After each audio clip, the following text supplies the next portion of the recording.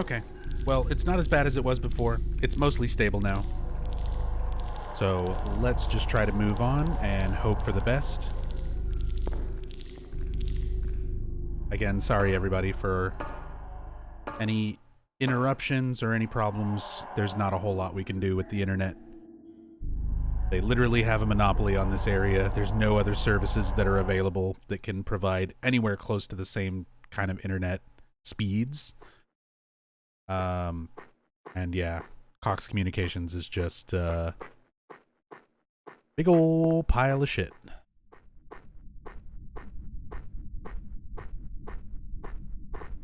So we'll do the best we can. Hopefully things will be good enough to finish out the rest of the stream, because we still got a lot to do. We still have to finish up the rest of this playthrough, and then try and do our UFO ending New Game Plus playthrough right afterwards. So we've still got several more hours of Silent Hill to try and get through. Hopefully the internet will keep up. Catmac, thank you for the 125 bits. Bits for frames. If only Twitch would give me like 1 bit for every frame dropped. Oh my god. Be a wealthy man.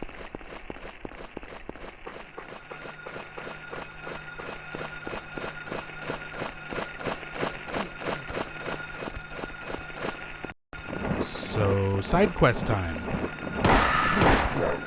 Get off me, romper. No means no. Slap to the face.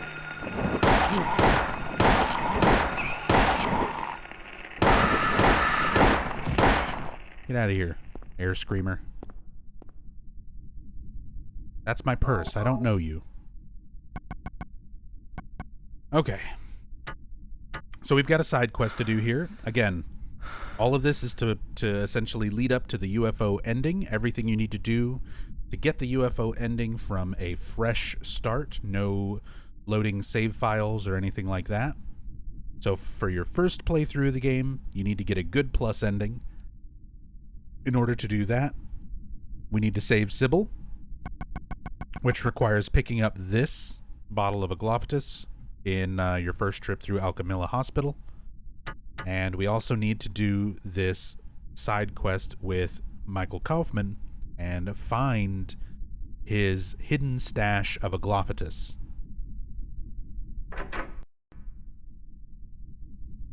Hey, Sonny. Yep, we've been streaming all day, and there's still a lot more to go.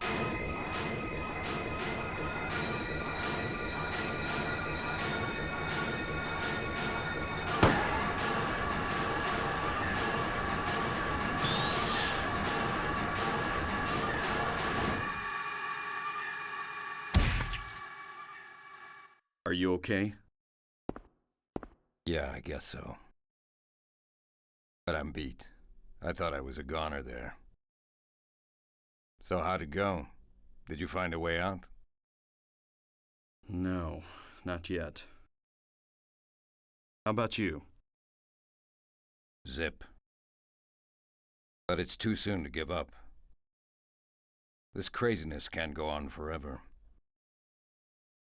A military rescue squad should be here any time now. If they come through the town, we're home free. I hope so. I better get going.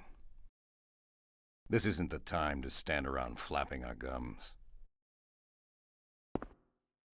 Do you know a girl called Alessa? No. I'm not convinced by that answer. Count Wolf 888. Thank you so much for the 510 bits. Very much appreciate that.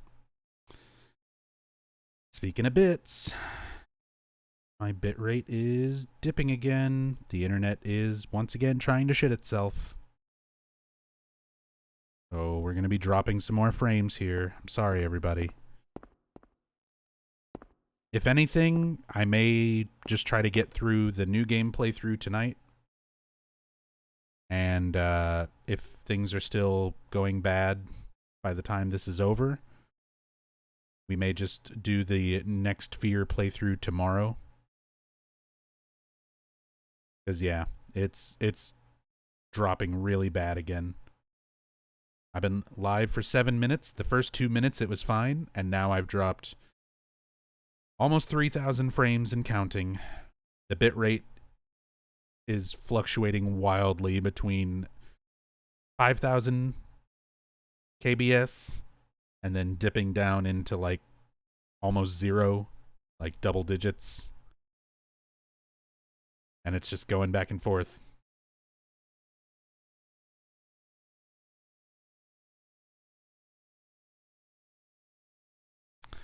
Kaufman must have dropped this. Looks like it's full of stuff. Just like me. I've got a Kaufman key. Got a receipt. It's full of stuff. 2 whole things. We got the Kaufman key. A 3 is written on the tag. This key was thought to have been dropped by Kaufman. And a receipt from the general store. Thought to have been dropped by Kaufman. A general store called the Indian Runner. And it has 4 numbers written on it. 0473. So we need to go check out the Indian Runner. And use that 4-digit code to get inside.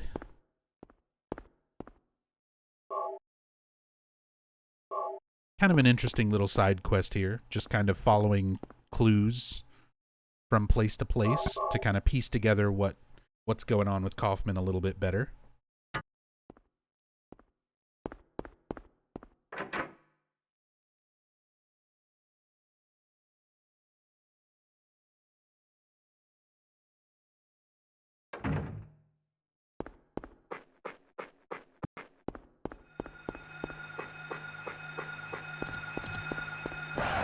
Nope, leave me alone, dog. I gotta go to the store.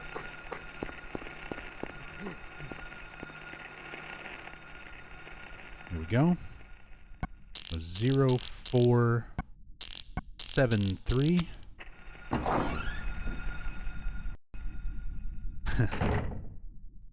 I went to the store. Store.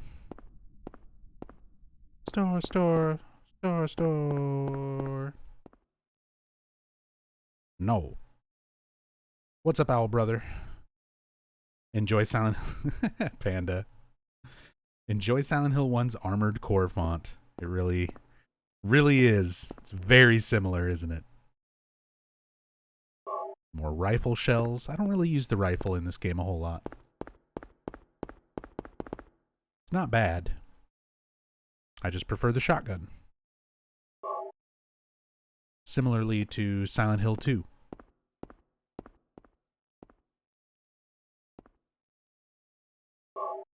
Open up the drawer.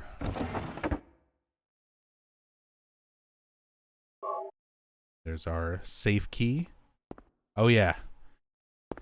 You're at the FedEx Espresso.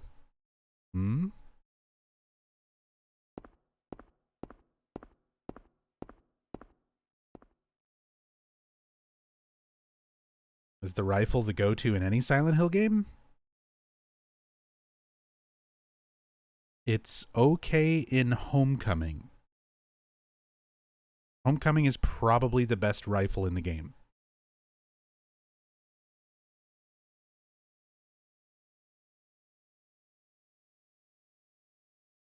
Actually, is that...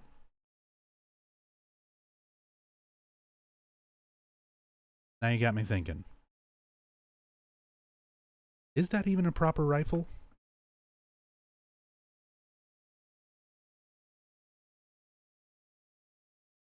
Or am I just thinking of the blue steel shotgun?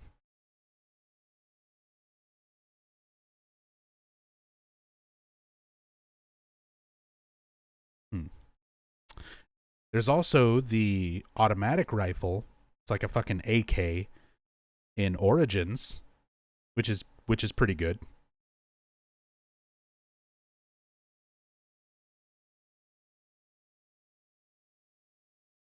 All right. Well, let's read up on some stuff. More drug distribution subplot stuff going on. August 20th. He came by. I handed over the package that the woman left here. September 12th. That was yesterday. He showed up at Norman's, too. Don't want to be involved with the likes of them anymore, but I'm getting creeped out even more than before.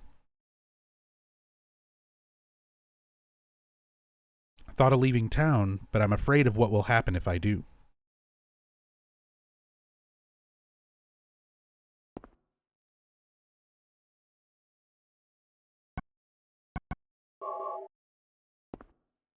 Well, in case you don't know what that package is, what is this? Drugs? And that's it. That key is just so you can look at those drugs. You don't pick them up. You don't do anything with them. It's just for information, just to piece together all this stuff. This sort of subplot. So Dahlia was dropping off drugs. Kaufman would pick them up, distribute them through the hospital.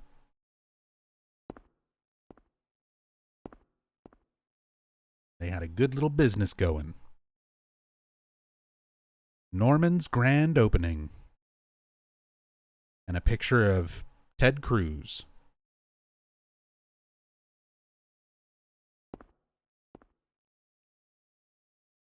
Three loaves of bread, 3 cartons of milk, 2 dozen eggs. Deliver to back door daily, 8 a.m. Rear entrance code 0886. Norman Young. So there's our code to get in through the back door of the hotel. So that's our next stop, 0886.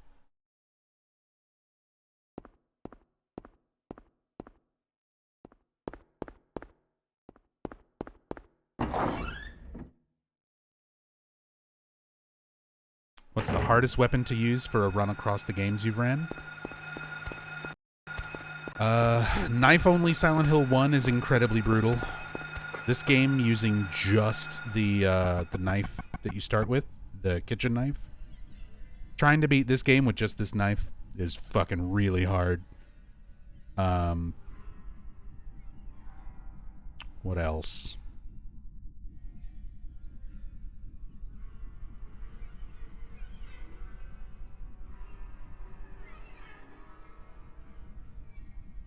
Plank only or great knife only Silent Hill 2 is pretty difficult.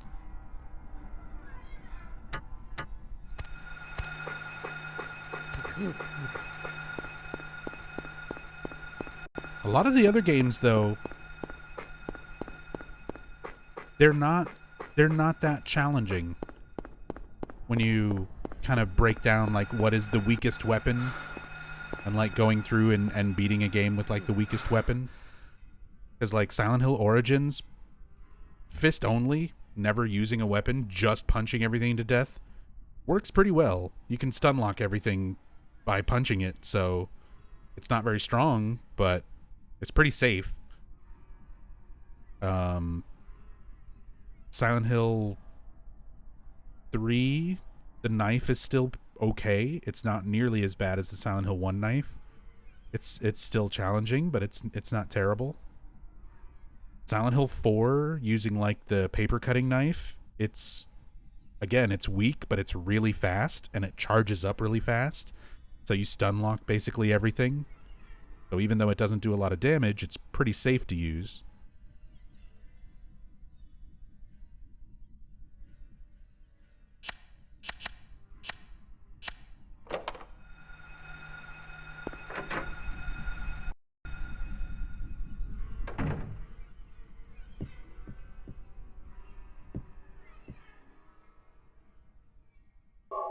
Make sure we grab this magnet to read this newspaper. It's the same date as the one in the hospital. So this is one of those connecting notes. If you don't examine the newspaper with the article clipped out in Alchemilla Hospital, when you get here, Harry won't actually read this newspaper. Also, if you take a look at that magazine that's under the newspaper, that's a naked booty. That's straight up a Playboy cover. I can't say words. It's a Playboy. Same date as the one in the hospital. Investigation stalled. PTV dealers still at large. Suspicious deaths continue. Like the anti-drug mayor, a narcotics officer dies of a sudden heart failure of unknown origin. Poor Officer Gucci. I forgot all about going to the police station and reading about him. We can do that on the next playthrough, though, right after this one. So we can see some of those instances, people mysteriously dying around the town who were getting too involved with this drug trade that's going on between the cult and with Kaufman. And we get another notebook here. September 10th. That was a few days ago. Took package, told to sit on it a while. Don't want to get involved, but can't disobey. He's probably linked to the death of the mayor and others. So the guy who works at the hotel, who was helping out with Kaufman's drug distribution and the drug trade between Kaufman and the cult, he was suspecting, rightfully, that Kaufman had something to do with these deaths. The anti-drug mayor suddenly dying, and the death of narcotics officer, Officer Gucci. We'll read about Officer Gucci in the second playthrough when we get a chance to go in the police station. There's another sexy poster on the wall. Posters on the wall. Don't look at that now, though. Stop looking. Quit looking, chat. Don't look at it.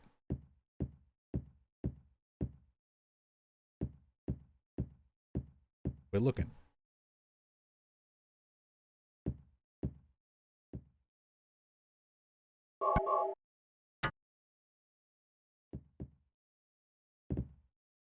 There's a guest register. Nothing special written here. Okay.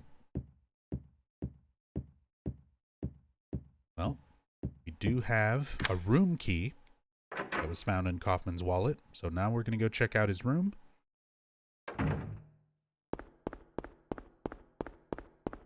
Room number 3.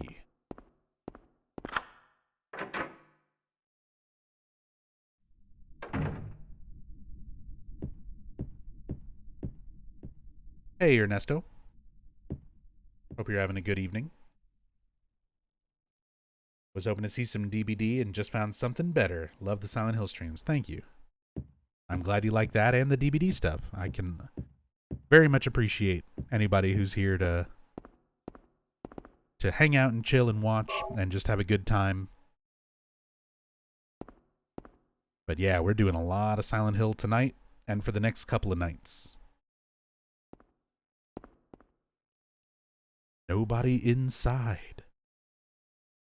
Very simple line, but I love this one. I really like that Harry's mindset is at a point where he just expects there to be someone or something creepy inside the shower. And he's just like, nobody inside. Also, what kind of motel is this? There's no toilet. There ain't no turlet.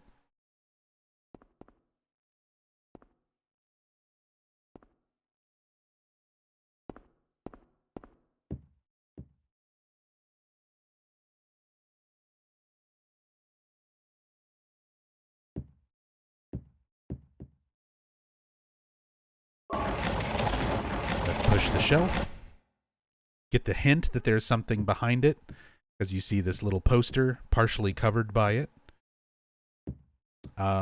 In early versions of Silent Hill 1, there's a trade demo for Silent Hill 1 that came out a couple of months before the retail copies first came out. So in that trade demo, it's called a demo, but it's basically the full game. But there's a lot of things that were changed before the full retail release. And in that version, there was originally a blood smear that showed something being behind this shelf rather than just the poster. And I guess they thought that was a little too obvious and took it out. There's a crack. Something glints inside. The crack is too small to reach in. Give me that crack. Luckily, we've got a long, thin magnetic rod with a string attached.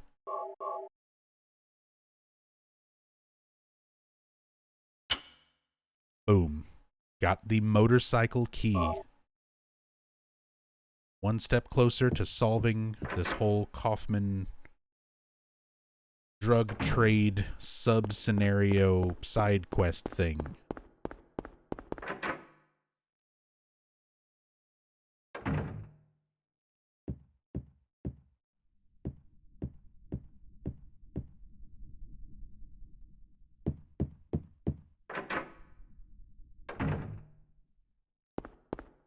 So, here's the motorcycle. Let me just grab this delicious health drink and shotgun ammunition.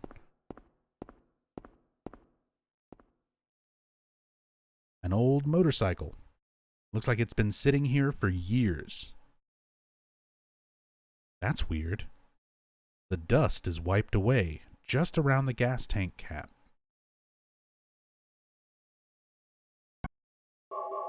Hey, what's up, J-Rock? Hope you're doing well tonight, man. A small glass vial wrapped in a plastic bag. So this is Kaufman's actual Aglaophatus stash. He left the decoy bottle of Aglaophatus back in his office in Alchemilla, specifically so that Dahlia would find it and break it, assuming that he wouldn't have any more, because it's the only thing that could interrupt their ritual of birthing their god through Alessa, is this stuff right here, Aglaophatus. So Kaufman got some, just as kind of like his own insurance against the cult. He left one bottle in his office. Dahlia found it and smashed it, thinking that was all he had. And the whole time, he had another bottle hidden away over here with all this just sitting inside this motorcycle.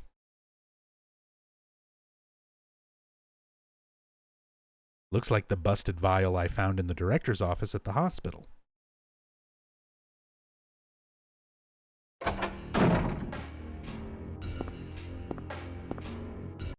Give me that. What is this? That's none of your business. Instead of messing with that, how about coming up with a way to get out of here? You shouldn't be hanging around here goofing off. What do you think you're doing? You want to get yourself killed? Get out of here. Okay, take it easy. Unless you want to die, keep your mind on business. Got it?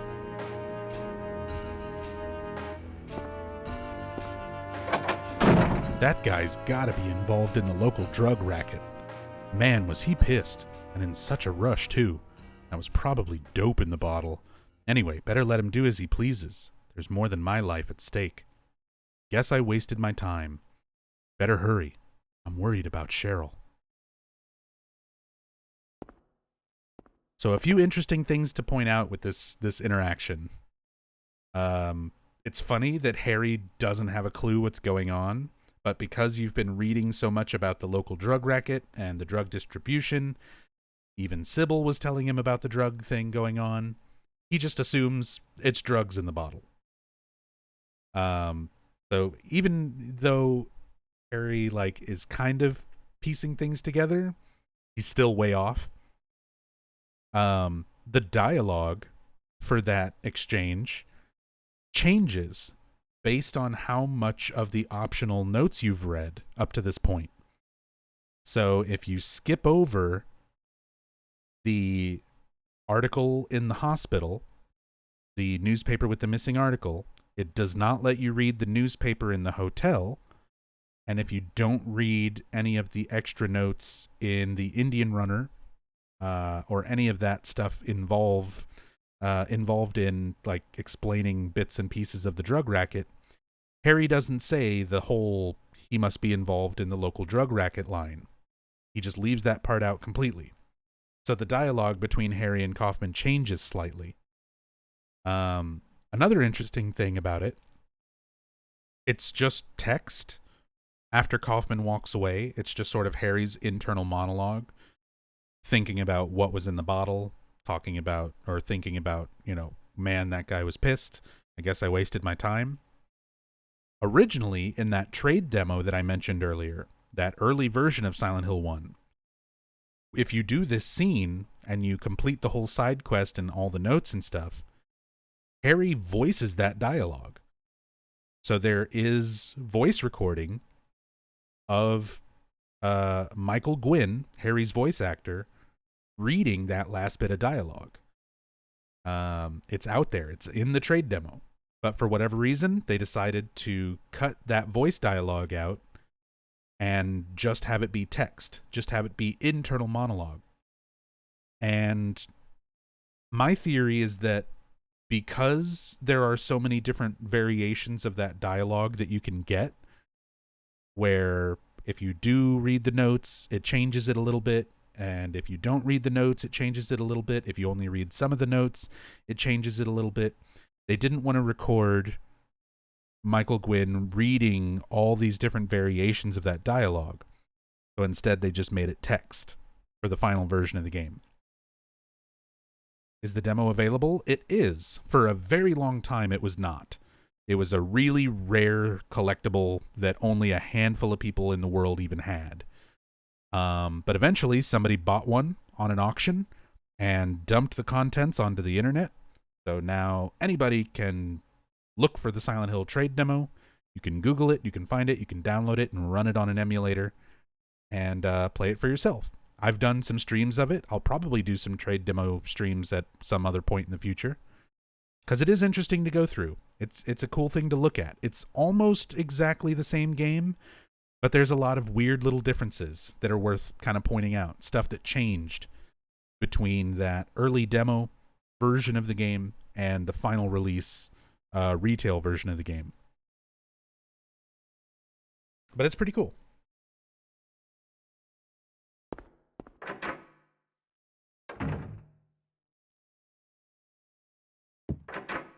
So, now we've done our Kaufman side quest. We've got our Aglophtus from the hospital. So we have everything we need to finish out the good plus ending. So we can try and wrap up this first playthrough and get to the New Game Plus playthrough, where we'll actually be going through and getting the UFO ending. It's a lot of work. If you don't have save files and stuff already prepped, a lot of work getting these UFO endings.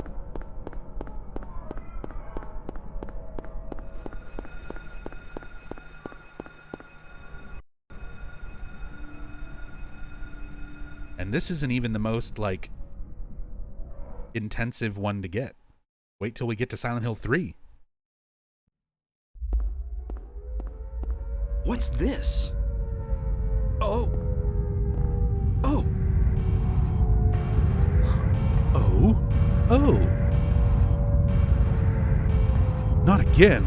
No, this time it feels different. Rather than shifting from reality to a nightmare, this is more like reality becoming a nightmare. I don't like this feeling. Like something bad will happen. It's been nothing but bad things happening, Harry. No doubt, something terrible is going on. Yeah, no shit? You just now figured that out?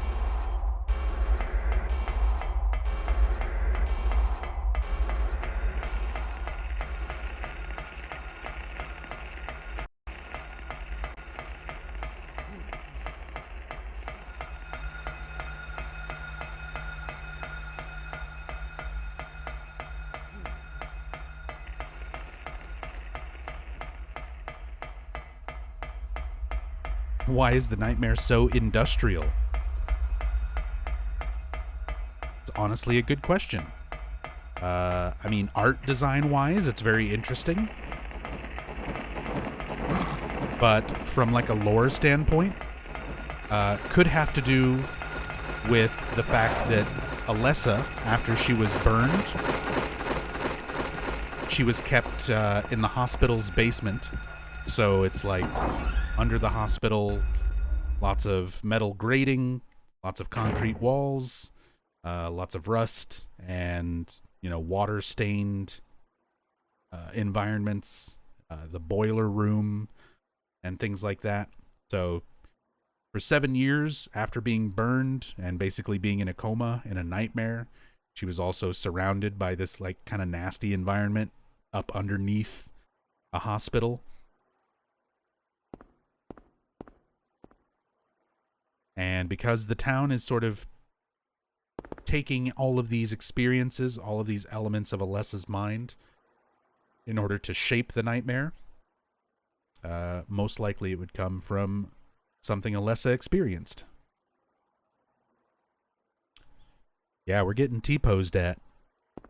It's a hanging corpse, just like the one that we saw in Midwich, in the bathroom stall, just like we saw at the very beginning of the game, hanging up on the chain link fence in the very opening nightmare sequence. There's a body stuck to the bulkhead. I have no other comments. That's it. Sure is. A massive body, too. Look how big it is compared to Harry.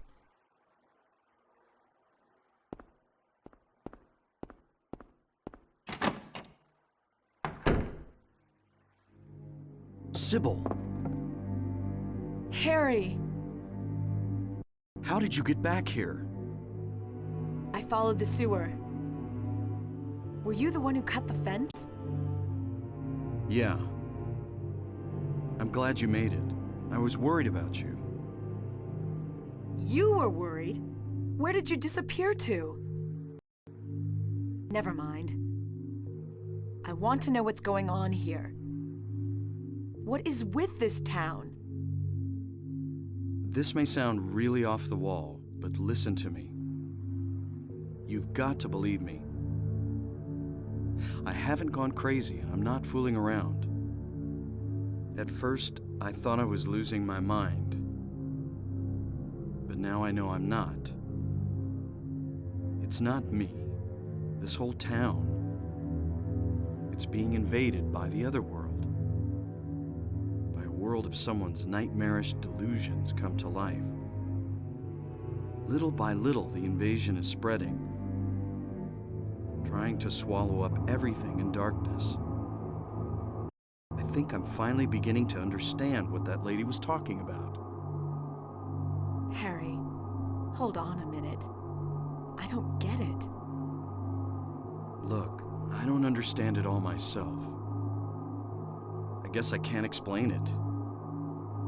Well, what's making this happen? I don't know that either. But I do know Cheryl is there. There? Under whoever created this darkness. Cheryl is somewhere and she needs my help. Harry, this whole thing's been a major blow to you. You need to rest. Sybil, The demon is awakening, spreading those wings. Dahlia Gillespie. Was it not as I said? I see it all now. Yes, everything. Hungry for sacrifice, the demon will swallow up the land. I knew this day would come. And what's more, the task is almost finished. There's only 2 left. To seal this town to the abyss, the mark of Samael. When it is completed, all is lost. Even in daytime, darkness will cover the sun. The dead will walk and martyrs will burn in the fires of hell. Everyone will die. So what am I supposed to do? I've got to save Cheryl. It is simple. Stop the demon. The demon taking that child's form. Stop it before your daughter becomes a sacrifice. Before it is too late. Stop it! Stop it! What do I do? Go to the lighthouse on the lake. And to the center of the amusement park. Make haste. You are the only hope. Look, Harry. I really don't get what's going on. But if there's a chance we can save your daughter, I'm in. I'll check out the amusement park. You go to the lighthouse. Sybil, thanks.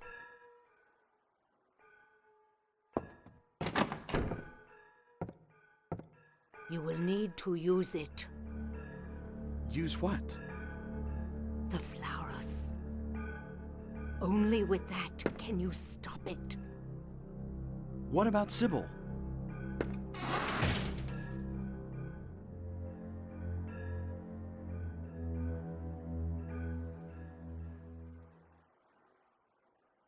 Stop it. Stop it. Just make it stop. Harry has to ask her twice, what do I do? Before finally just being told, like, go to the lighthouse. Go to the lighthouse, go to the amusement park. Got it. You should have just said that from the start.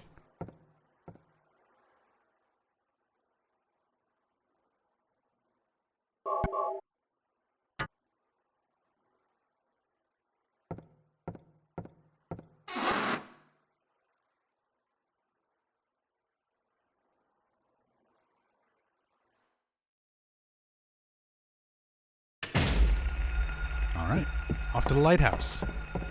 Stop number 1. Have I even used a health drink yet? Yeah, I've used a few. The float stinger fight, I was in caution. I was in like red health.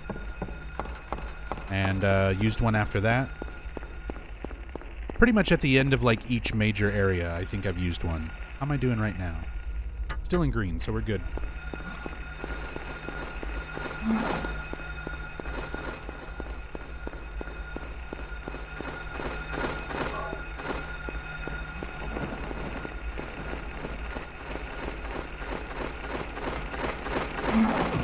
Ouch.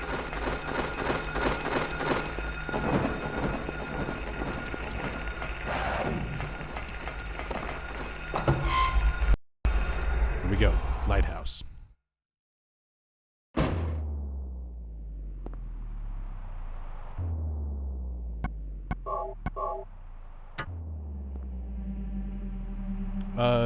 And also, Dragon Slayer, you asked if getting the UFO ending requires another full playthrough of the game. Almost. You don't have to play through the entire game, but you do have to play up until this point right now. You have to make it up here to the top of the lighthouse. So everything leading up to this point, we're going to be doing again. Hey, Bowie. Good evening. Wait! Damn, I was too late. I love the visuals up here. Just this giant glowing seal of Metatron. That slow booming ambient track. The strings kind of coming in. This sort of weird, like, glowing smoke fog effect up here. And it's just like a void everywhere else around it.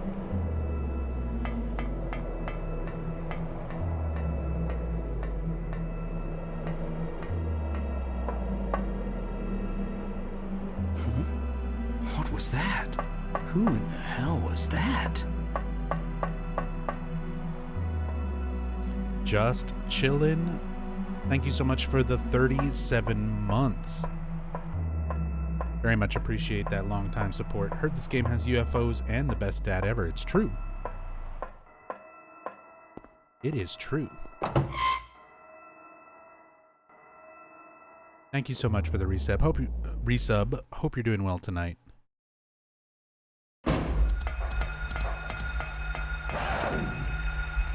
So the save data up to this point gets recognized in a new game plus for you to get the blue stone.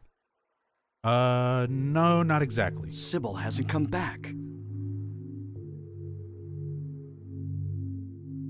That creep's sure to show up at the amusement park pretty soon. Let me be on time. So essentially, if you're starting from scratch, no save files, and you're just getting everything you have to do for a UFO ending, you have to do your first playthrough and get a good plus ending. So the save I just made, I'm just making saves in case my emulator crashes along the way. All this stuff. This is just saving. I need to finish this playthrough. This is still the first playthrough. Finish out getting the good plus ending, and then save the game. Finishing and getting the good plus ending is going to unlock an item called the Channeling Stone. So then when we do our next Fear playthrough, our New Game Plus playthrough, we need to pick up that Channeling Stone and use it in specific places on the New Game Plus playthrough. And that gives us our UFO ending.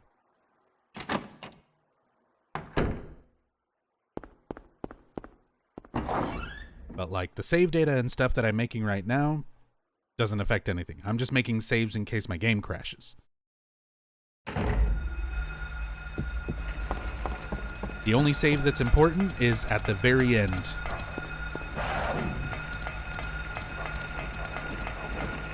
When I save the game after the good plus ending. After the credits and everything.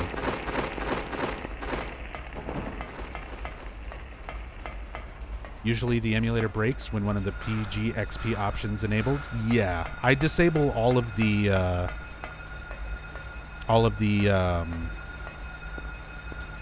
extra effects and everything from the emulator. Whenever I get to those points where the game typically crashes, I just turn the effects off, get through the crash point, and then turn them back on. We've already done it a few times.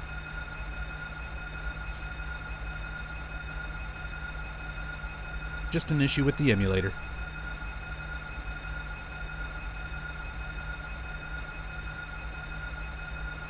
But earlier you didn't have to finish the first playthrough and just reach this point to get the Channeling Stone in New Game Plus.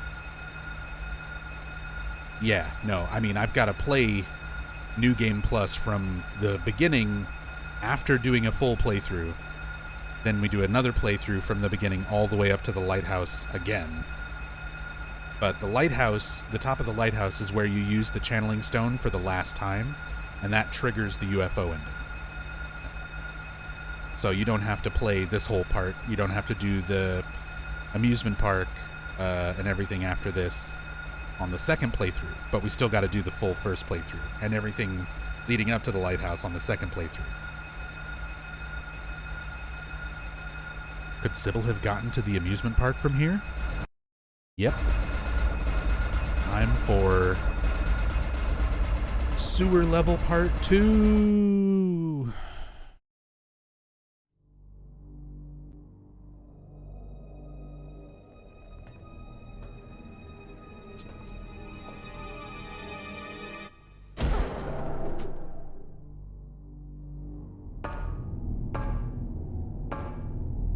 Sybil has been tackled and possessed by a brain slug. But it's okay. We have a Glophatus. We can save her.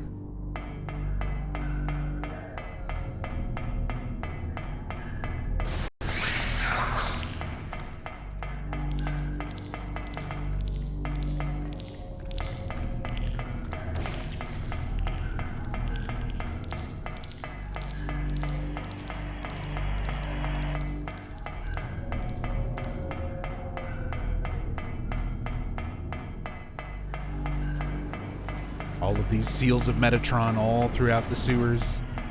Also mumblers, also known as clawfingers. So if you play Silent Hill and you are from Japan or Europe, and you're playing the NTSC J or PAL versions of Silent Hill, all of those gray childlike enemies from the beginning that are in Midwich and in the Nightmare scenario get replaced with these things. Because in those countries, they decided that the childlike enemies were too childlike, and it was easier for them to just swap these models in place. Which also led to a lot of confusion when it comes to the naming of the creatures. Because the original design for those gray childlike enemies, the ones that we see in the North American version of the game, this version of the game, are the original mumblers.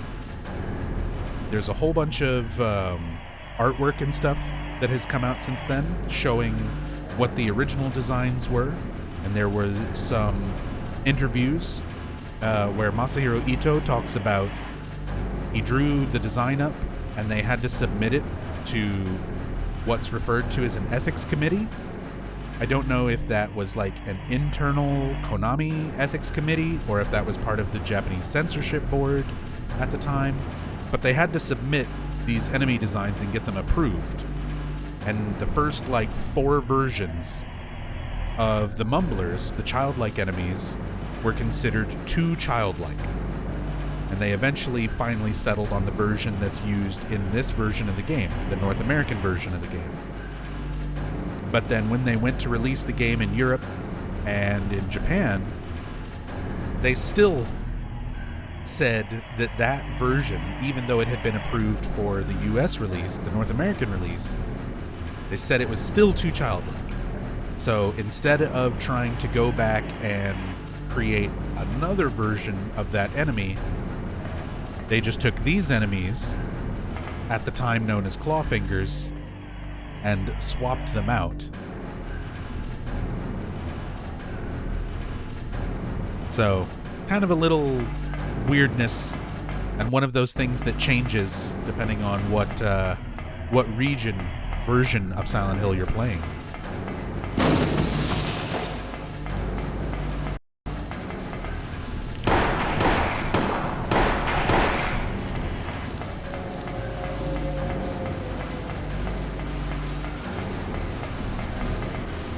Honestly, sewers the second time around is a lot more interesting. You've got the clawfingers introduced. You still have the scratchers. The body, like wrapped up in barbed wire, and the parts of the fence that are all collapsed out. It's a lot more visually interesting. The music is fucking super hard and industrial, and a lot more intimidating. Once you get to the ladder leading up to the amusement park, you see these foreshadowing carousel horses sitting down in the water. Still a sewer level, but a much better sewer level than the first time around. A lot more interesting stuff going on here. The big seals of Metatron all over the walls.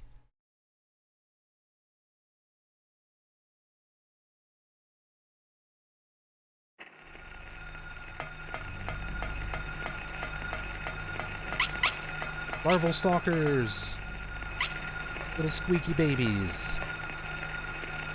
Look at them. They're clumsy. They fall down. And they squeak. Here we go. So these are the mumblers. These are the ones that were deemed too childlike for the Europe and Japanese releases of Silent Hill 1. So anywhere that you see these enemies in the North American version, in other regions, they're swapped out with the clawfingers.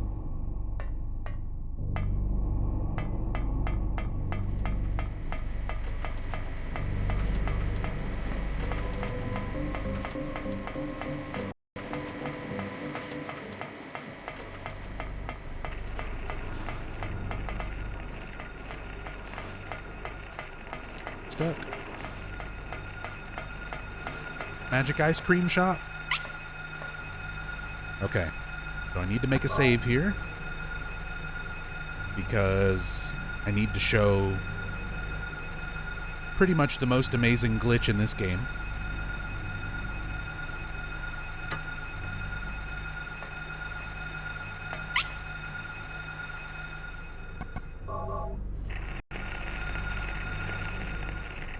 Enjoy. First try.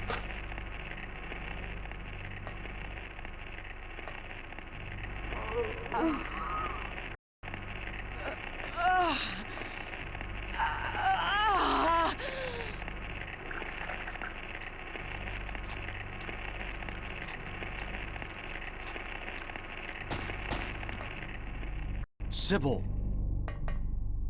Wake up! Snap out of it! Sybil! Harry, what happened? Shh! Don't talk. I'll take care of you.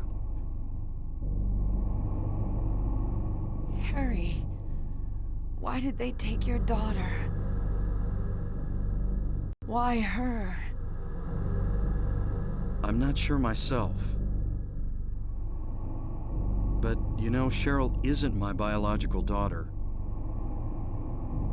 I actually haven't told her yet. She probably already knows anyway, though. We found her abandoned on the side of the highway. Nobody knew where she came from. We didn't have any kids of our own. My wife was sick.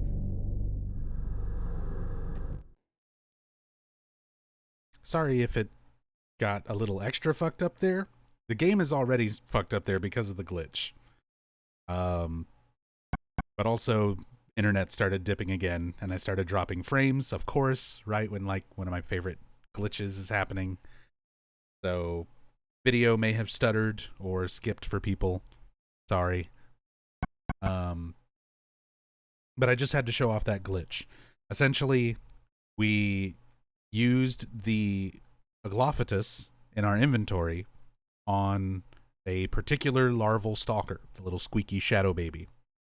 And when we used it on that shadow baby, for whatever reason, it triggers as though you just used it on Sybil in the boss fight with her, with possessed Sybil. And the game doesn't really, like, it's not supposed to work that way, but for some reason it does. And it replaces Sybil's model with the larval Starker. And then, because of the way that Sybil and her model are supposed to interact with Harry and his model, don't line up anymore because the wrong model is there. Harry's model just flips the fuck out. Starts flying all over the place. And it just looks amazing. It's great. And that's not like an emulator specific thing or anything like that. That happens in all versions of the game. Like, that is a thing. If you're playing it on PS1, if you're emulating it, if you're playing the digital PS3 version, that's just a thing that happens. Does it still count towards good plus ending? It does. It actually does. We could have continued from there and just continued on and gotten the good plus ending, but I figure we'll show the actual Sybil fight and stuff as well, and how that cutscene is supposed to look.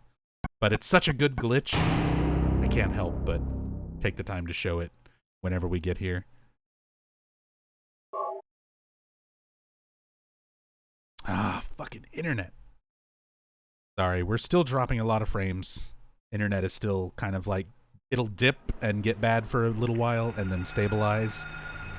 Hopefully everything still looks, for the most part, okay to you, to everybody. I don't know if it caused enough of a hitch to be like lagging behind, but people may need to refresh. Nub delivering his packets by hand? Yeah, probably be faster. But yeah. Sorry if it's causing any kind of problems or interruptions. I just keep looking over and seeing the bitrate absolutely fucking tanking. And there's not a whole lot else I can do about it. So, yeah. As I said, sometimes it's really noticeable on stream. This is Silent Hill 1. It's not exactly a super visual or motion intensive game.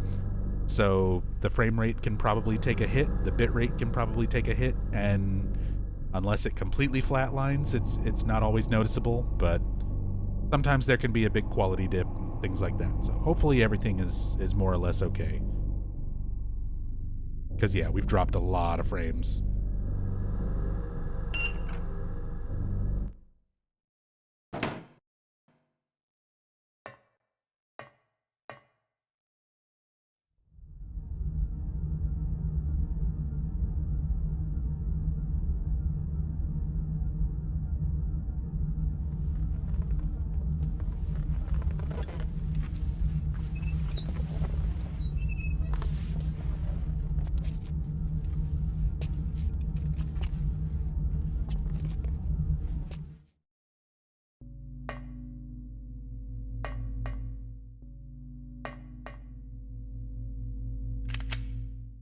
Oh shit. Get some nub freeze. If you're a subscriber, now is the time. This is the whole reason I made that animated emote. Nub freeze.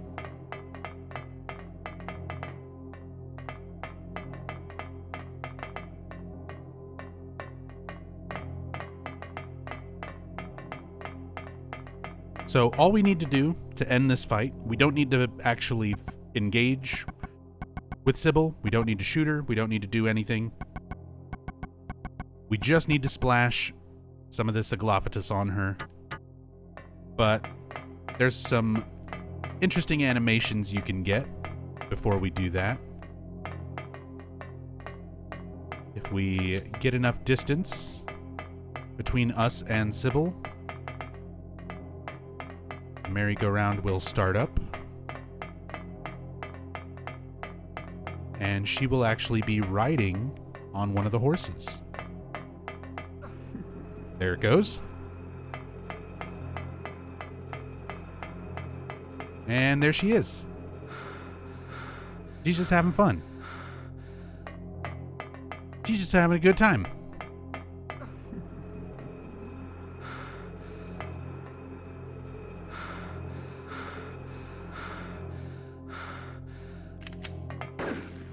Ow.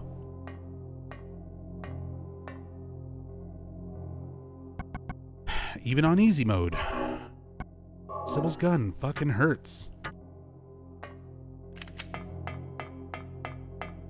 Last time I played this, she refused to ride the horsey. That was my own fault. I thought she didn't get on the horse until the second phase, so I fought her down to phase 2, and then was running around trying to get her to do this. And after resetting and trying again, I was like, oh shit, it's phase 1. I'm just dumb. Can you explain what's wrong with Sybil? This part always confused me. So, we see parasites in the nurses and doctors in Alchemilla Hospital. And what we're essentially seeing is Sybil infected with one of those parasites. So the parasites essentially turn you into, or, you know, a creature, a controlled body by the power of Silent Hill. Don't do it. Oh, God, my kidneys. So Sybil has one of those same parasites in her, which is why we need to splash her with some agglophatus and expel that demon.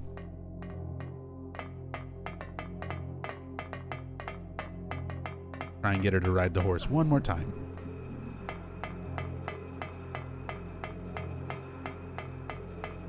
Yeah. Having fun. Don't you karate chop me. I will splash you with Kool-Aid.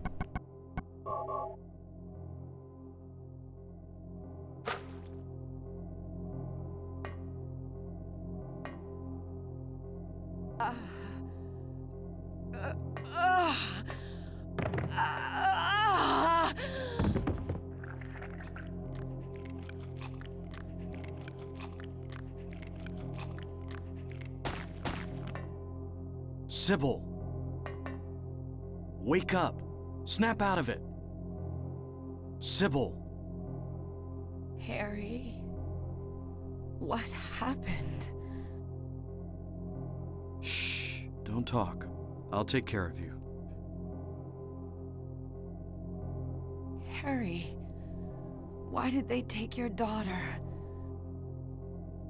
Why her? I'm not sure myself. But, you know, Cheryl isn't my biological daughter. I actually haven't told her yet. She probably already knows anyway, though. We found her abandoned on the side of the highway. Nobody knew where she came from. We didn't have any kids of our own. My wife was sick, and it didn't look like she was getting any better. So we took Cheryl in. So in that case... There might be some connection between Cheryl and this town. So what do you do now? Cheryl is my daughter. I will save her no matter what.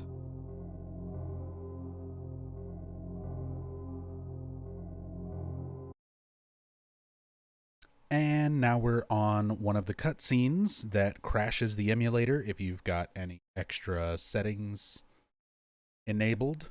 So we got to bump it back down to 1999 mode until we get through this next couple of cutscenes.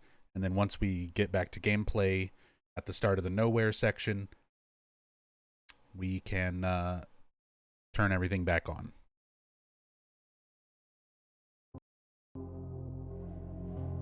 Harry's wife is named Jody. She's not actually named in this game. They don't give her a full name until the Silent Hill play novel.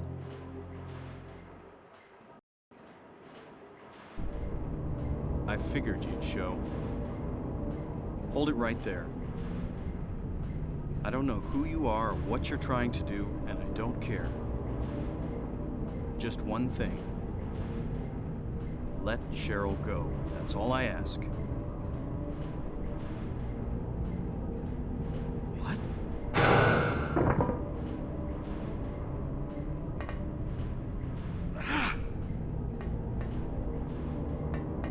Damn. Huh? What is this?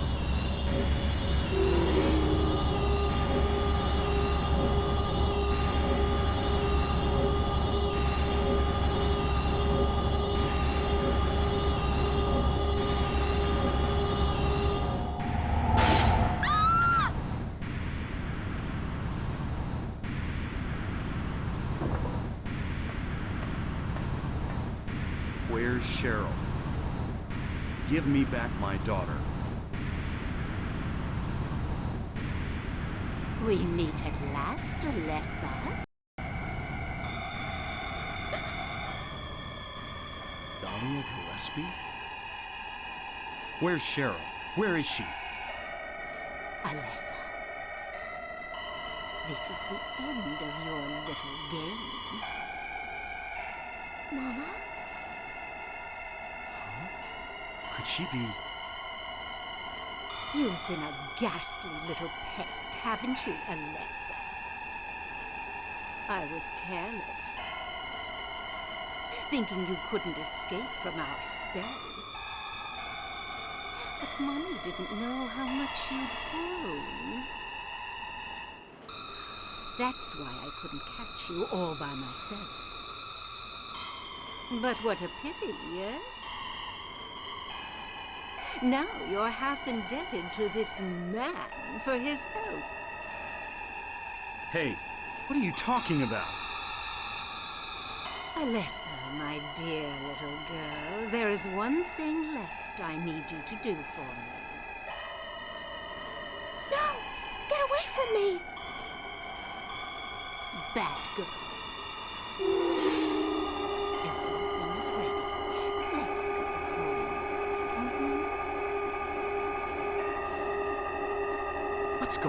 here?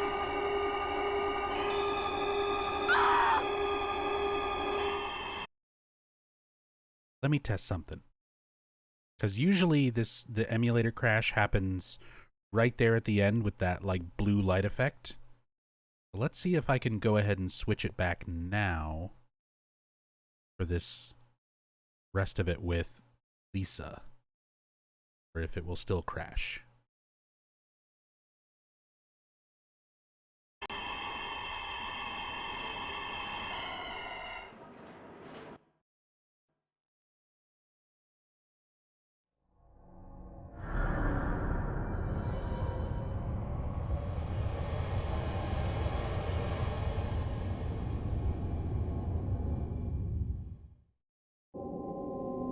Harry.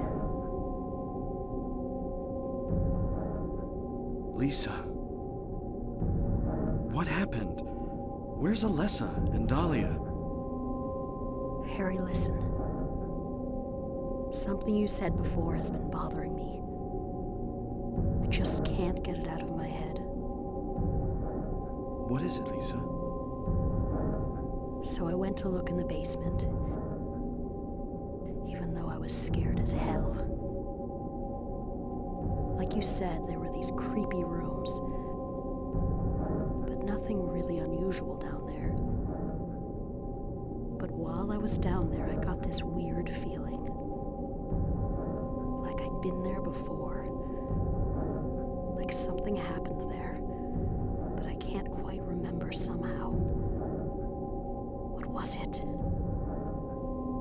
Harry, help me. I'm so scared. I can't take this. It's only a temporary thing. You're in shock from when you were knocked out. Don't fret about it. You'll remember after a while. No. You don't understand. Wait! Where do you think you're going? Lisa. Damn, what's that? That sound. From down there. It's coming from the basement. It didn't crash! Woo! Now I've got a better idea of where I can switch back to enhanced graphic settings.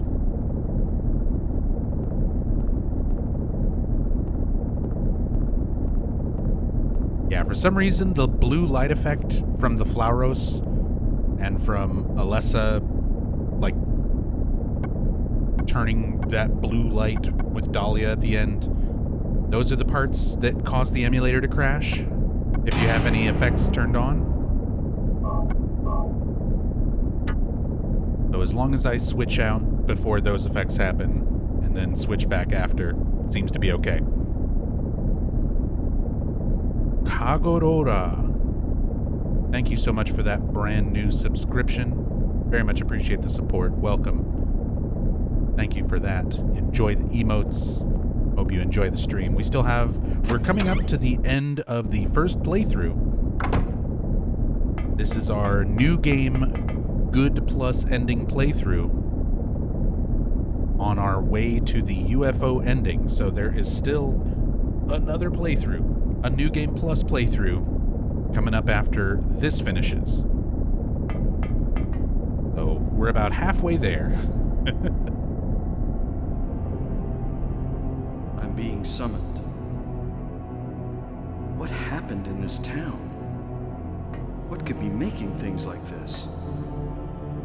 I have a feeling if I take the elevator down, I'll find it. Cheryl.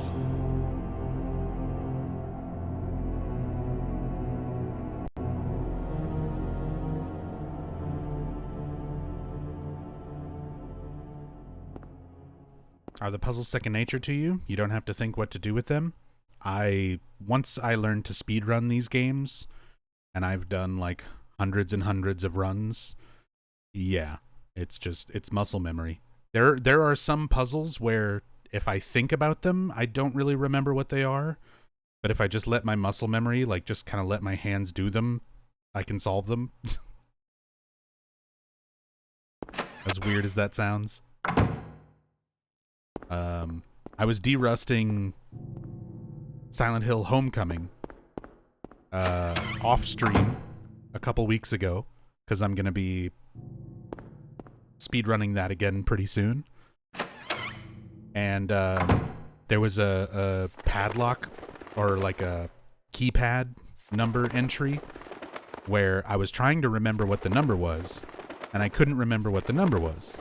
Like, I knew I was coming up to it, and I was like, oh shit, I don't remember the number for this keypad to get through this door. And I just ran up to the keypad and kind of just let my hands do muscle memory, and I remembered it that way. I remembered, like, the inputs to select the numbers that I needed more than I remembered the numbers themselves.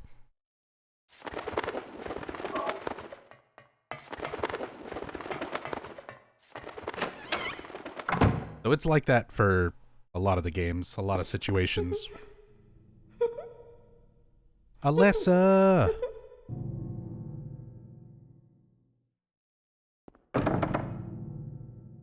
Locked. The word Phaleg is carved on the door.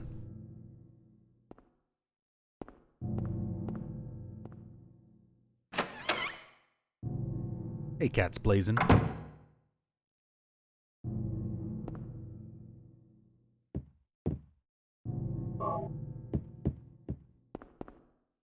But this is the final segment of the game. This is Nowhere.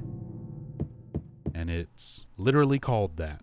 If you save your game here, it's just called Nowhere.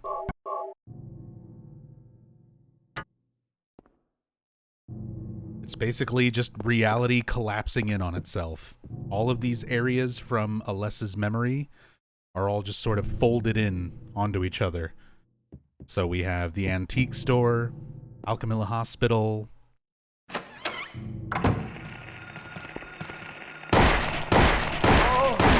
Midwich, all these places, all just sort of randomly disjointed and connected to each other. And there's no map. No map for this area.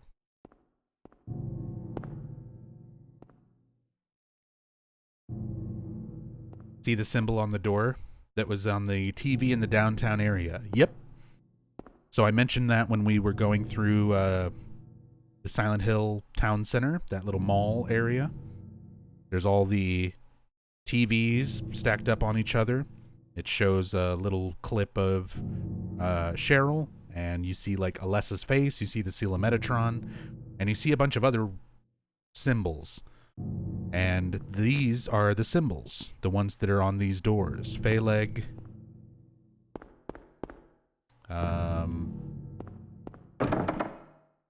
Ophiel, Agath. This one's up above the top of the door. So it's a little foreshadowing to this. Alessa doesn't have control over the monsters, right? Alessa has no control over any of this. She's doing all she can to try to, like, put the seal of Metatron around town to prevent the nightmare from spreading. She's able to control a few small things. She can, once Cheryl, the other half of her soul, returned to the town, she could manipulate that. She could make Cheryl look like her, look like Alessa, both at the age of 7 and at the age of 14 without any of the burns. So she could, like, project herself around the town using Cheryl, using that half of her soul. She could put the seal of Metatron around town. But that's about the limit of things that Alessa could do. The actual shift to the other world and back, the monsters themselves, none of that is in her control.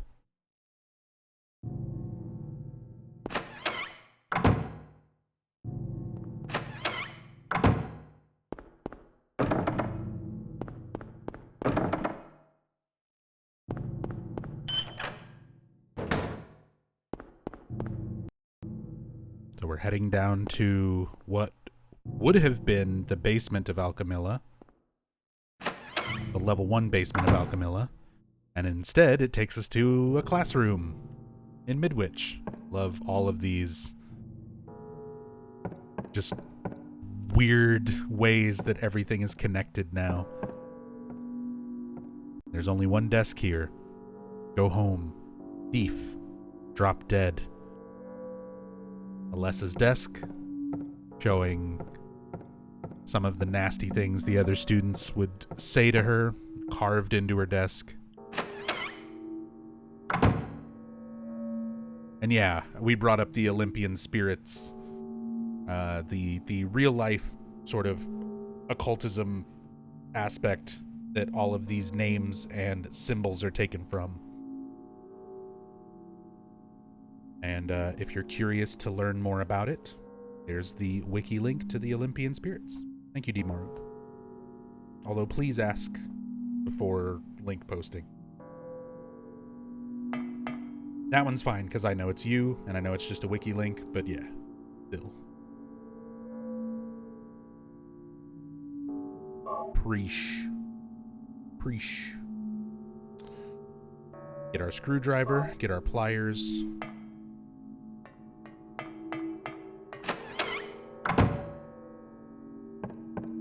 Alessa and Cheryl fused together once you got to Silent Hill. They haven't rejoined. Her soul hasn't rejoined yet. That happens at the very, very end. But once Cheryl is in Silent Hill, she's close enough to Alessa that Alessa can manipulate that half of her soul. So Cheryl stops existing as Cheryl. Instead, she kind of becomes a projection of Alessa.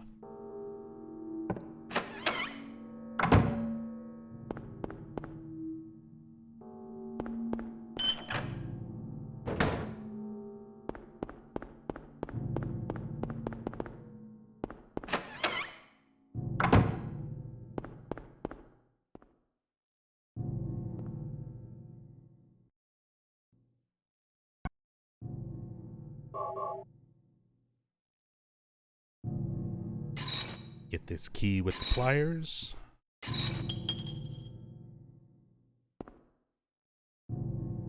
There's our key of Ophiel.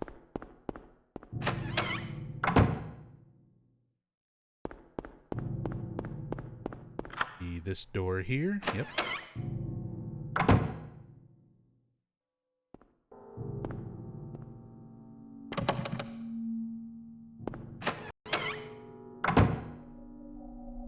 And some puzzles to solve. We got a couple. We got this one, and we've got one in the previous hallway. And interesting thing about this puzzle. So, in some very early versions of Silent Hill, not the trade demo, something even earlier than that, this used to be a much more difficult puzzle. In early reviews of the game, there were some screenshots in magazines and stuff showing this room and talking about this puzzle a little bit. And apparently this used to be much more involved. You actually had to know a little bit about astrology and piece other little things together to figure this out. And it was ultimately deemed, at some point along the development line, it was just deemed too difficult. So they simplified the puzzle into what it is now. Because now, you don't have to actually know anything about astrology or any of these symbols. You just have to know how to count, and you have to figure out what you're counting. So you look at the two fish, Pisces essentially, but it gives you the number 0. So it's not counting life forms, it's not counting bodies, it's not counting heads, it's not counting tails, or fins, or anything like that. So something that is 0 between two fish. Then we have scales, and the number 2. So 2 arms. So we're counting limbs. And these pictures kind of give you a clue as to what counts as a limb and what doesn't. Picture of the crab gives us 10. So both arms with claws and all 8 legs all count towards limbs. And then the ram, we have a count of 4. So horns do not count, head does not count, tail does not count, just the 4 legs. So now we just need to punch in the correct number of limbs for each of these images. A centaur, 4 legs, 2 arms, for 6.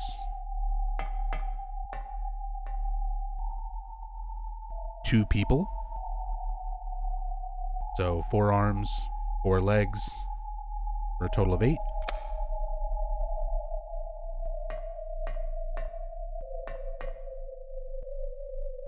And a bull. He doesn't have a name. 4 legs.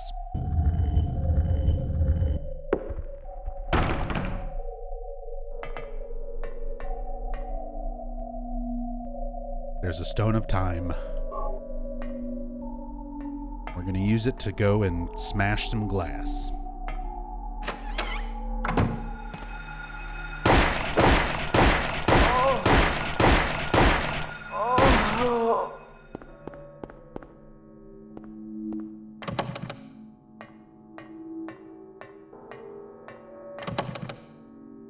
This might be too esoteric, said no one on Silent Hill 3's puzzle dev cycle, right? We'll just expect people to know Shakespeare. It'll be fine. Names engraved on a lithograph, the Grim Reaper's list. Yes, the head count is set young and old, lined up in order of age. Then the pathway opens, awaiting them the frenzied uproar, the feast of death.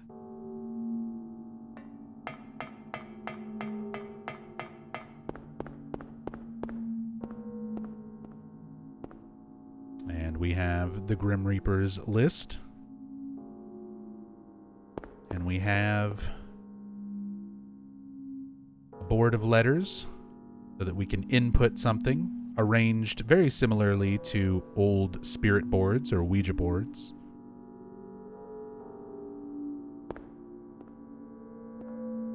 And what we need to do is arrange all of these names.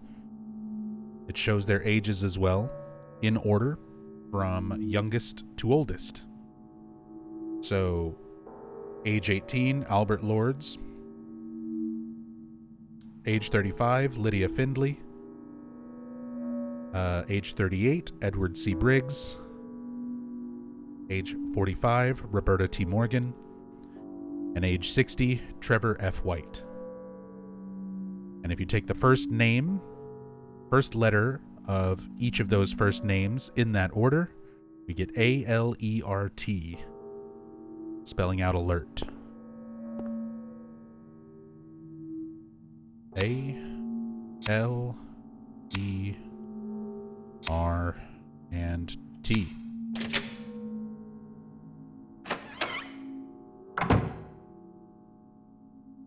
I mentioned when we got to the drawbridge. What was that?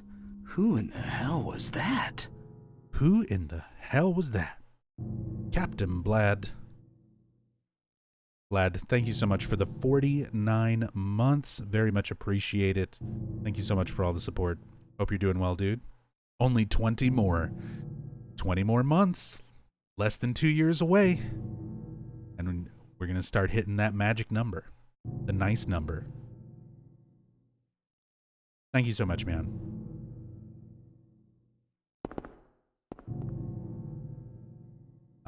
So when we were at the drawbridge earlier, I pointed out that the drawbridge is called the Orridge Bridge, a reference to Genesis P. Orridge, that musician who was a part of Throbbing Gristle, as well as a project called Psychic TV. And here we get another direct reference to Psychic TV, these boxes on the shelves here. just straight up say psychic TV on them. Or more accurately, side chick TV, but still close enough. And again, that's a reference in-game to the drug that is manufactured out of White Claudia. It's known as PTV. How do the devs have all this occult, esoteric knowledge of Olympian spirits and Aglaophatus and such? Is it the creator Keiichiro Toyama who's into all this and he just tells the developers to create this and that?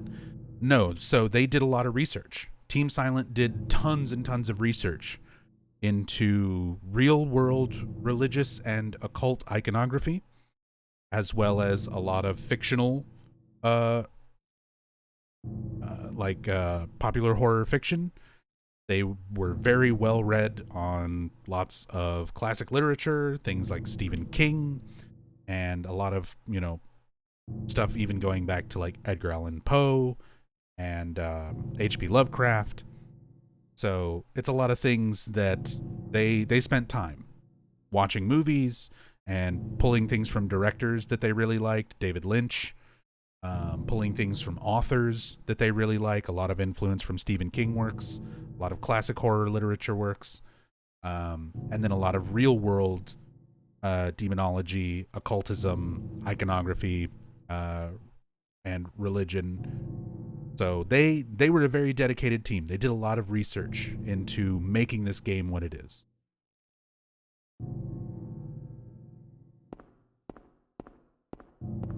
They may have also been fans of Shin Megami Tensei. How many of those were out by 99? Would have just been the first two at that point, right? Figure they would have probably started development on this Silent Hill 1 in 98.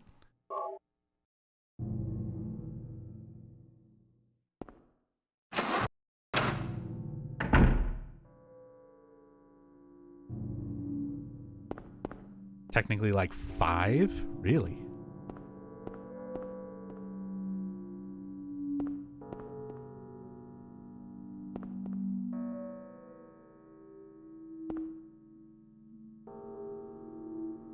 I mean, I know there's a bunch in Shin Megami Tensei. I know it's like a very long-running series. I didn't realize how many were already out by 1998, where these developers would have taken influence from it to, influence any part of Silent Hill 1.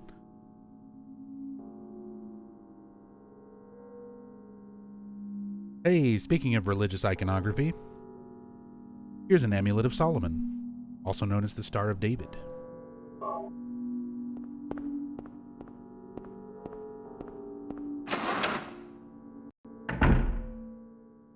And here is our conclusion to the story of Lisa. Harry, Lisa, what's the matter with you? I get it now. Why I'm still alive even though everyone else is dead. I'm not the only one who's still walking around. I'm the same as them. I just hadn't noticed it before. Lisa. Stay by me, Harry. Please. I'm so scared. Help me. Save me from them. Please. Harry.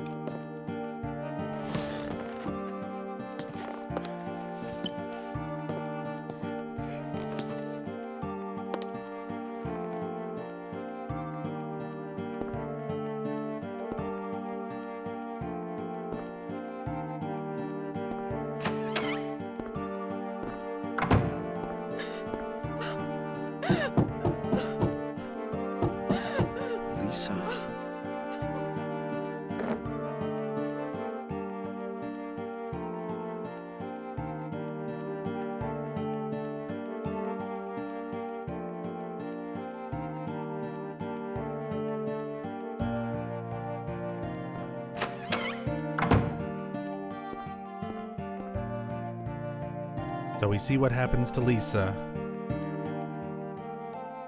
She says she was just like them, just like the other ones. The other creatures, the other nurses, the other manifestations. Because Lisa herself, the one that we've been interacting with, she's been dead the whole time. The one that we've been interacting with is just a manifestation. She was able to keep her humanity, and Alessa was able to sort of create her as a way to give Harry information in order to keep him moving forward and be able to continue helping Alessa. But it was never the real Lisa. Lisa was already dead by the time we got here. There's a diary on the floor. Ask doctor to let me quit being in charge of that patient. It's too weird. Still alive, but with wounds that won't heal. Told the doctor I quit. Won't work at that hospital anymore. The room is filled with insects. Even with doors and windows shut, they get in to spite me. To the hospital. Feeling bad. Need to throw up, but nothing comes out. Vomiting only bile. Blood and pus flow from the bathroom faucet. I try to stop it, but it won't turn off. Need drug. Help me.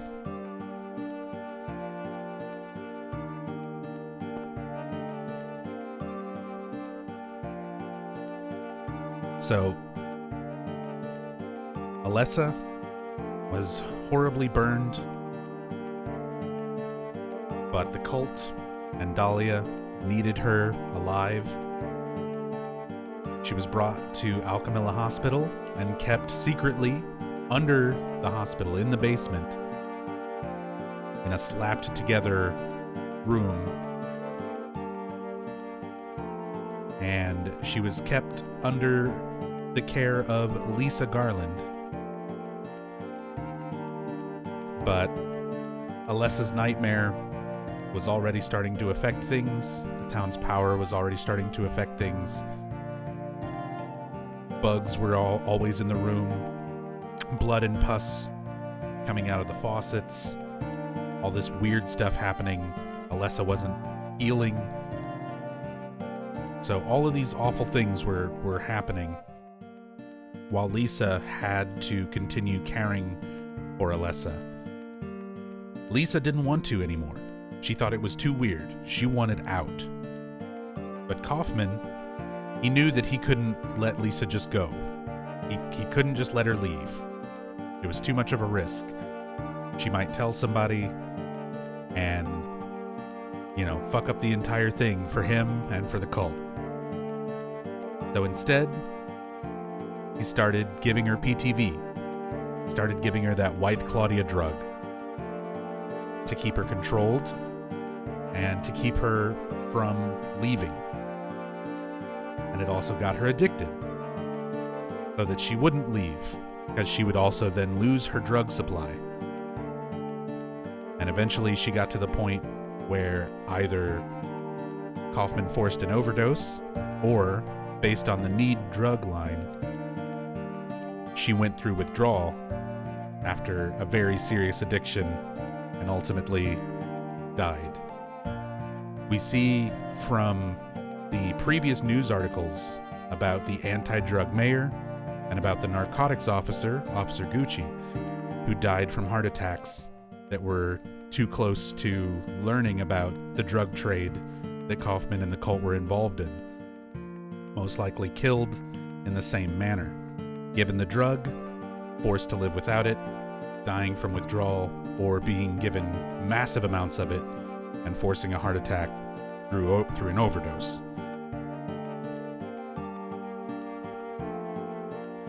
Really sad story.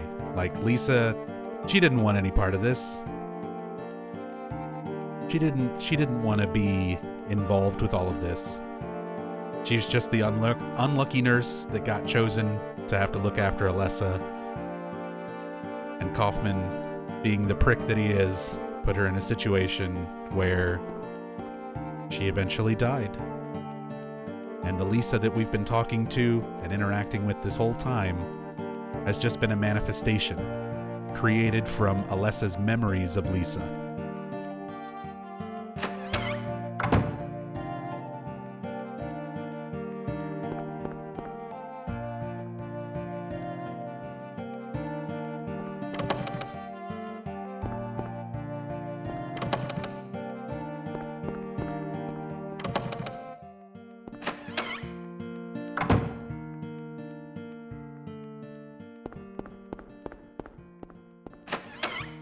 But that's not quite the absolute end of Lisa's story. Since we're going for the good plus ending, we get a little bit more Lisa right at the very end.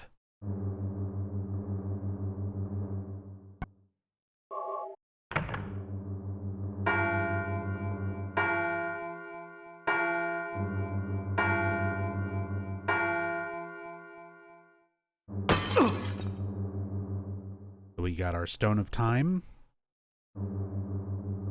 and it just smashes open the clock to give us our Key of Haggith.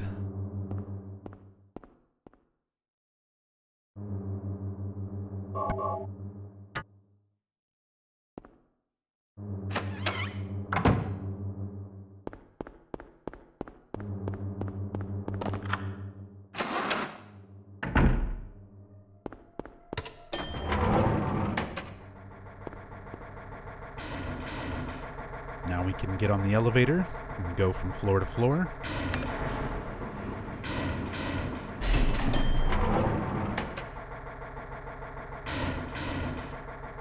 Oh, and Cat's Blazing, you asked. She transforms because she realized what she was. I think it's a combination of things.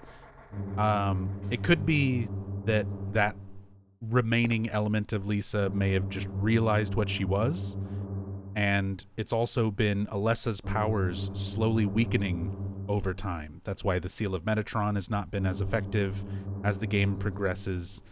So perhaps because Lisa was more of an intentional manifestation, something that Alessa was projecting, she wasn't able to keep that projection together anymore.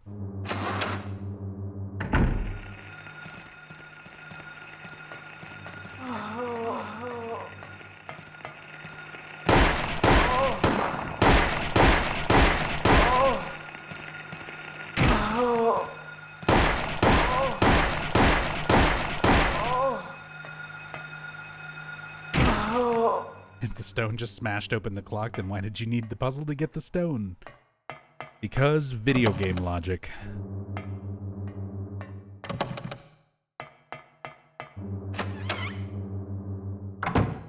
Because giving the players another puzzle to do is better than just shoot the glass on the clock.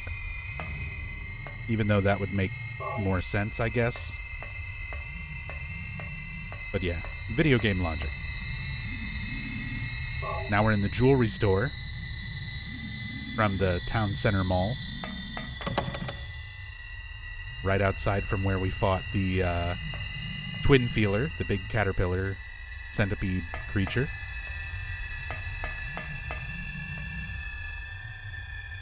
And we got a ring, the Ring of Contract. Rustic, hefty looking ring of unknown material. We're also collecting these sort of religious iconography things as we go through. The Amulet of Solomon, Crest of Mercury.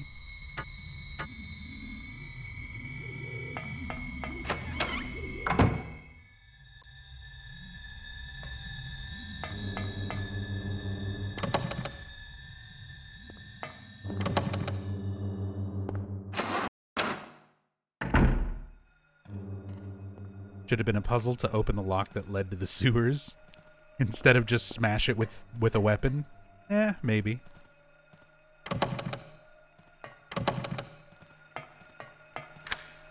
Okay, unlock this door. That makes getting around much, much easier.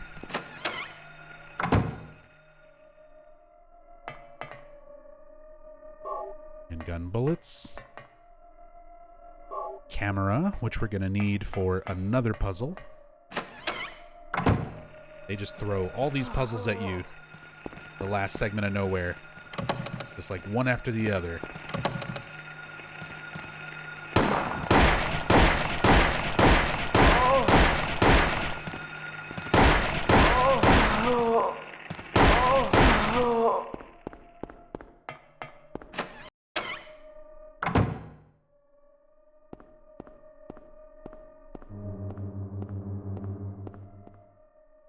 Steel plate screwed to the wall. But we finally have a screwdriver to take this plate off. It was there the first time we went to Alchemilla at the very beginning of the game.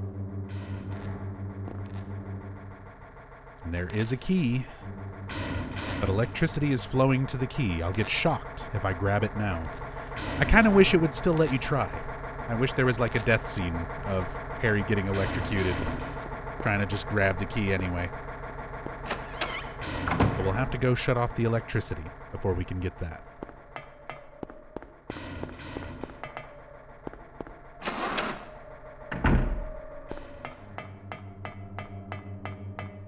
But we did get a camera. We can go up to the 3rd floor and solve those puzzles.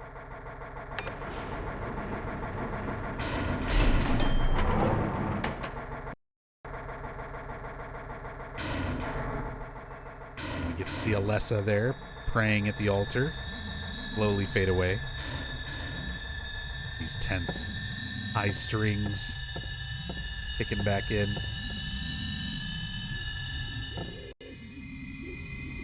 The light to the future.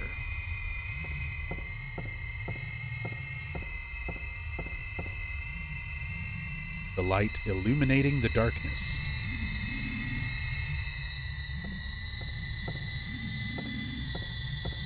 And some doors with very particular grids of buttons. So for this one, just take your camera that we just picked up, take a photo, and it reveals a set of shapes. You just need to recreate those shapes in the grids of buttons in order to get through.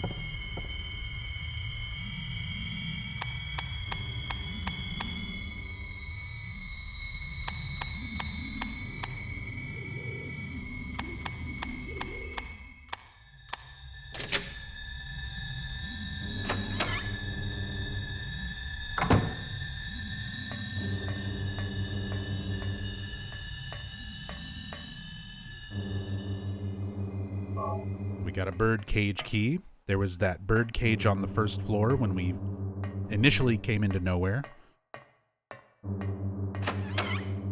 where you can hear a bird fluttering around, but you don't actually see it. It's just the sound effect in the cage, as well as a key.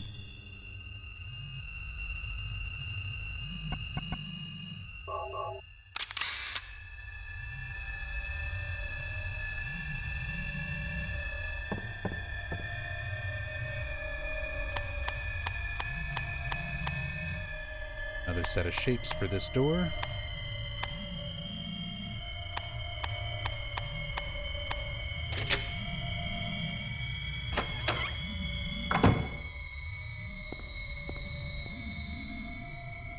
There's a botanical reference book.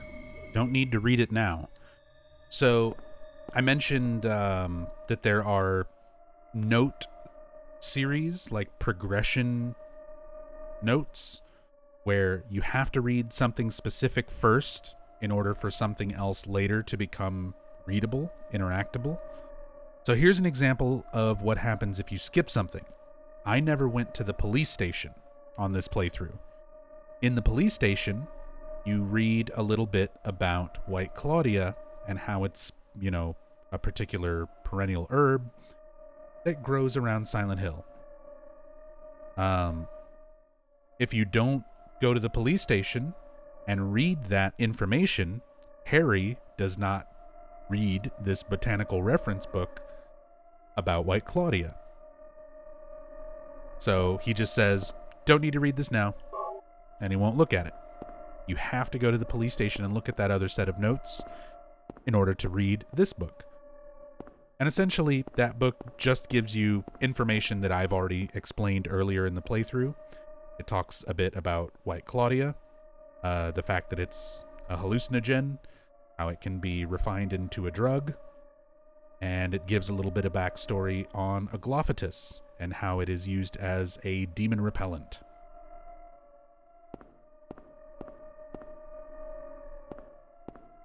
But since I've already kind of explained those things, we're not missing out much by not reading that book. Okay, so we've got a birdcage key. We can go open up that birdcage. What's going to be my game lineup for Horror Month? It's not really a secret. It's just anytime I ever try to schedule something ahead of time, I never stick to that schedule. I'm terrible about setting up a schedule for things and then sticking to it. Something always goes wrong, or something always happens where my plans change. So I just have a big list of games, and I'm going to play as many of the games from that list during October as possible. I probably won't get to them all. Definitely won't get to them all. But the main ones that I'm looking at getting to are Tormented Souls, Resident Evil Village, Resident Evil 3 Remake, and then everything else outside of that is just kind of, we'll see. Maybe some Fatal Frame, maybe some Siren. Siren's on the list. Eternal Darkness is on the list. A lot of classic stuff, a lot of older stuff, a few things that are more recent, a few indie games, some sort of joke/meme type games. But pretty much we're just going to go through the month of October, and I'm just going to see how I feel from day to day, what I feel like playing. The only thing that's scheduled, the only thing that's guaranteed for the month of October is October 9th. October 9th is my 10-year anniversary on Twitch. I've officially been on Twitch as Nub Zombie for 10 whole years on October 9th. So for October 9th, we're going to do a very different, very special kind of stream. We're just going to sit here and eat pizza. We're going to turn on the cam. We're going to eat some pizza. We're going to watch old VODs. We're going to watch old clips. We're going to hang out and chat with people, both in chat and maybe on like Discord calls and stuff, and talk about the last 10 years. Some of the things that I used to do, streaming, because I started streaming back in 2011. I didn't start really playing and focusing Silent Hill stuff on stream until 2015, which is when the channel really started growing. But by that point, I'd already been streaming for, 4 years. Mostly just to like a small handful of friends. So we used to play like fighting games. We used to play a bunch of old Dreamcast stuff. I used to speedrun some very different kinds of games. I did speedruns of Super Mario 64. I did speedruns of Metal Gear Solid 2. Speedruns of Castlevania, classic Castlevania games. A lot of stuff that I did for those first four almost 5 years before I kind of settled on doing Silent Hill stuff in 2015. And that's when like an audience and stuff really built up. So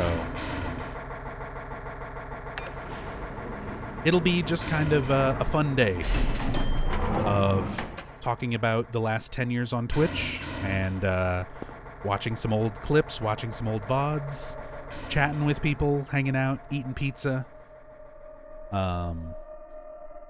Maybe some other interesting stuff. I think I'll go through and read YouTube comments, something that I try not to do, but there's a lot of interesting comments, a lot of interesting questions, and things that I can read and then comment on myself. So we'll go through a lot of the old YouTube archive stuff and read people's comments.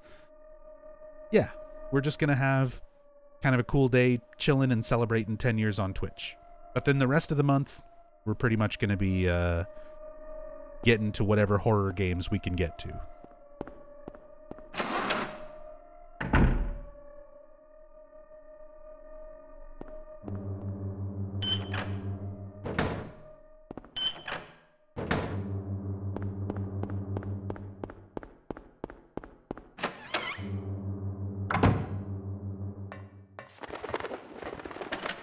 Here we go, birdcage key. And we get our key of Phaleg. Yo, what's up, DJ X Kira? Huh? What was that?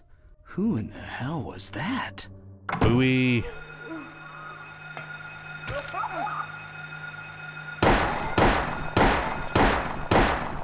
Bowie, thank you so much for the gift sub to Dimples216.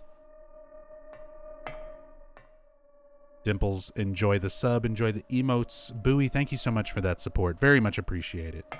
Thank you, thank you.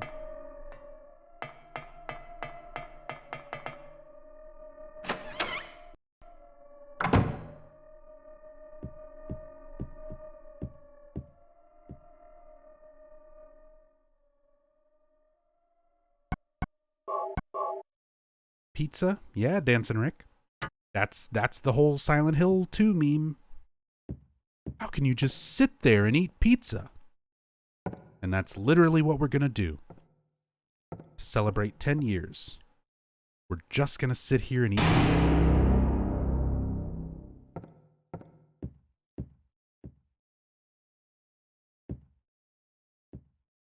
Bowie, thank you for gifting another sub. Unlamax. Enjoy the sub, enjoy the emotes. Huh? Bowie. What was that? Bowie, you're going crazy. Who the hell was that? Bowie, thank you so much. That is a lot of love and support. Thank you for gifting subs to Dimples, to Unlamax, to Panda Squared. Everyone enjoy them emotes. And Bowie, thank you so much for all the love and support. Thank you, thank you.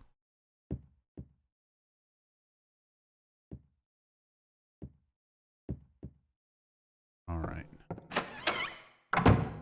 Face cam for anniversary? Oh, yeah. Face cam will be on. I'll be shoving pizza into my face. But any of the OGs, anybody who's been watching the stream for a long time, they know the face cam is nothing new. A lot of the newer people are like, oh my god, face reveal. I did face cam streams for like 9 months. I did a charity event called the Scarathon, where I was on face cam for that. And as part of my donation goal incentive, I shaved my head and my beard off. And I was like, just to show everybody what it's like when I don't have my hair and my beard and how quickly my hair grows back, I'm just going to keep streaming with a face cam. So I streamed with the face cam for like 8 or 9 months after that Scarathon. So every time I streamed, I had the face cam on and let people watch my hair gradually grow back. But I've done the Scarathon. I've been at GDQ. I was at AGDQ in 2019. Speedrunning Generations Lost. Of course, I was on cam and everything for that. I was there in person. I've been on Cyborg Rachel's stream a couple weeks ago. We did a snack crate eating stream. I was on cam for that. I post pictures onto my Twitter and stuff like that. So the real OGs, the real Nub Zombie fans out there, they know. They know I have a face and what it looks like. But yeah, for a lot of people who are new to the channel, or maybe you're only familiar with the YouTube archives, probably haven't seen it. Don't see a whole lot of nub face if you don't really go looking for it.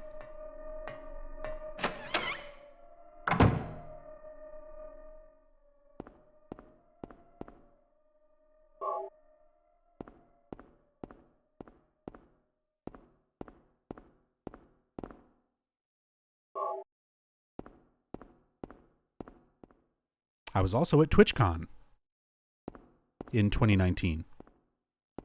At the end of 2019, I went to TwitchCon. We did we had a whole panel for Team Silent. So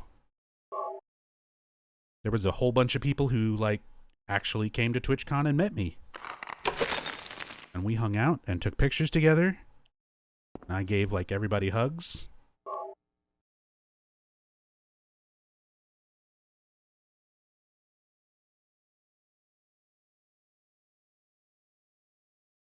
There's our key of Bethor. And there's Toad from Super Mario Brothers. See the texture in the wall? It's just a coincidence. It's just the way that the pixels in the texture look. And it's right where the texture is flipped. But it makes Toad. You can see the little white mushroom cap with the 3 spots. His eyes and his mouth. His shirt and pants. The little dark part at the bottom where his feet are. It's Toad.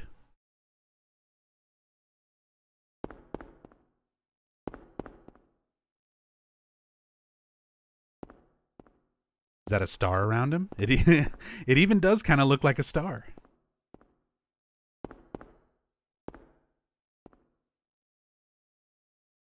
He's on Star Road.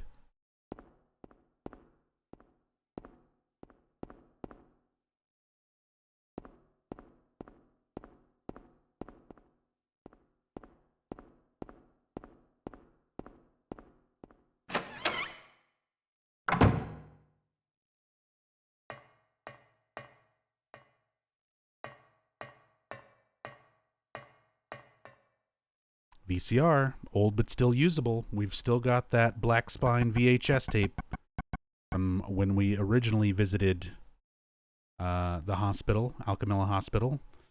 We tried to play it the first time, and you only get little bits of audio. Now, we get a lot more of it. What is it? Still has an unusually high fever.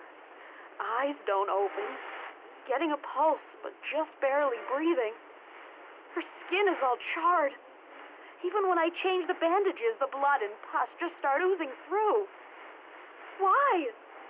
What is keeping that child alive? I can't stand it any longer. I won't tell a soul. Promise. So please.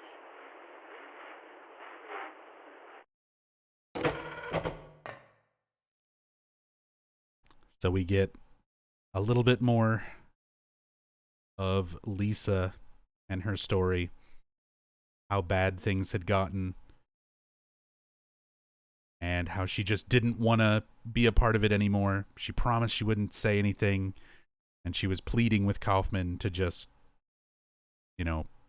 be able to stop being the one who has to care for Alessa. Things were just too messed up and too weird.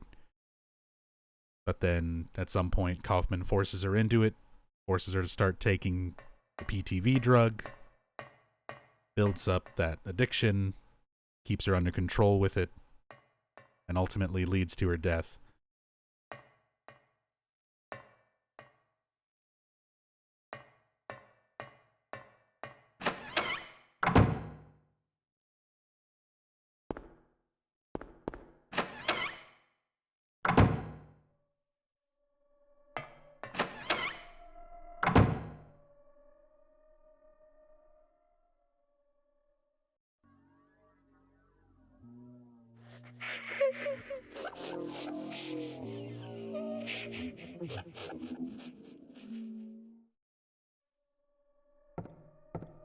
Oh, and a very sad little Alessa. An Ankh. Some really creepy writing and drawing all over the walls. Eyes everywhere. Kill. Help.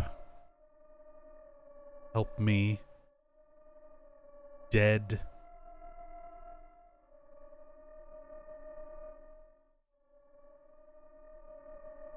Mama. Written over there. Kill. Help.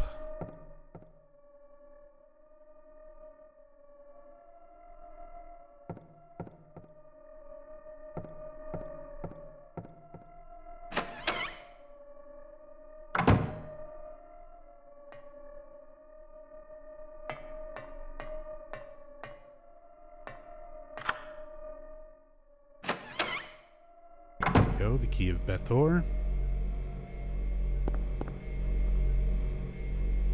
The generator's working. Do you want to press the switch? Yes. We turn this off. That cuts the electricity. So when we go back upstairs, we can go and get that key that was previously electrocuted. But I do want to make a save because there's a really great death scene. Optional death scene that you can get here.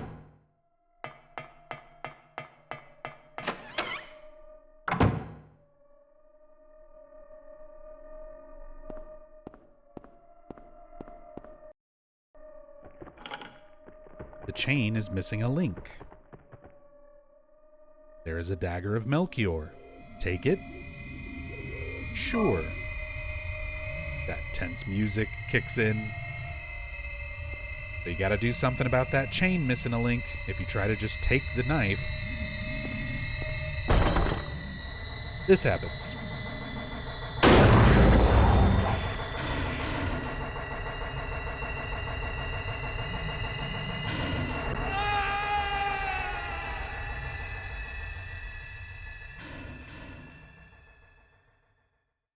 Game over. Gamay Obera.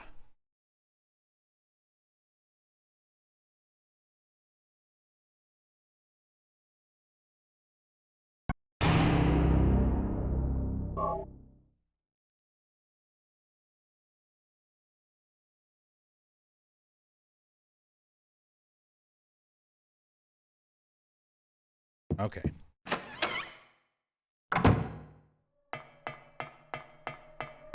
This time.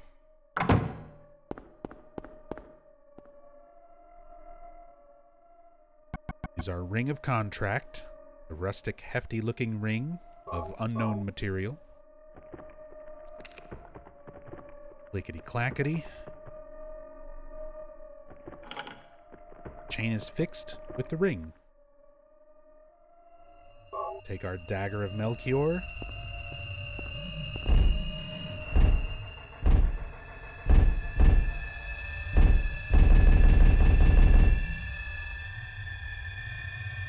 And that tentacle just stays right in the fridge where it belongs. I guess it belongs there. It lives there now. Alright, let's go get that electrified key.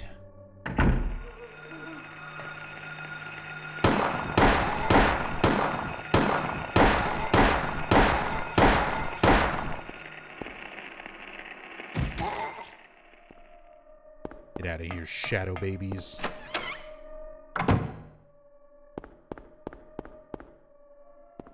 No longer electrified. The key of Aerotron.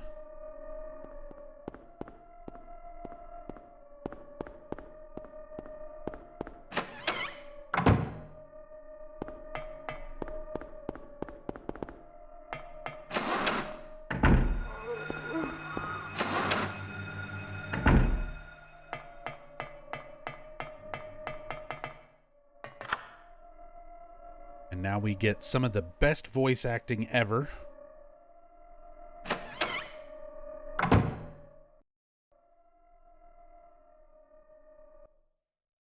Everything is going according to plan, sheltered in the womb. But it's not done yet.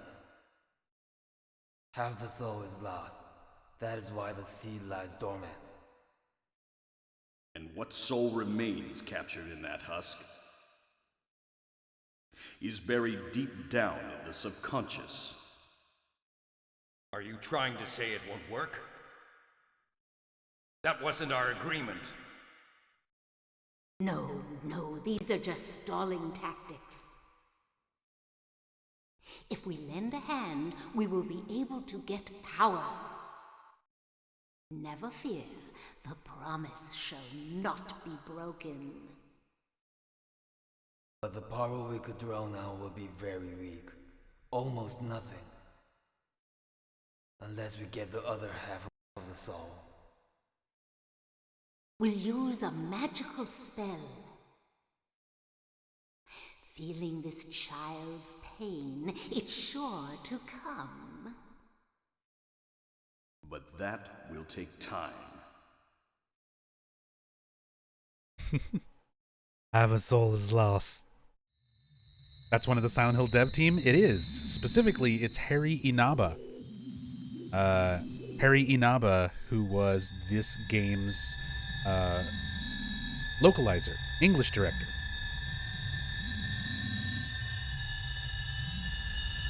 But yeah, that was, of course, Kaufman and Dahlia, and then 2 doctors.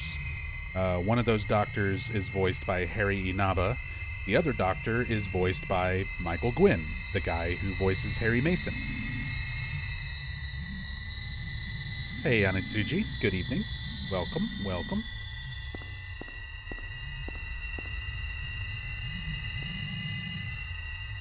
We get our last item that we need, the Disc of Ouroboros. Complete global saturation. And we get a lot of info from this scene. A lot of loose ends kind of being tied up there, explaining certain things. Why Cheryl came back to Silent Hill. Why Harry brought her back to Silent Hill. Remember, Cheryl is the one that convinces Harry to take a vacation and go to Silent Hill. She's the one who brings it up and suggests it. We know now that that was the work of Dahlia. She was using a magical spell so that Cheryl would feel Alessa's pain and would be sure to come. He's the one who influenced that decision to bring them back to Silent Hill. We also learn why they didn't just go forward with the ritual after the fact. There wasn't enough power in Alessa as long as half the soul is lost. So, explaining a lot of that sort of situation. Why they had to wait the 7 years. Why they had to wait for Cheryl to come back to the town. Get their opportunity to reunite Alessa's soul and finally complete the ritual to birth their god. That's exactly what's about to happen.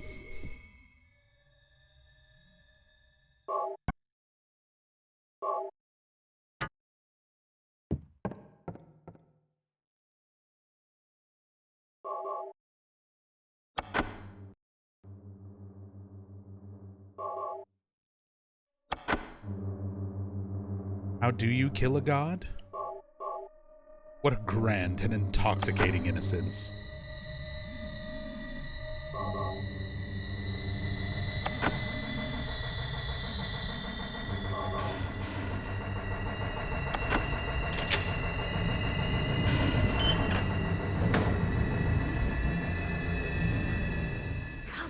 Come along. No. No. I don't want to. Do what Mommy tells you now. I just want you to lend me a teeny bit of your power. That's all. No. I don't want to do it. It will make everyone happy, and it's for your own good, too. Oh, but Mommy, I just want to be with you. Just 2 of us. Please understand. Oh, yes, I see. Maybe Mommy has been wrong.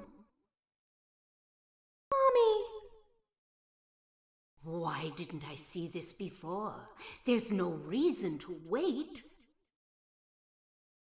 Herein lies the mother's womb, containing the power to create life.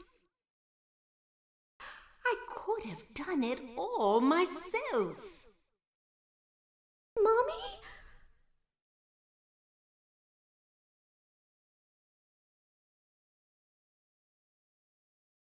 So here we see the exact moment where Alessa realized her mommy, her mother, Dahlia Gillespie, was just planning on using her and her womb in order to be a vessel to birth the cult's god, which set into motion a series of events leading into all the events of this game. They tried to impregnate Alessa, and one of two things happened. There's a lot of debate between fans. Either Alessa herself was burned as part of a ritual, or at some point during the ritual, Alessa's stress was at a very heightened level. Her psychic powers inadvertently caused a boiler to explode, and either way, Alessa wound up horribly burned.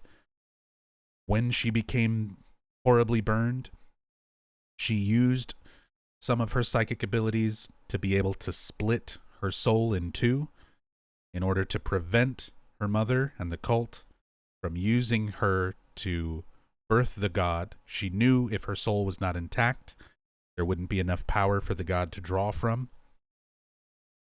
The other half of her soul left her body in the form of a newborn baby that was left on the side of the road just outside of Silent Hill, where it was picked up by Harry Mason and his wife Jody, and they raised that baby as Cheryl for 7 years until finally returning to Silent Hill, crashing his Jeep, and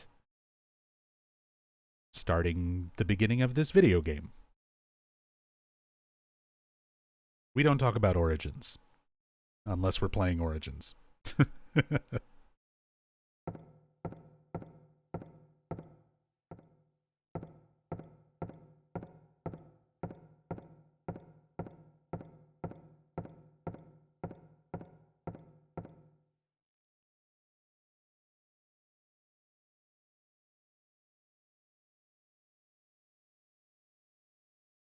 Also, get your nub freeze emotes ready. I was shocked to realize the talisman of Metatron was being used. In spite of the lost soul returning at last. Just a little longer and all would have been for naught. It's all because of that man. We must be thankful to him. Even though Alessa has been stopped, his little girl has to go. What a pity.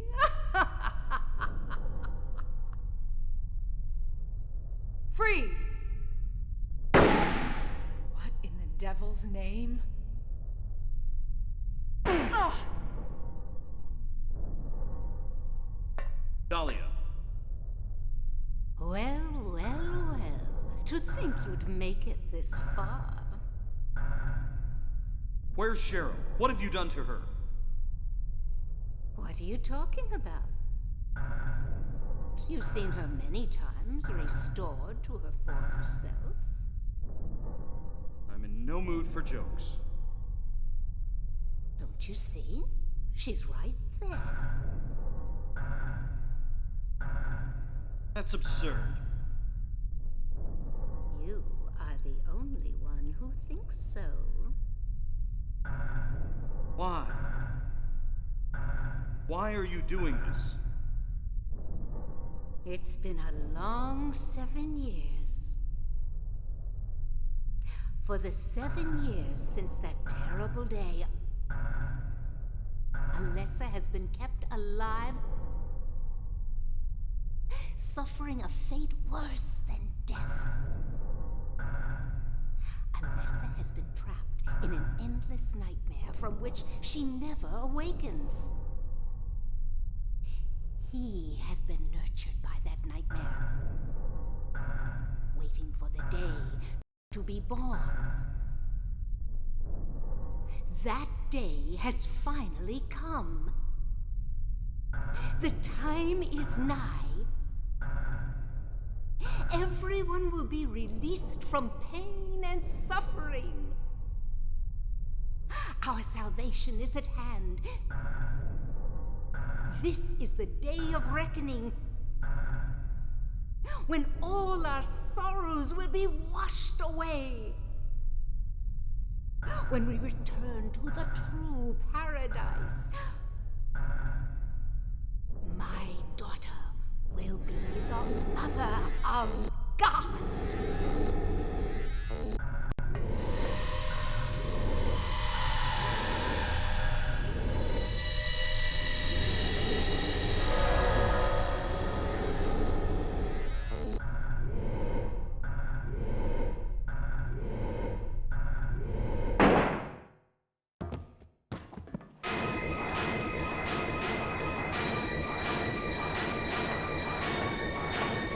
Quit screwing around. Return things to how they were before. Kaufman! Did I ask for this? Nobody uses me. You won't get away with this. Your world is over. We don't need you anymore. What do you think you could accomplish by coming here? My, aren't we getting cocky? Bet you can't see this and keep looking. Glorious! I thought I got rid of that! All I had to do was plant it somewhere for you to find. You all, well, kept you busy. Ha! You're easy. And there's more where this came from. Stop it!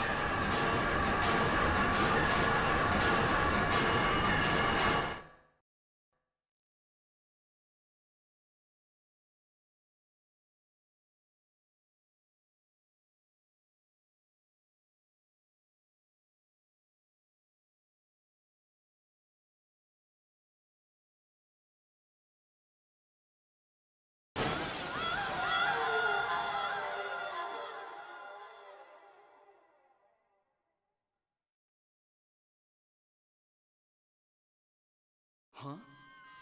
What the?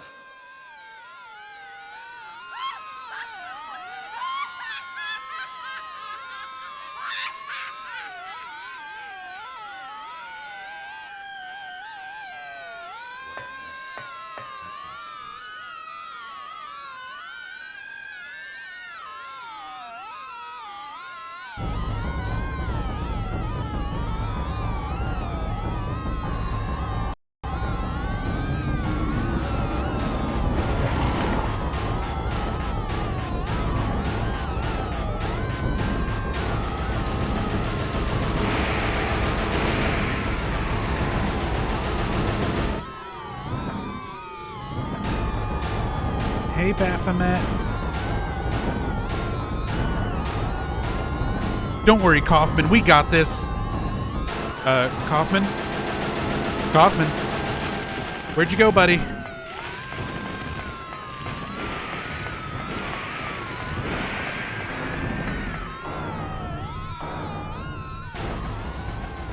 I'm getting the fuck out of here.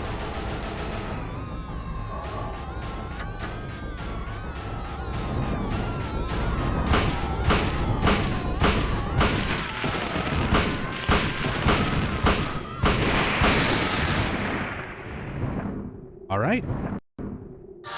So that is the first playthrough tonight.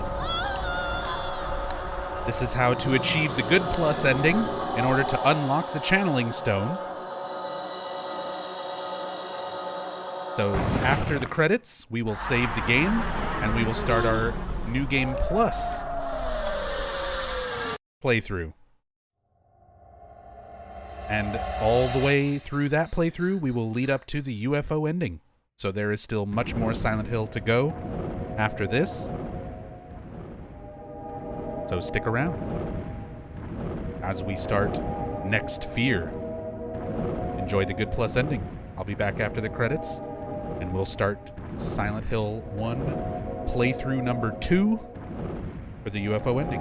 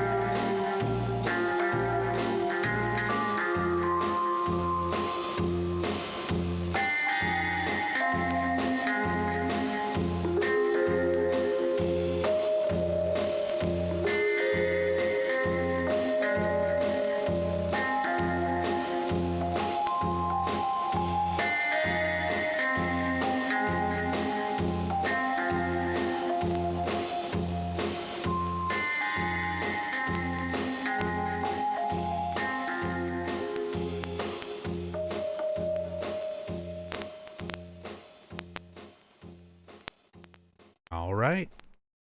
I see a lot of people showing up thinking they're late. Do not worry, my friends. So the whole purpose of today's stream, for anybody who missed it at the very beginning, is to show how to get the Silent Hill 1 UFO ending from scratch. If you check the title, if you saw my tweet explaining it, or if you were around at the beginning of the stream when I explained it, the entire purpose of the stream is to show how much effort you have to go through to get to the UFO ending if you don't have any saves. If you just bought the game, or you just installed your emulator, you don't have any saves, here's everything that you have to do to get the UFO ending from scratch, from square one. So that was just our first playthrough.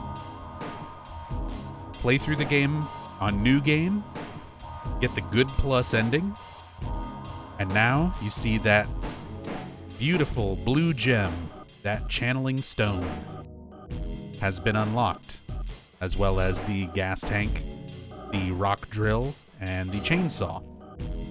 But most importantly, that blue gem, that channeling stone. So now we're going to start the New Game Plus playthrough. Next game mode is normal. Like I mentioned at the beginning of the stream, we started on easy because every New Game Plus playthrough will always be one difficulty level higher than your New Game playthrough. So if you do your New Game playthrough on easy, your next game mode, your next Fear playthrough will be normal. If you do your New Game on normal, your New Game Plus will be on hard. So we did that first playthrough, ran through it. Well, didn't exactly run through it. It's been, 8 hours, 9 hours? So we're going to make a save. And now we have our next Fear playthrough. Prepped and ready to go.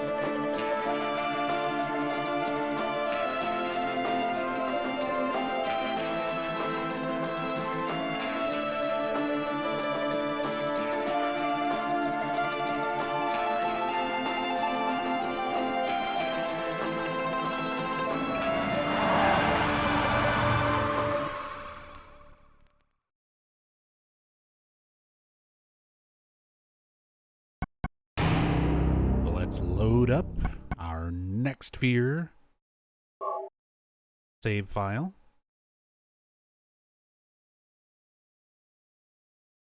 And that whole first playthrough, it was just Harry's nightmare. Because now he wakes up in the diner.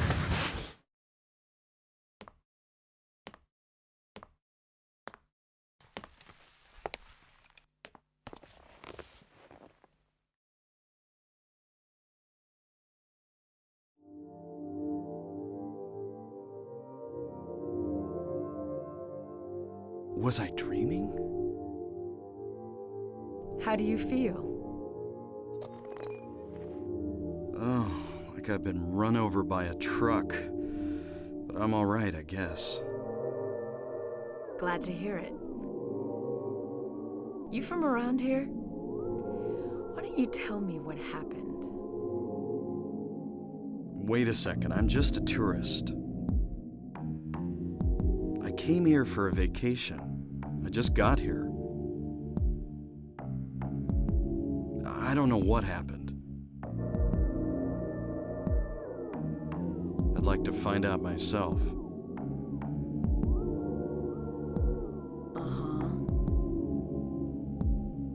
Have you seen a little girl? Just turned 7 last month, short, black hair. My daughter. Sorry. The only person I've seen in this town is you. Where is everybody? I'd tell you if I knew, believe me. But from what I can tell, something bizarre's going on. That's all I know.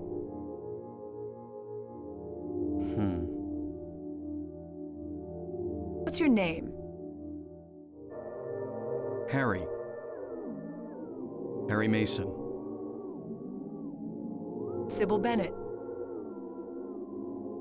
I'm a police officer from Brams, the next town over. The phones are all dead, and the radio too. I'm going back to call in some reinforcements.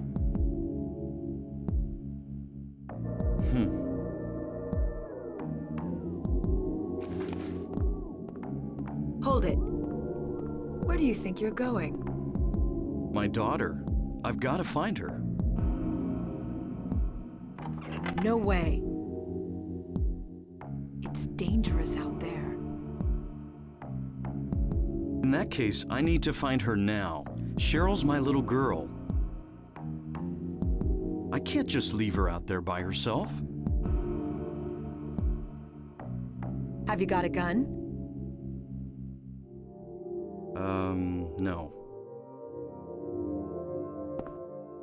Take this, and hope you don't have to use it. Now listen to me. Before you pull the trigger, know who you're shooting. And don't do it unless you have to. And don't go blasting me by mistake. Got it? Yeah, thanks. You do best to stay nearby. I'll be back with help as quick as I can. All right. So, just like before, Vance and Rick, when I was 12, I legit thought the new Game Plus was going to be different. Good times. I mean, there are some interesting little differences, but more or less still the same game, still the same playthrough, but you've got some new weapon options. Got a cat digging around in my computer wires. Ziggy.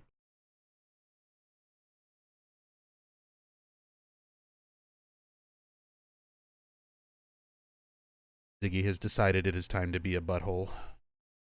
Fuck with things, even though I got through the whole first playthrough and he didn't give a shit about anything.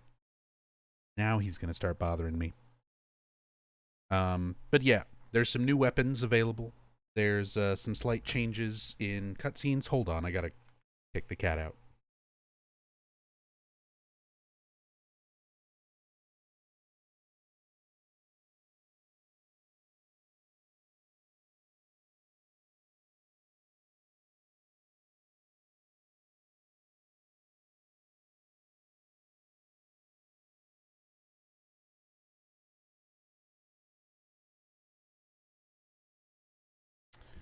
Okay. Oh, and now the other cat also wants to be out. Okay, Vinny. Just get this out of the way now.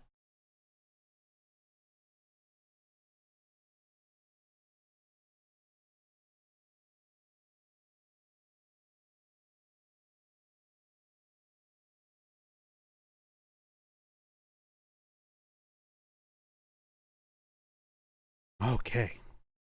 So, New Game Plus, Next Fear playthrough.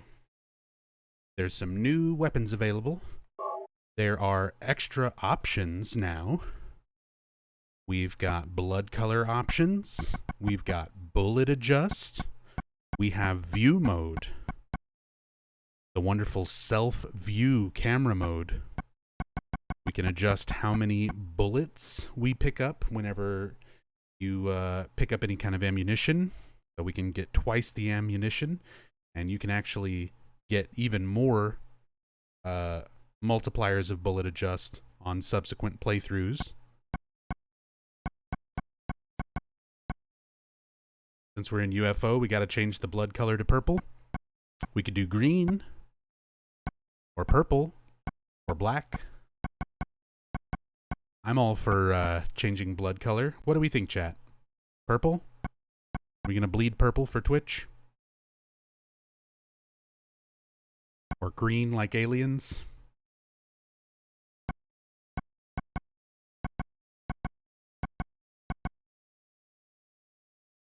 Purple. Violet. You're turning violet, Violet.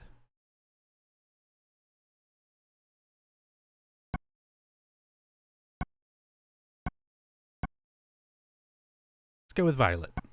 We got violet. We got some bullet adjust. We got some self-view mode. And boy, do I love me self-view. Self-view makes it so that whenever you press your camera button, instead of the camera just centering behind Harry, it goes to this. Almost first-person view, just slightly up and behind Harry's head. But it lets you look at things up close, like this picture of Stephen King telling you to study, damn it. And that is actually Stephen King. That's a picture of him when he was very young, during his years in college. He worked for the college newspaper and did a full page printout of an ad that was just a picture of him holding a shotgun and the words, study, damn it. Is that a Duke Nukem pinball machine? Nope, it is a Medieval Madness pinball machine. You can see the title of it there. Medieval Madness is a real thing. May I link it? I'm sorry, Cake or Death. No links in chat, please. There's been so many issues with bots and things like that lately that for now, let's just avoid links and stuff altogether.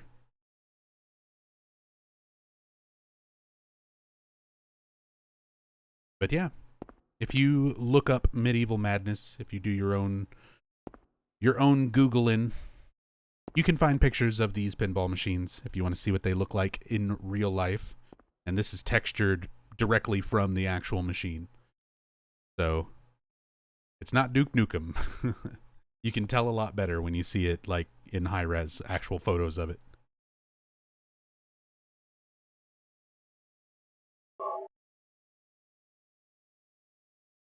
Get our map. We once again get our reverse angle air screamer shot. There it is.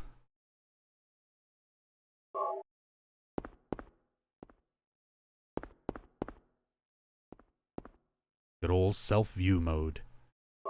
Health drink. Kitchen knife. Portishead posters.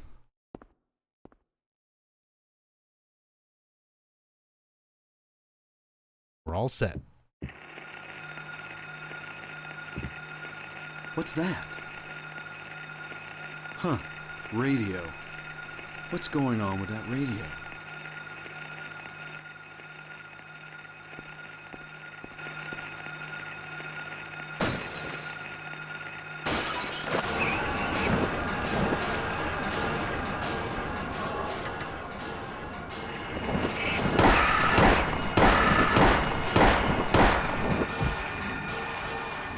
is not a dream. What's happening to this place? What's wrong with this city? Give me that radio. There's a pocket radio. It is mine now.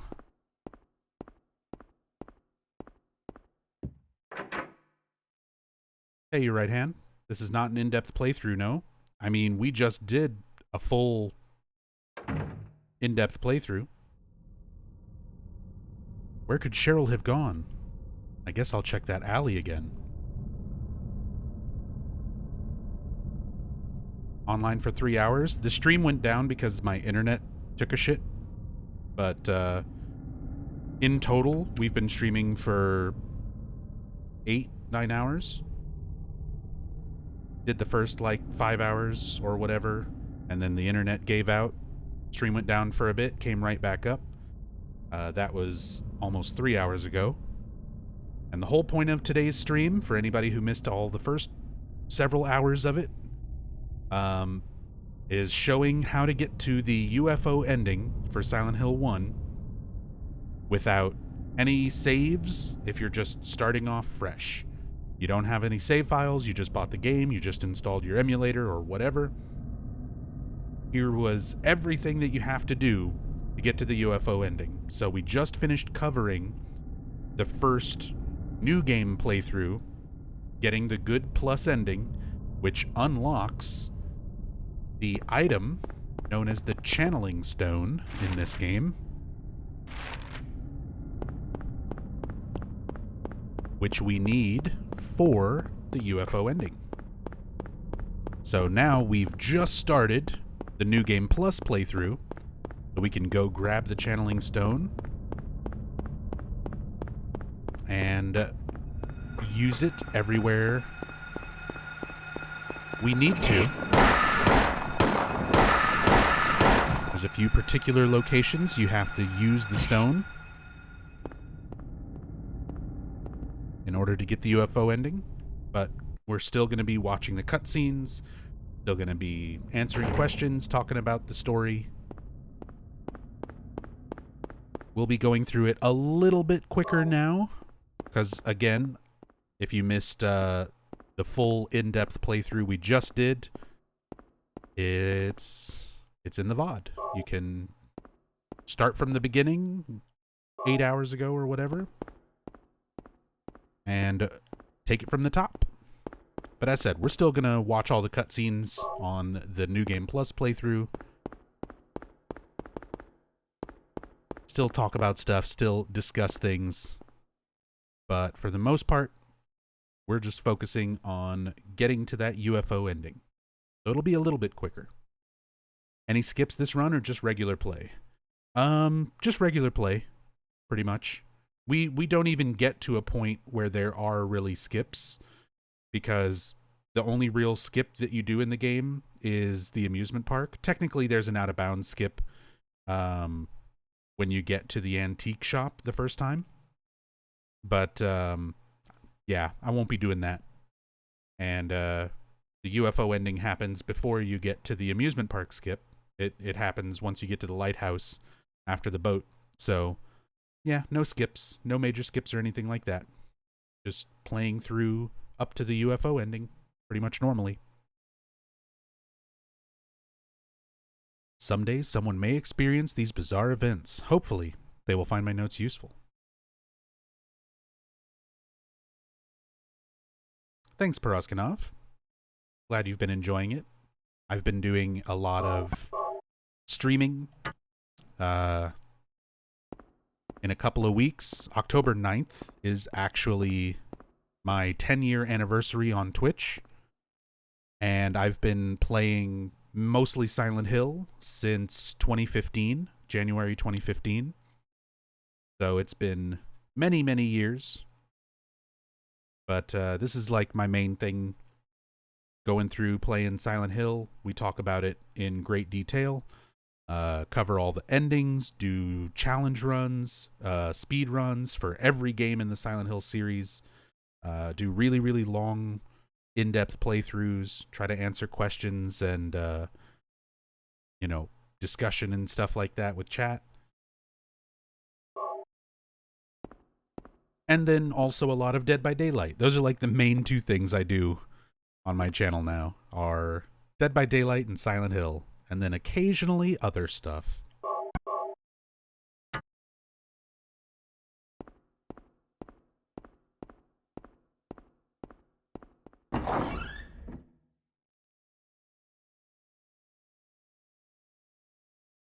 But now we have our channeling stone.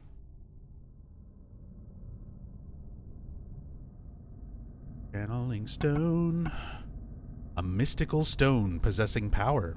If used somewhere, the result will be... ellipses question mark.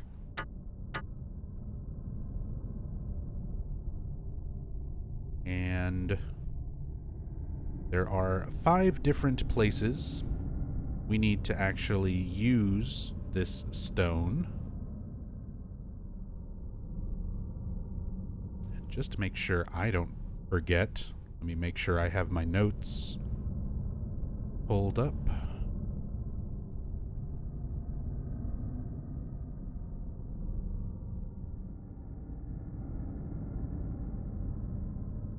Is the 8 Corner Store supposed to be a parody of 7-Eleven? Yes, it is very similar colors, very similar logo.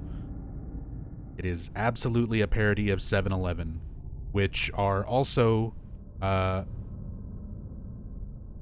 popular in Japan. There's a lot of 7-Elevens all around Japan, also called 7 & I Holdings. So it's a pretty common convenience store. Not just in America, but in Japan as well. So the first place we need to use the stone is not until we get to Midwich.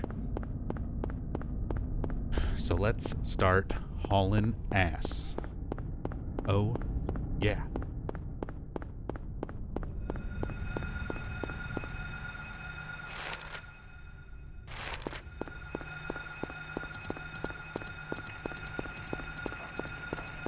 Can you find out where to use it without PlayStation Magazine? Yes. In the classic style of video games of that era. Just like all those classic point and clicks and a lot of classic horror games. You get a thing, and you go somewhere, and you try to use it. And then you go somewhere else, and you try to use it. And then you go somewhere else, and then you try to use it. And you repeat this until you find places where you can use it. Because video games used to just kind of be like that. There's a lot of games where if you didn't have a guide or you know, a strategy guide that you already owned, or in the later 90s and 2000s, you had some internet guides and stuff popping up. But even in those early internet years, there wasn't necessarily good information. Some of it was harder to find, and it wasn't always accurate. So there was the good old tried and true, you found a thing, try it everywhere, on everything. Try to use it on other items. Try to use it in every location. Just smash it into things until it works.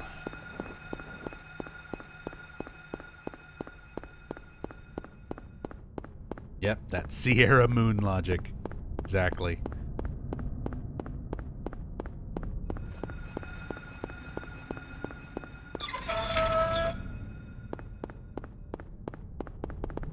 But same as before. Very, very much like the new game playthrough we just did. We're gathering our 3 keys to the Eclipse so that we can get through the Levin Street house onto the side of town where we can get to Midwich. And once we get to Otherworld Midwich, it'll be our first chance to use our new stone.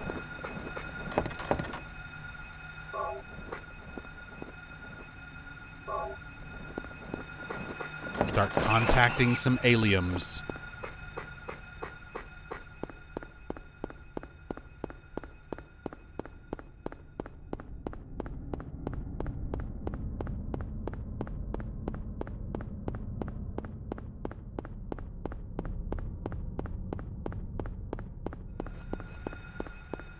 Also love the smash A button as you walk along a wall in order to try to find a thing vibe. Oh yeah, classic Doom, classic Kingsfield. That's how old Kingsfield was, where you just run around and touch walls until you find secret walls and hidden rooms.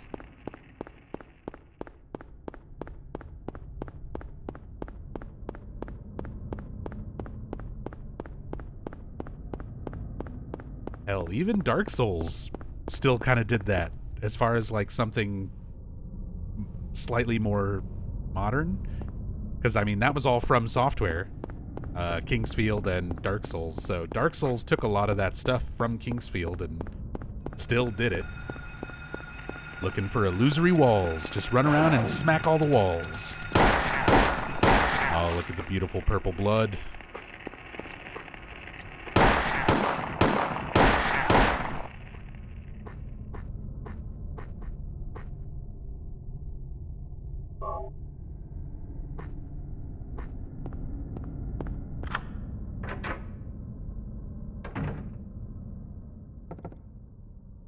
Catch folks still swinging at every wall in Bloodborne, despite illusory walls not even being a thing in that?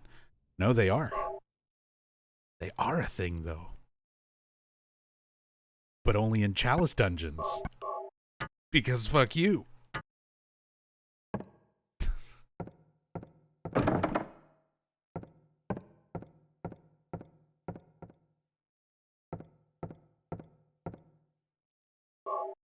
Might be a doghouse, but I don't know, as there is no dog around.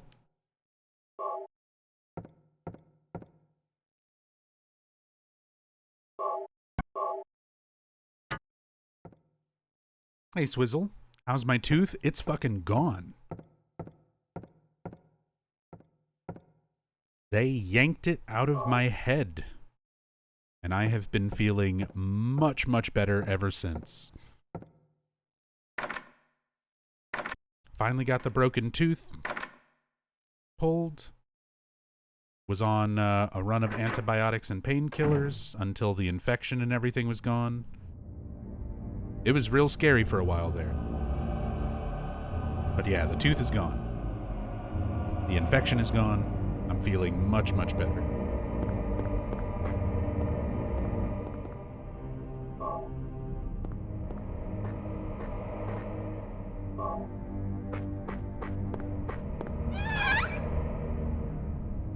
Just don't get dry socket? No, I did all right with that. Wasn't a problem. And at this point, like, my gums have already pretty much healed. Because the tooth got pulled, that would have been not this last Friday, but Friday before.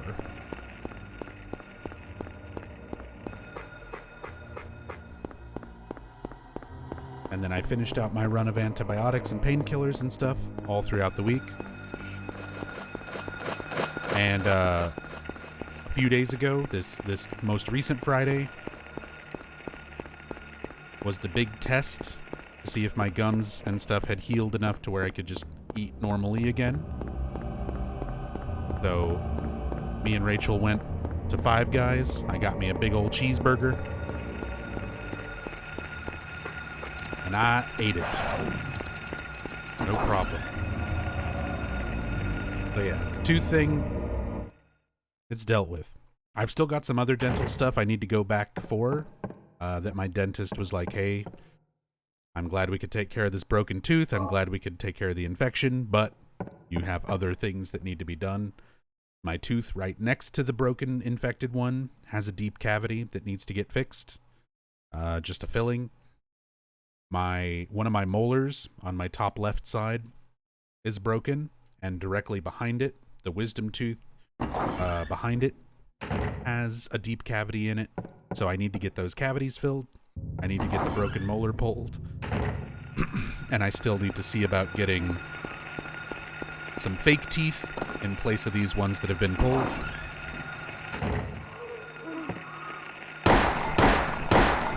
But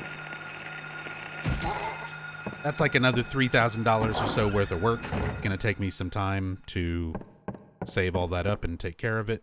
And as long as it doesn't turn into a nasty infection again, then I've got some time. I've got some time to save up and take care of it little by little, hopefully over this next year or so.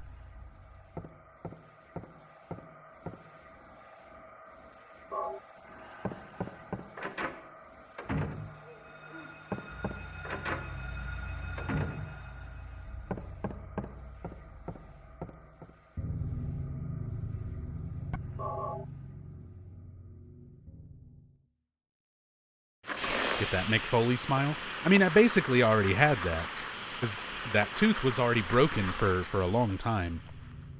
I just finally had to do something about it because it wore down to the nerves and then got infected, and the infection made my face swell up like a football.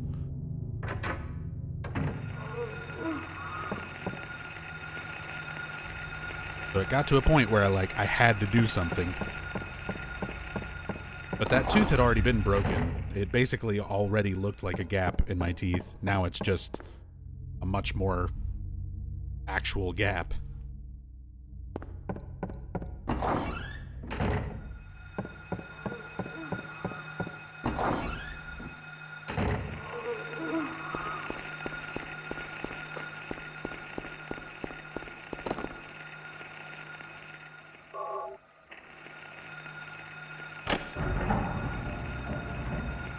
There's our golden sun. Good RPG.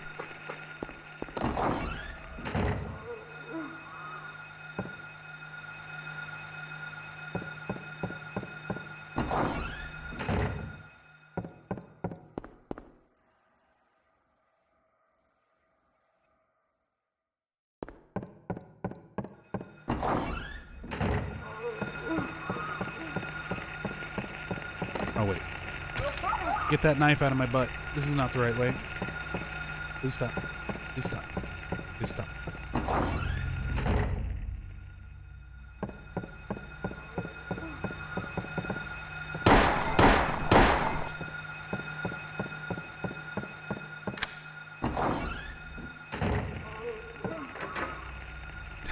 Thank you, Dimaru. Yeah, I'll take that as a compliment as much as I can. But I would like to have, all of my teeth available for smiling again. That would be nice. It's been many, many years since that's been a thing.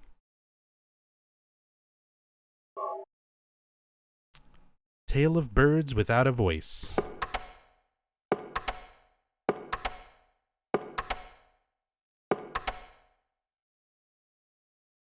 It's just that easy.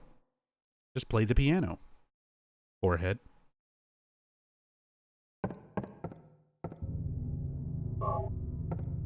This is going to be a little bit more of a speed run through.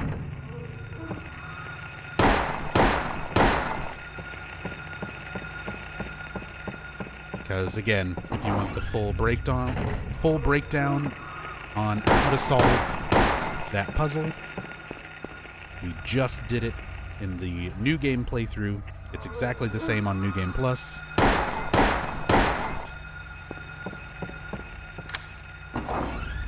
So go back and watch the VOD from a few hours ago.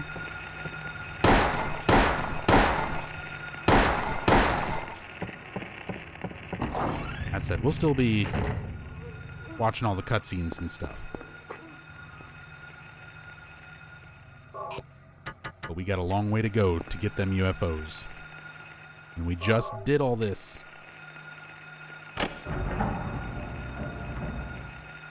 Go, Silver Moon.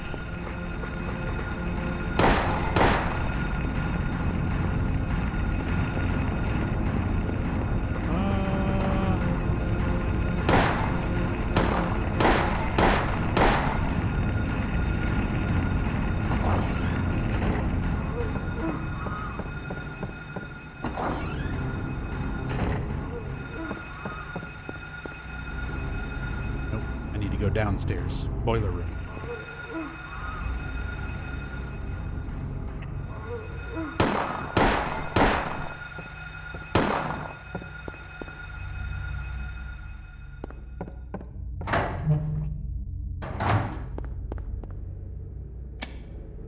Push button.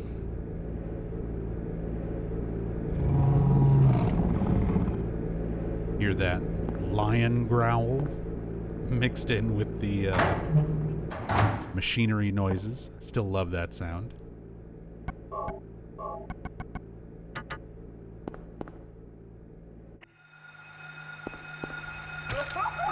Please stop.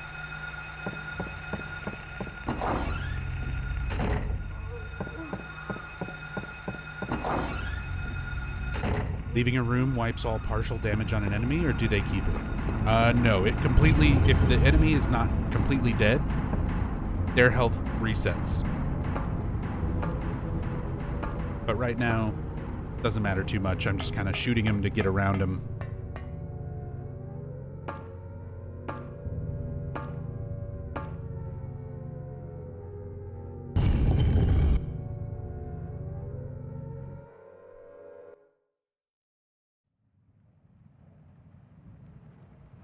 Where am I?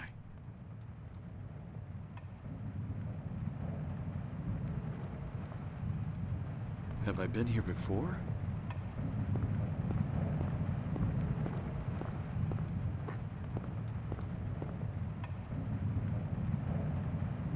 I don't remember this being here before. Yeah, Harry. I think you would have remembered the giant cult symbol. The giant seal of Metatron in the smack in the middle of the courtyard.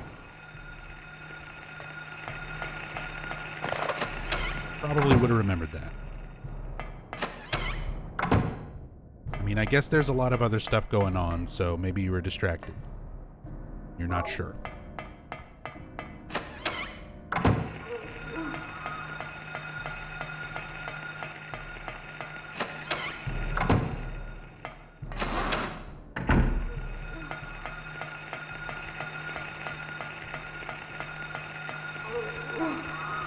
If I would have actually remembered to turn my light off there, I could have got through without getting grabbed. How's my health doing? Gotta remember we're on normal, so things are going to hurt a little bit more than they did on the first playthrough, but not by too much.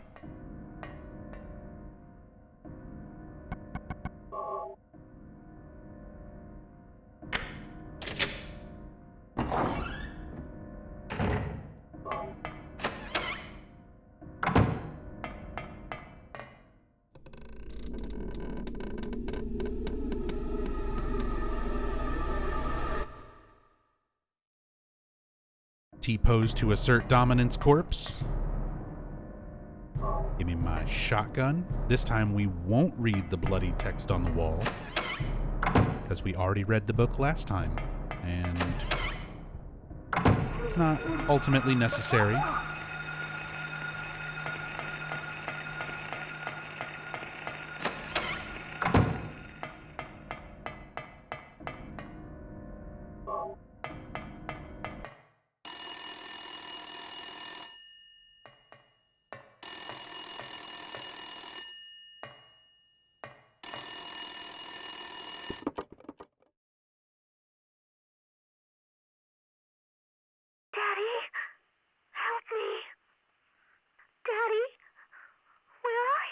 Cheryl!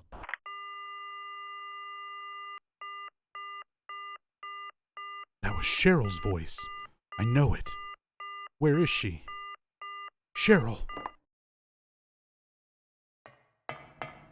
Cheryl.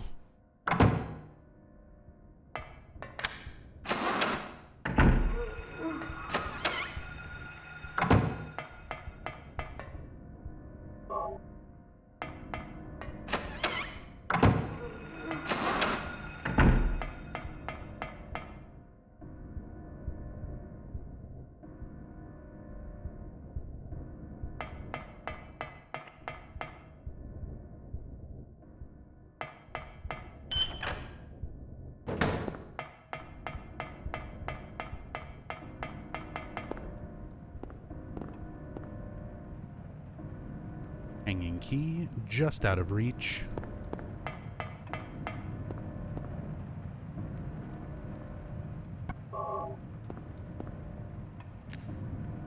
Rubber ball stuffed in a hole.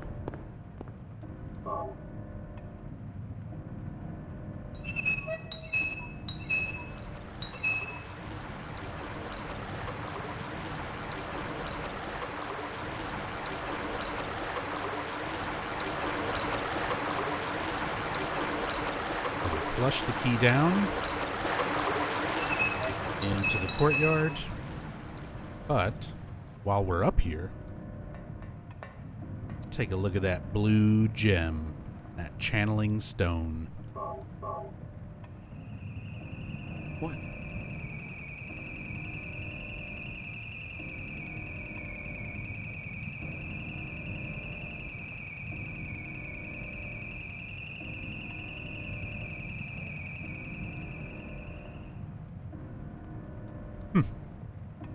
That's weird. Swamp gas. Maybe a weather balloon.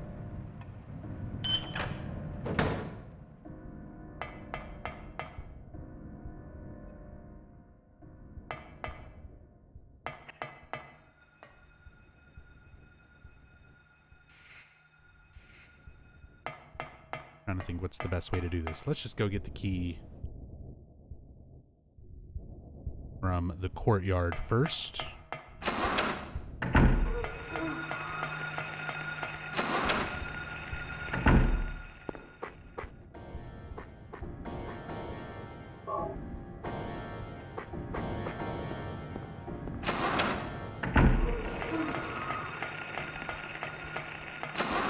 Then the locker room key.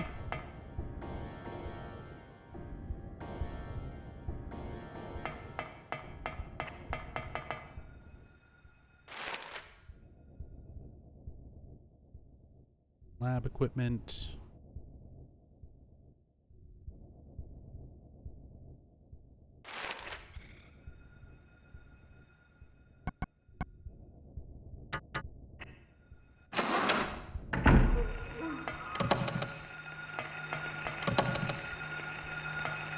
Wait a second.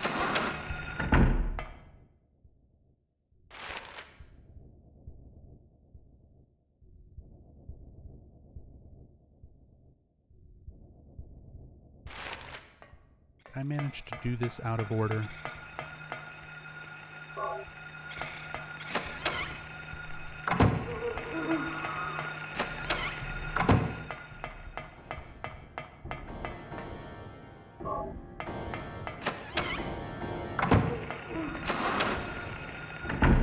Now, here we go.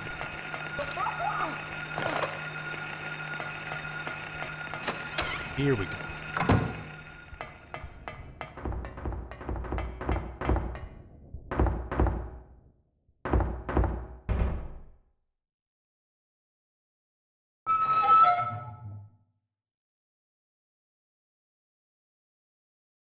Nothing inside. Jump scare! Give me the key, corpse.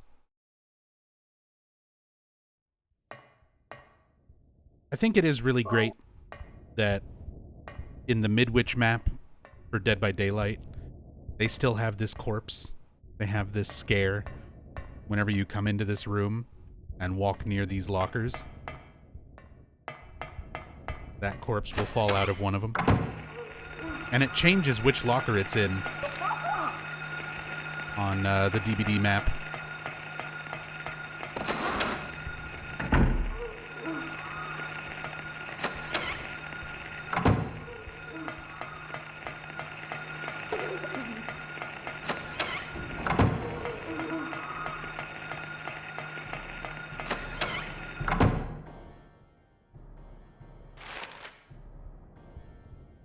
There we go.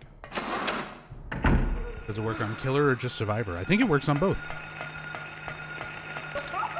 Just as long as you get close enough to the locker. I know for sure it works on Survivor because I've done it recently, but I'm pretty sure it works as Killer. Finna sandbag you. He'll do it too. He will slam a pallet in your face.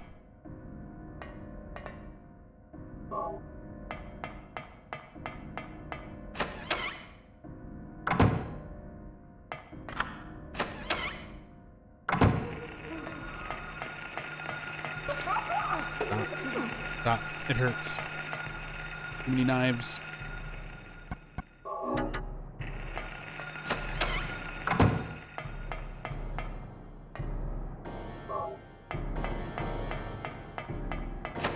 Bow, bow, bow.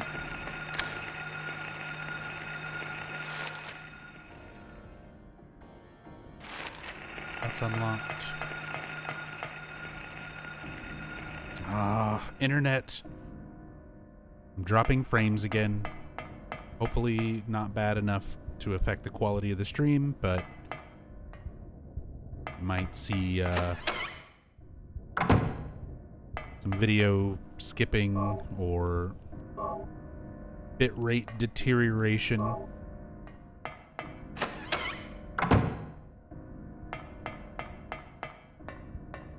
It just, like, right now it's not too bad. It just keeps like dipping down and then stabling out for a while. But still, it's annoying.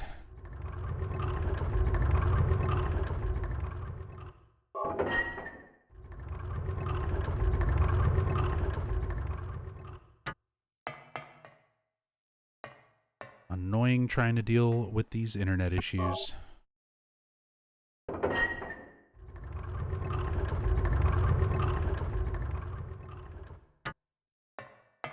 Alright. Let's murder a big lizard. Nubba, nubba.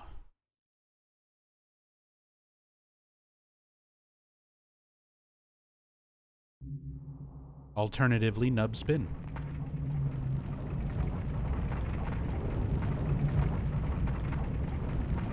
Nub spin, nub spin.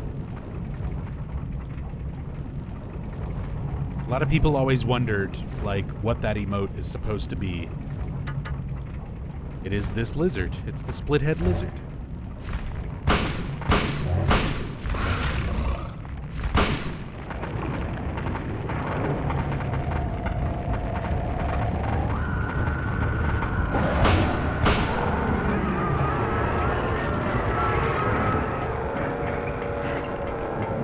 Bully him, push him to the side.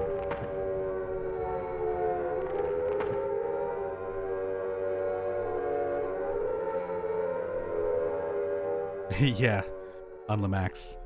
That's our, that's the play novel version.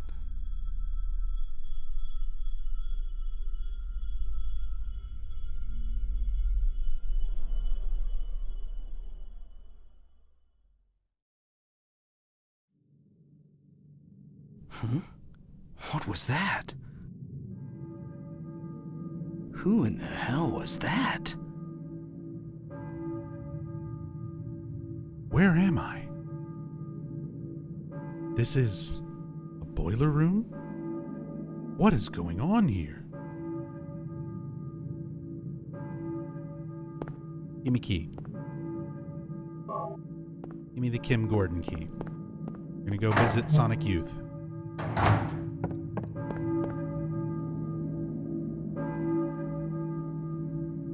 I hear a church bell, maybe. Who's ringing the bell?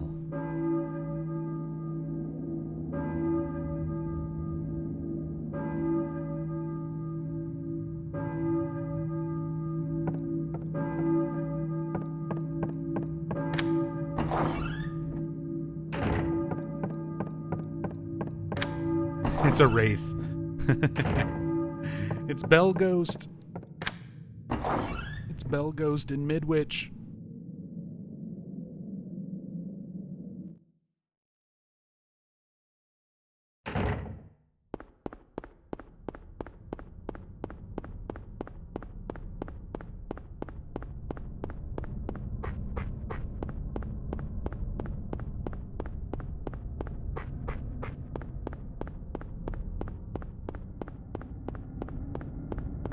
As said, as a Silent Hill fan and as a DBD fan, I'm kind of at war with myself over the Midwich map. Because as a Silent Hill fan, I fucking love it.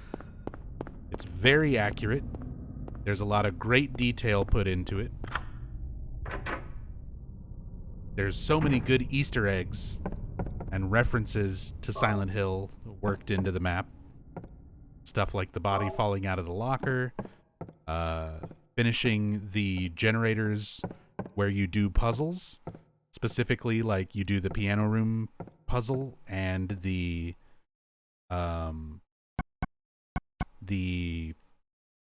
science room puzzle in this game. Gold in the old man's palm that you melt with the acid, and birds without a voice, the piano room puzzle to get the gold and silver medallion. So you have to do the generators that are in those two rooms and then get to the end game collapse, and the clock tower opens up. And there's always a chest, a guaranteed chest in there, along with a floating Flauros and a big halo of the sun and some corpses hanging. There's a lot of cool stuff as a Silent Hill fan in that Midwich map in Dead by Daylight. But then, as somebody who has like almost 3,000 hours in Dead by Daylight, fuck, I hate playing on that map. I hate it as Survivor because you just have to run into a room and hope that something spawned in there that you can use. You just have to hope. You just have to hope that there's a pallet in there. You just have to hope that, you know, when you run around looking for gens, that the gens are where you're going to be looking, or the totems, or anything like that. It's like, it's a nightmare to find stuff, and you never know exactly what you're going to run into anytime you enter a room. But then, as Killer, it's also long, straight corridors and a lot of obstacles and rooms to duck into, so it's easy to break line of sight. It's also just a giant circular, or I guess square area. The whole top floor. If a survivor is running around the top floor and you see him at the end of the hallway, you don't have a way to cut across. Like, you have to either just continue chasing in a long straight line until you catch up to survivors, or you have to drop down to the first floor and try to go up the second floor somewhere else and just hope the survivor doesn't change directions.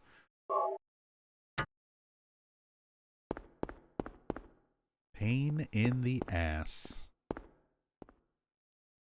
Hey, a gas tank. Give me that.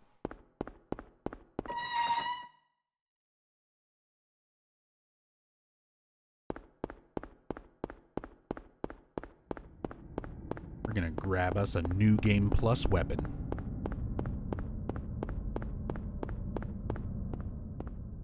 We're also going to switch to classic graphics, brown bricks, because this cutscene will crash the emulator if you have any extra graphics settings enabled. So we're going to go back to classic 1999 mode so that we can get through this cutscene. And then after the cutscene, we can switch back.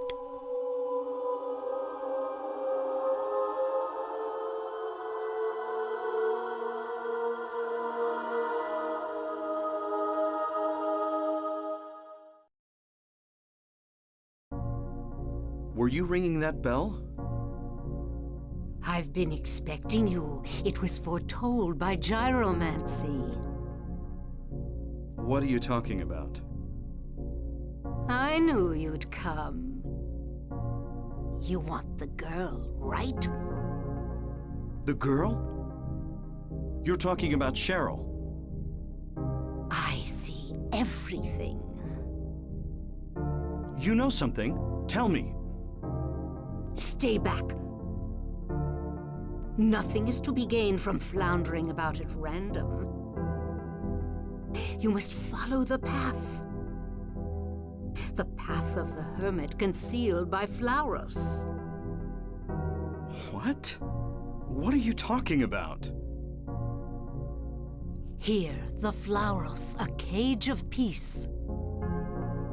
It can break through the walls of darkness and counteract the wrath of the underworld. These will help you. Make haste to the hospital before it's too late. Wait! Don't go yet!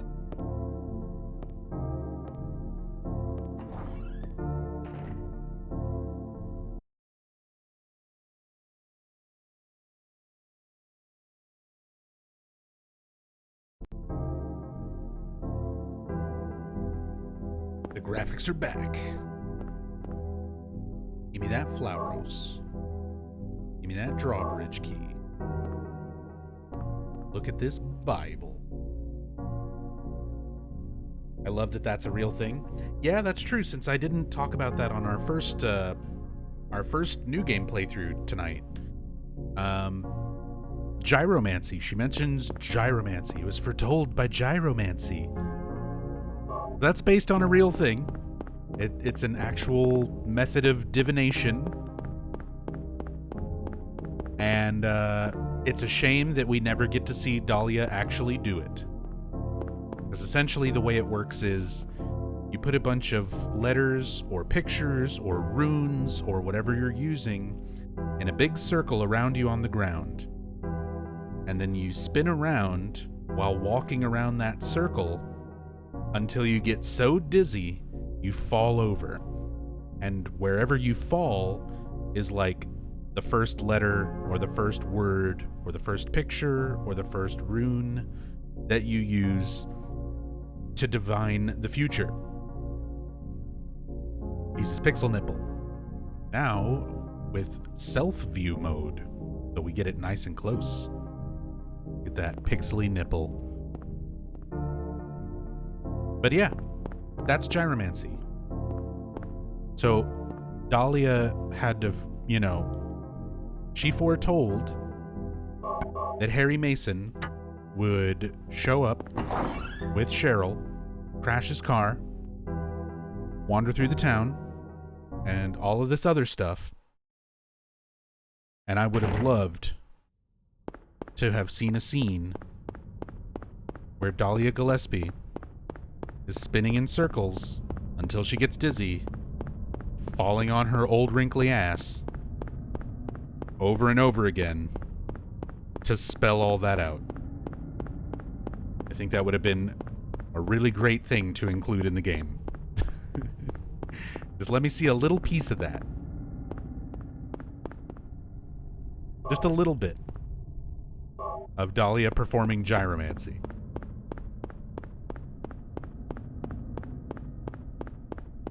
That would have been great.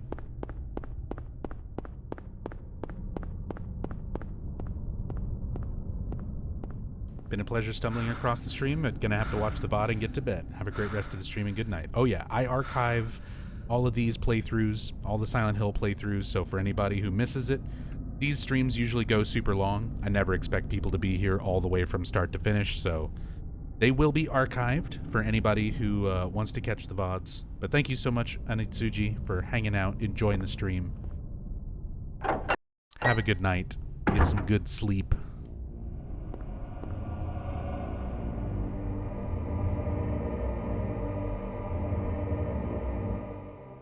Oh yeah, let's put some gasoline in this rock drill.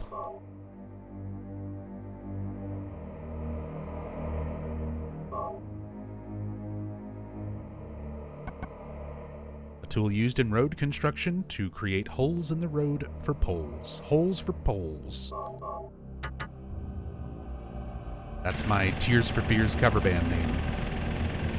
Holes for poles.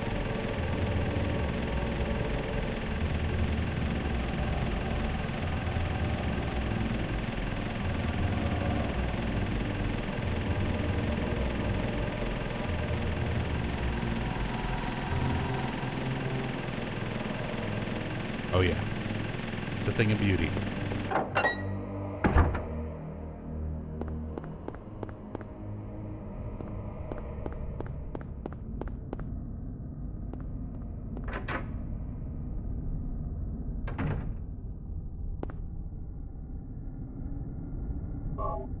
Boop.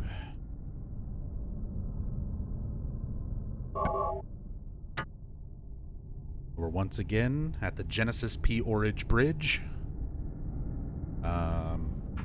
This is another cutscene that breaks the emulator. Need to disable things.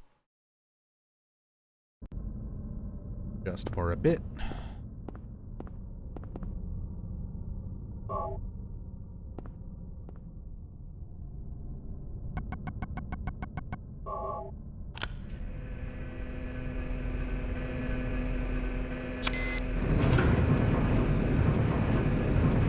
Hey, what's up, Queen? Welcome back. Oh yeah, you know it's a proper Silent Hill playthrough stream when you watch for a while and then go to sleep and then wake up and come back and the stream is still going. Oh yeah. Oh yeah. It is a right proper Silent Hill stream.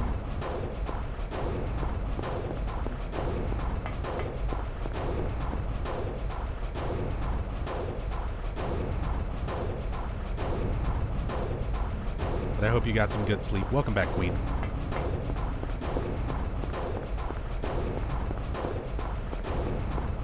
I ain't scared of no sleep. I ain't scared of no bed.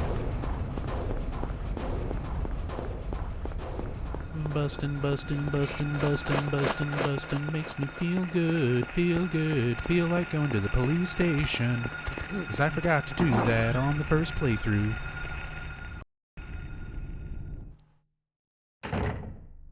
Hey, Crazy Jeff. This is the Duck Station PlayStation 1 emulator. It is very nice. It's got a handful of compatibility issues with Silent Hill 1. There's a couple parts where I need to turn the graphics down to avoid crashes.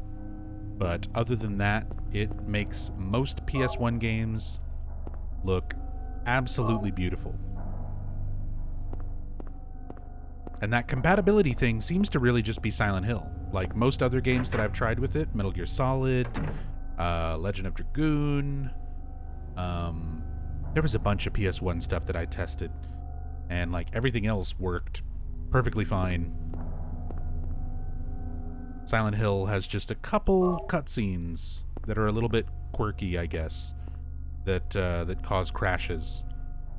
But as long as you know when they're gonna happen, you can easily and quickly disable all of the settings, get past that crash point, and then re-enable everything. But yeah, Duck Station, PS1 emulator, very good.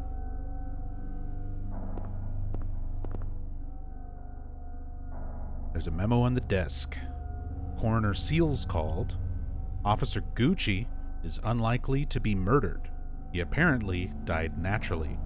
But medical records show Officer Gucci had no prior symptoms of heart disease.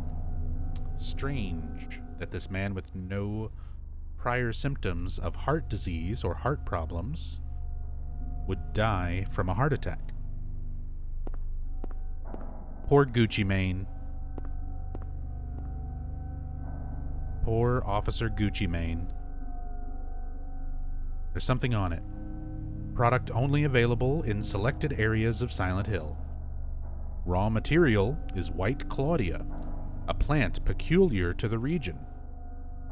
Since I didn't come to the police station on the first time around, now that we're going through this, we're going to be able to read a couple of different notes and books that we couldn't read on that first playthrough. Also, I have to do this rant. I have to do this explanation, because this confused me for a long time.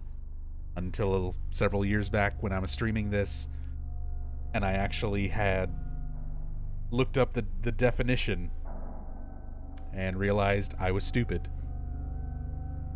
So,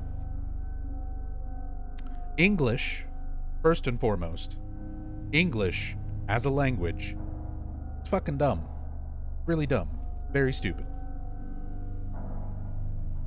And this word peculiar, is one of the words that kind of proves that point. So, if we're standing and looking at a big crowd of dogs. There's a whole bunch of dogs, a big old gathering of dogs. And one of those dogs is purple. And I'd be like, hey, that's a peculiar looking dog. It would mean that that dog does not look like it normally belongs. It doesn't fit with everything else around it. It seems like it's from somewhere else, something weird that should not be there. So when you read this sentence as raw material is White Claudia, a plant peculiar to the region, the way I read it for years and years and years and years, I understood this as this plant called White Claudia should not be in this region. It's very peculiar that this plant is growing here. It doesn't normally grow here, but for some reason it's growing here. I always took it to mean that. But as it turns out, in botany, specifically with plants, peculiar means that something only grows in that area. So instead of it being a weird thing that is out of place growing here, in this context, it's because it's talking about a plant, it means that White Claudia only grows here. It only grows in the region of Silent Hill. I got into an argument with a viewer about the definition of this. I was like, what are you talking about? The word peculiar means weird. It's weird that the plant is here. I pulled up a fucking dictionary online midstream and looked at the definition. They were right. They were right. Specifically with plants, it's got the exact opposite meaning. English is stupid. So White Claudia is the raw material used for the drug PTV, and it grows specifically in the region of Silent Hill and nowhere else. Which means the police are investigating it around this area, around this region. They believe the drug is manufactured here, and they're convinced the dealer might also be the manufacturer, which we find out to be true. It's all the director of Alchemilla Hospital, Michael Kaufman, manufacturing it and distributing it for the cult.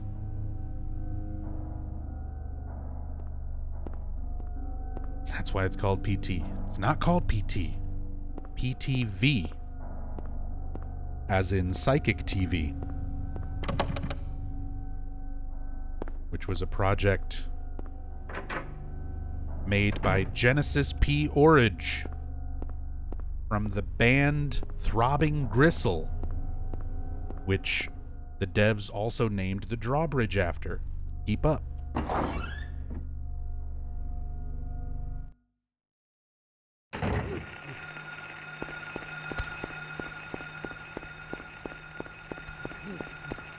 Speaking of Michael Kaufman,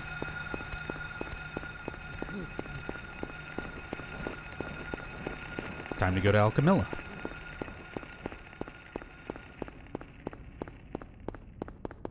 Oh, shit. But also, take a moment. We'll take a moment at Just Cats. Good old Just Cats. Notice there's no seals of Metatron yet. The nightmare hasn't been spreading. The other world hasn't been spreading enough where Alessa felt it was necessary to start putting seals of Metatron on it to protect it. Right now, things aren't quite that bad. Just Cats is safe. But later, it's going to need Alessa's help.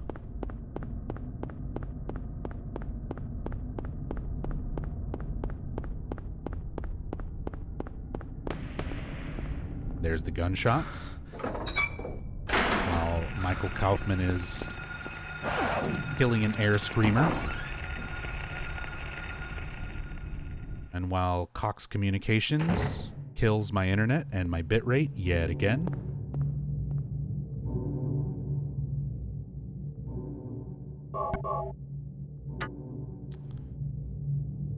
Stop it. Just stop it, internet. Just work. Just work. The bitrate's not even that high. Just please.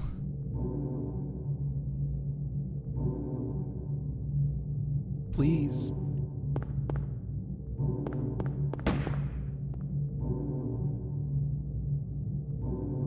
Hey, John Taylor. Good morning. Will we see a Silent Hill a day this week?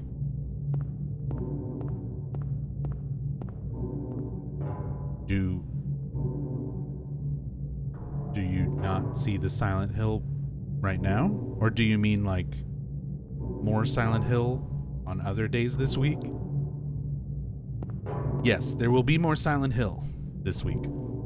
Today we're covering Silent Hill 1. The whole purpose of the stream has been covering everything you have to do to get a UFO ending without any backup saves or loading saves or anything like that. So if you just bought the game, it's a fresh memory card, or you just installed the emulator and you don't have any save files, I'm showing everything you have to do from start to finish in order to get the UFO ending. So we've already done our first new game playthrough. Now we're doing the new game plus playthrough to lead up to the UFO ending. But then tomorrow I'm going to do the same thing.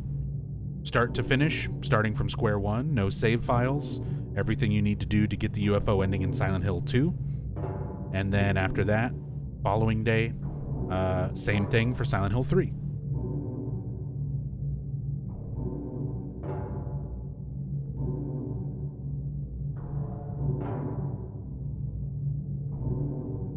How did you come across the Silent Hill franchise to begin with? I was like 12 years old and I liked a lot of horror games, and a new horror game came out called Silent Hill, so I played it. And yeah, it was one of the only horror games that scared me so much that I had to stop playing it. Because by that point, 1999, I was already playing Alone in the Dark. I was already playing Resident Evil. There was Resident Evil 1 and 2 were already out. So I was playing Resident Evil games. I was playing Alone in the Dark. I had horror games on my PC, stuff like Seventh Guest and things like that. So I was like, yeah, I like horror games. There's a new horror game. It's called Silent Hill. It's coming out right around my birthday. So I'm going to ask for this game for my birthday, and I got it. And then I played it with my friend. And it took us probably like 3 hours or 4 hours just to get into Midwich. And we walked into the courtyard, not even Otherworld Midwich, just the first time you go to the courtyard in Midwich. And you see the mumblers from the nightmare sequence in the beginning again. And the radio's going crazy, and all the ambient music in the school out in the courtyard is fucking going crazy. And me and my friend were too scared, and we turned it off. And that was my experience playing Silent Hill 1 originally.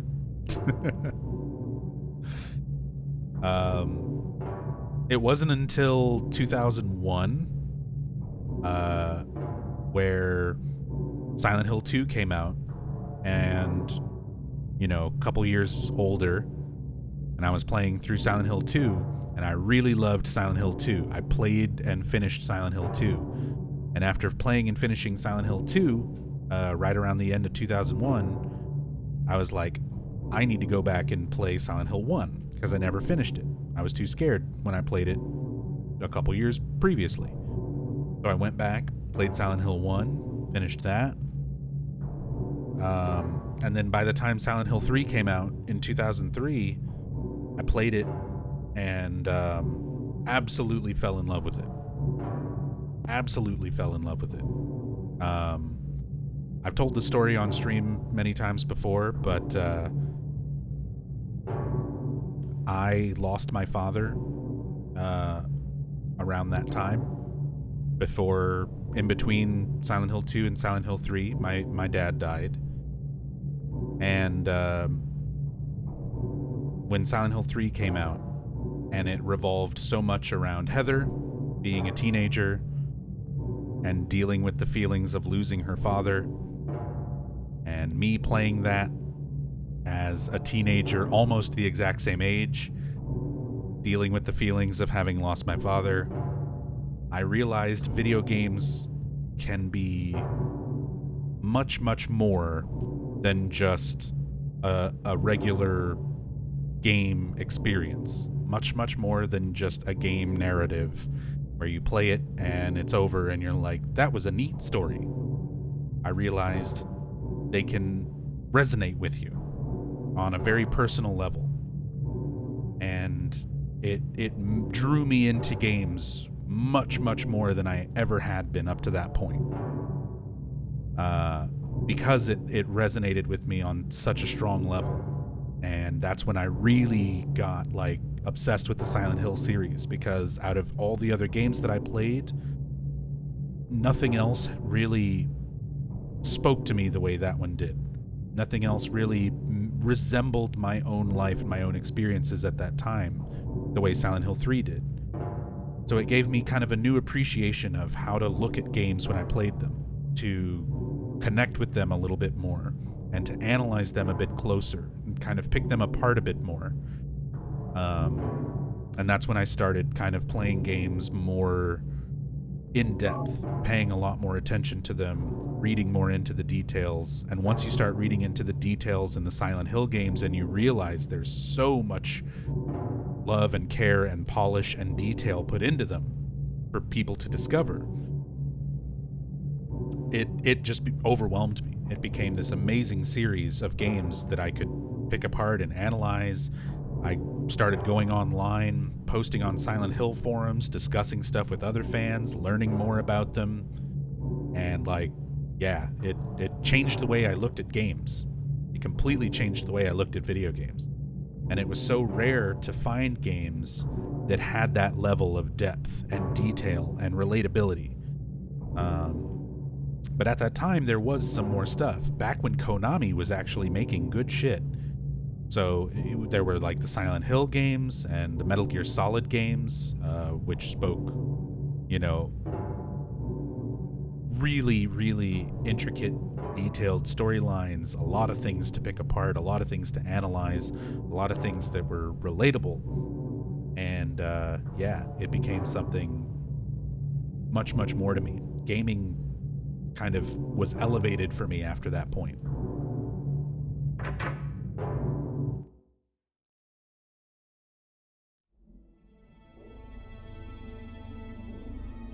So yeah, that's my history with Silent Hill. And now I've just been obsessively playing them ever since.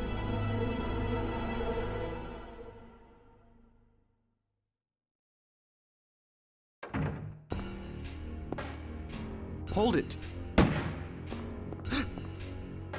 Stop! Don't shoot! Wait! I'm not here to fight. My name is Harry Mason. I'm in town on vacation. Thank God, another human being. Do you work here? I'm Dr. Michael Kaufman. I work at this hospital. So maybe you can tell me what's going on. I really can't say. I was taking a nap in the staff room. When I woke up, it was like this. Everyone seems to have disappeared. And it's snowing out, this time of year. Something's gone seriously wrong. Did you see those monsters? Have you ever seen such aberrations? Ever even heard of such things? You and I both know creatures like that don't exist. Yeah. Have you seen a little girl anywhere?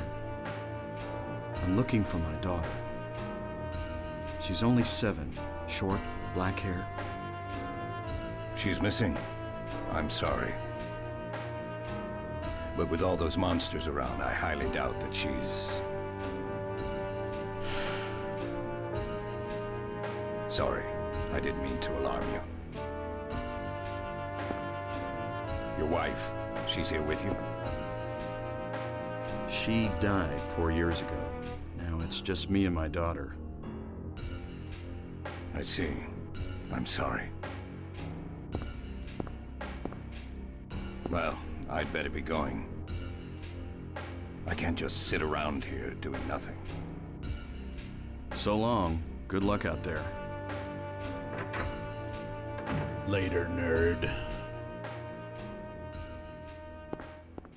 All right, bye, Kaufman.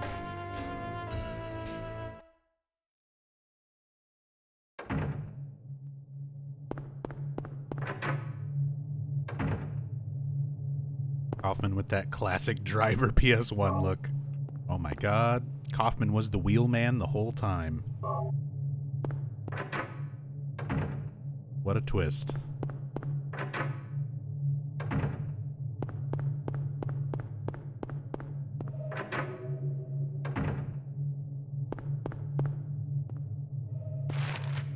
Again, let's take a look at this newspaper. It'll let us read another one of those notes later. And it doesn't actually matter too much if we try and go for a specific ending, any of the normal endings, because we're gonna get the UFO ending no matter what. Yo, DJ Rebirth. DJ Rebirth, thank you so much for the raid. Hope you had a great stream, dude. Hope you're doing well. Hope you're feeling back to 100%. Sorry, Queen, I don't have a bot. Not on my home computer. I haven't been on my home computer since June. Eventually I'll set up a bot and stuff again, but yeah. No bot commands for a little while.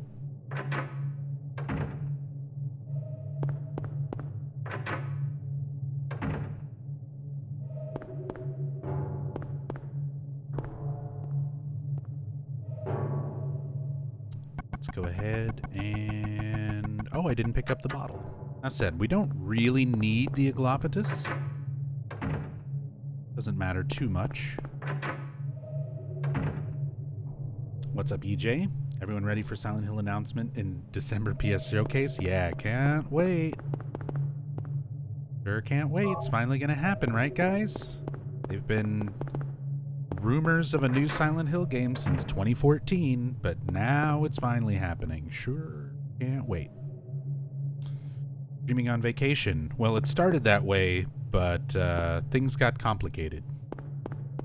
So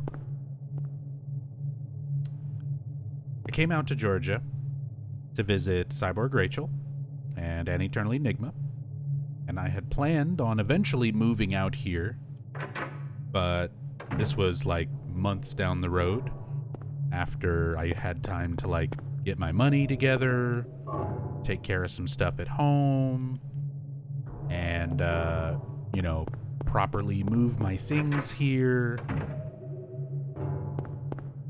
But I came out here to visit back in July.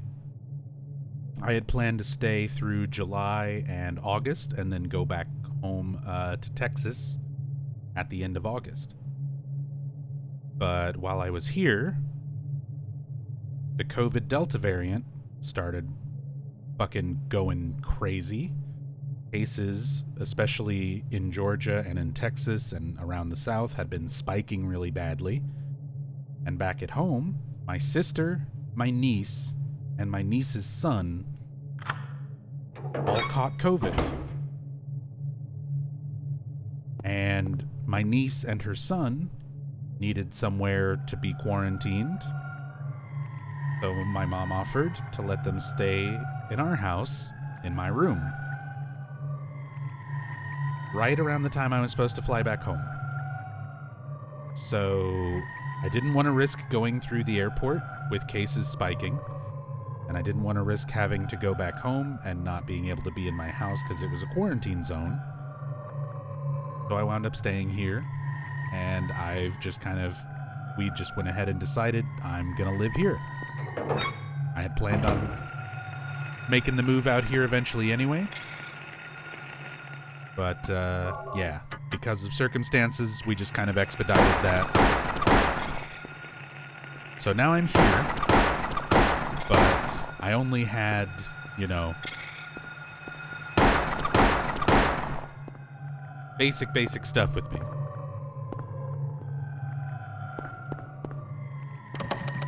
So I don't have any of my streaming equipment. I don't have my computer. I don't have any of my audio set up. Nothing like that. Luckily, Rachel is also a streamer, and she's got laptops and stuff that she uses and works from. So she's letting me use her desktop so that I can stream and kind of get back to work and get back to doing what I love. In the meantime, because I need to figure out how I'm going to get all my stuff here. And, yeah, it's a lot of things. So, situation has been less than ideal, but we're making the best of it. I'm here now. I'm living here now.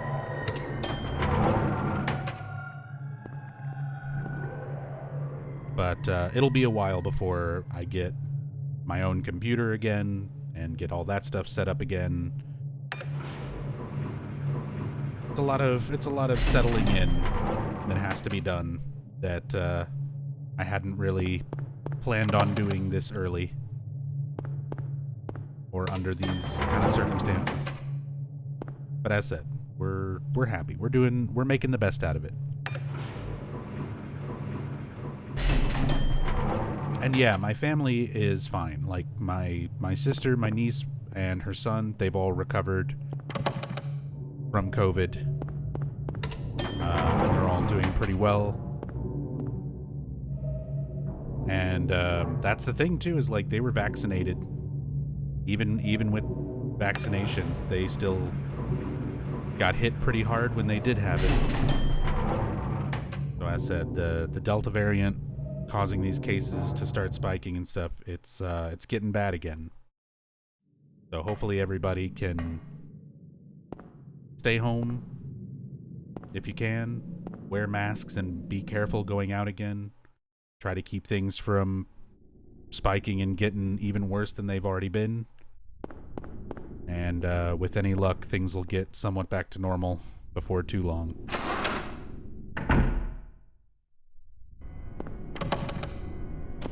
But yeah, it's been rough. It has been rough.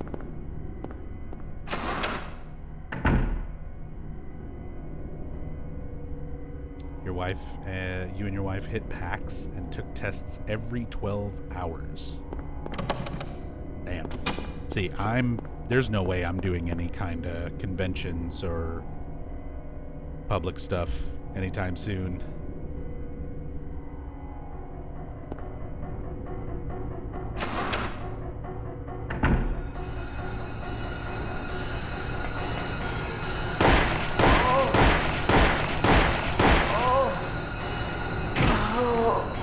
I definitely miss it. There's a big part of me that misses going out to stuff, going to cons and going to like GDQs, having in-person events and things, but yeah, things are getting crazy again. So I'm just gonna wait on that.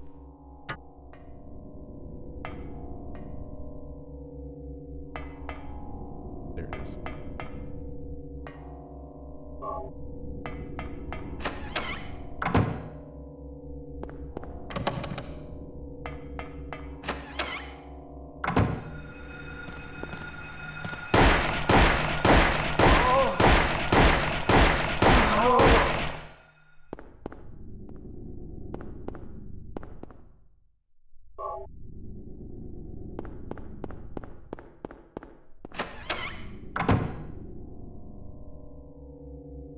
Barely made it in the door and noped the fuck out. Just ended up eating good food. Nice. Well, Well, I'm glad you were able to stay safe and still have a good time.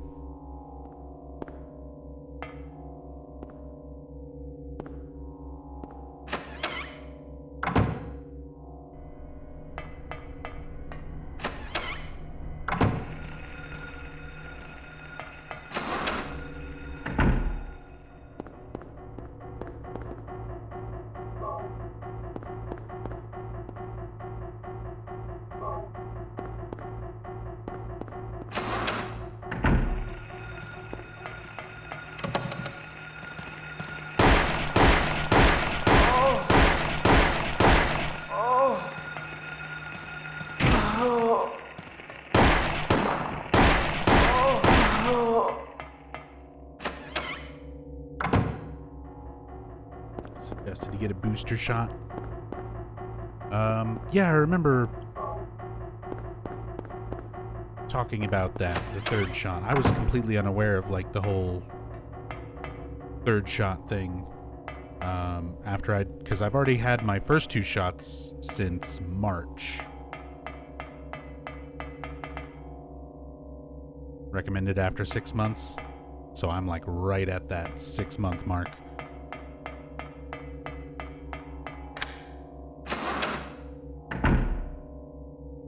Get the 10G shot. Hey, Lazora. How are you doing?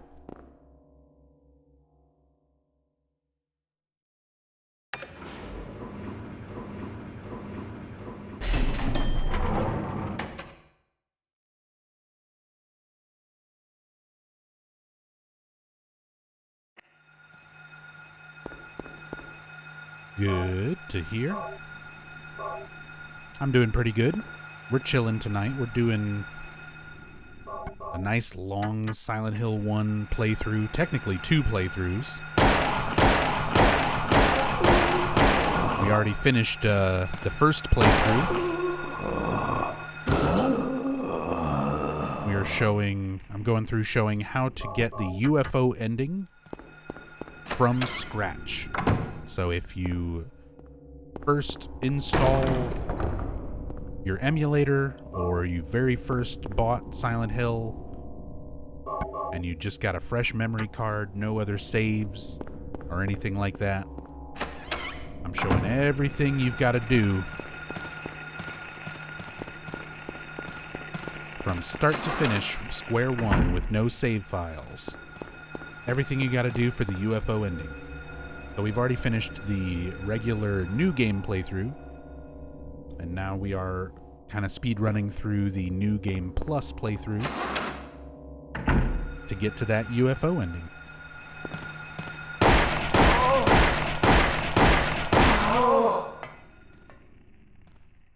Legit spaced out, so you're chilling with Enigma. Yep, I am out here living with Rachel and Enigma.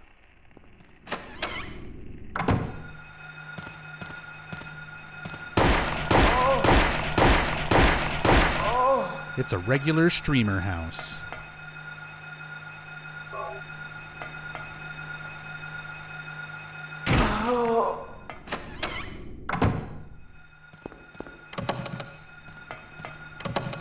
But yeah, I'm glad that, you know, even as bad as the circumstances are, that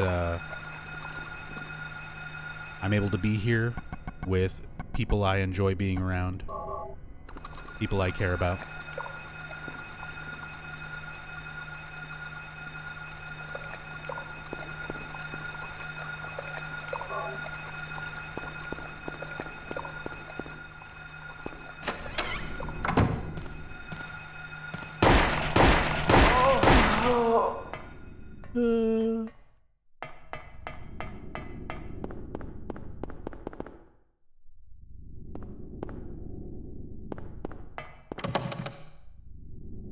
I forgot the blue one again, didn't I?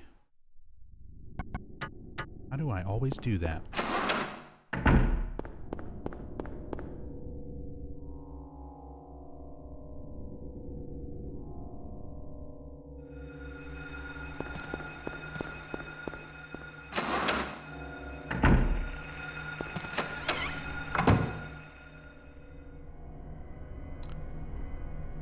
wife and I just bought a house, or else I'd hook it up even harder. Nah, it's all good, EJ. And congrats on the house. Hell yeah. Hell yeah.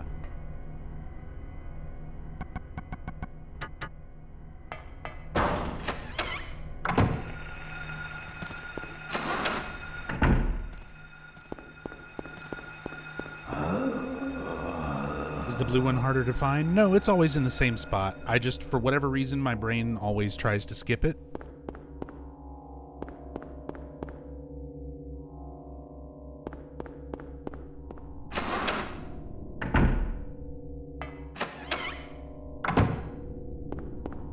Here it is. Here it is. All right. So, double check here. I've got all 4 things. I've got the lighter. I still need the alcohol.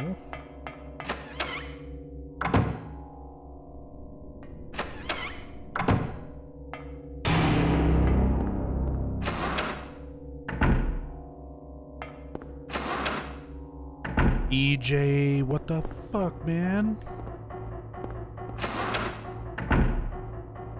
You did not have to do that, but holy shit, you did it. That is 20 gift subs to the community. Holy shit, dude. You have already supported me so much over the years. At this point, I'm just going to send you beers. 3 beers and shit. Hey. EJ, holy shit.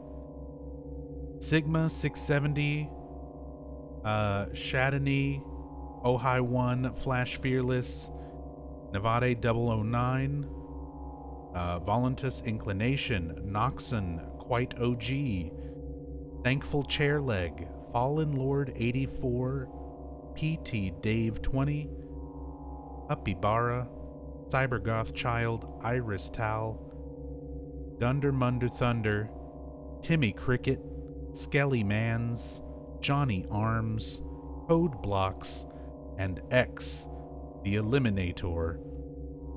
Enjoy those subs. Enjoy the emotes courtesy of EJ. That is way too generous. Thank you so much. It is very, very kind of you. Thank you, thank you.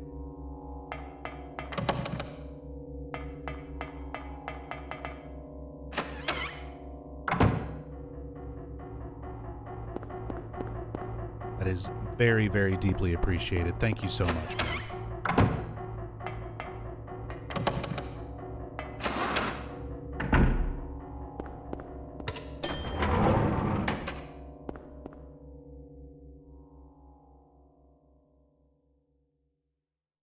Hey, Nurse Harley. Oh yeah, we're doing good. We're chilling today. Playing through some Silent Hill 1. We've actually done one whole in-depth playthrough already. And now I'm just going through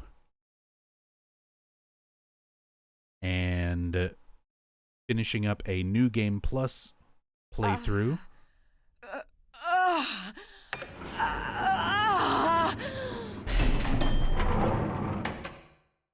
So that we can get that UFO ending, but oh my god. EJ, why? Why? It's already so much. Did you hear the noises you just made Sybil make? EJ with $100 tip. A little something that Papa Bezos doesn't need to know about. Lips are sealed. Chat. Don't tell Papa Bezos. EJ, holy shit. Thank you so much. You're gonna need to furnish your new house. You need to keep some of that. Thank you so much, though. I really appreciate the support. Thank you, thank you. That is insane, insanely generous. Thank you.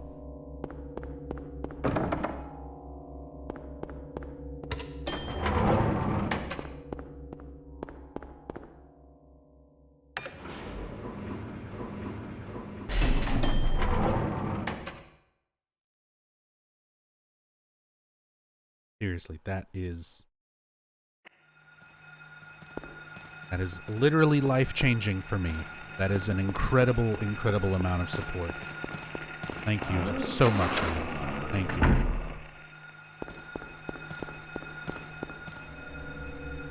Man, I've lost my place. I don't know what I'm doing in this hospital anymore. EJ, oh my God. Thank you so much, man.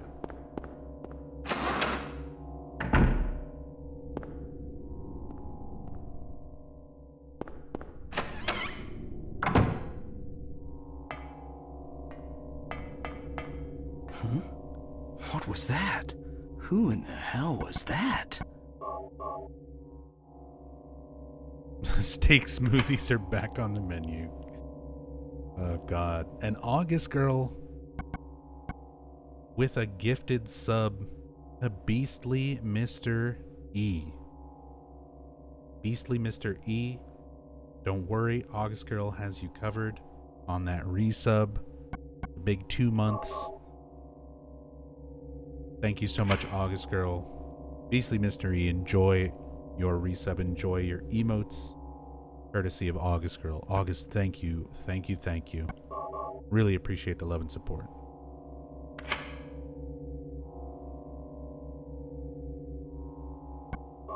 And do I hear a train coming? We're all gonna have to imagine the train. I don't have hype trains enabled. I don't do any of the hype train stuff or the channel points. Y'all know how it is. I keep it very simple and straightforward without a lot of flashy distractions. But thank you so much. That is an insane level of support. We're gonna rock drill some nurses in your honor. Thank you, August girl. Thank you, EJ. What was that? Who in the hell was that?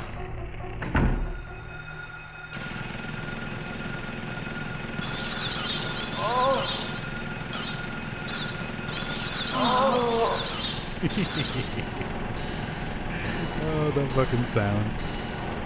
And beastly Mr. E paying it forward. The gift sub to Recline 187.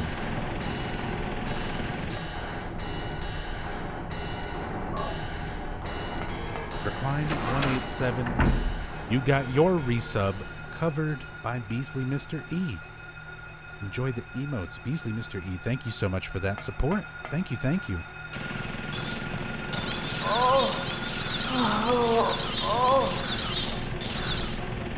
Nurse drilling for everyone.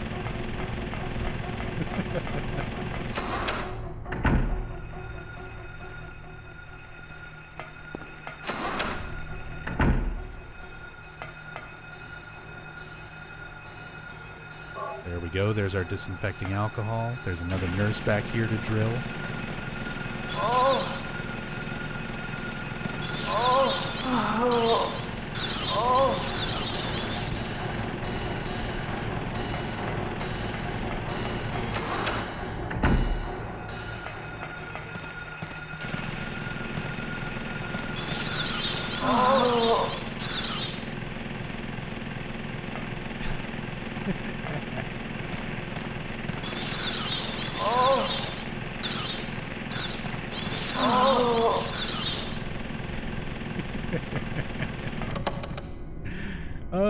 Those sounds it makes are so fucking good. That's the best part about the drill.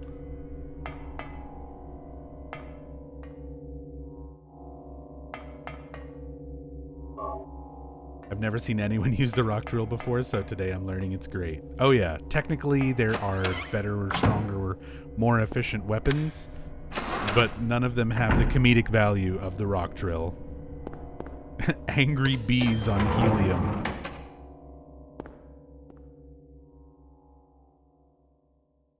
Oh, Jesus. All right, let's go. Got everything we need. We got lighter, we got alcohol. Let's get drunk in the hospital basement and set things on fire.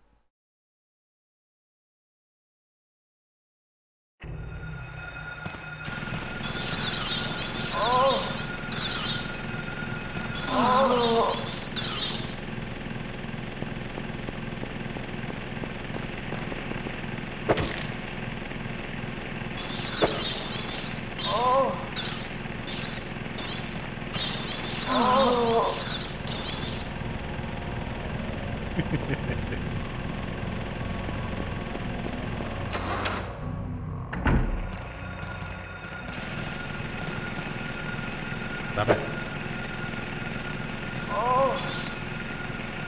Stop it. No, no back rubs.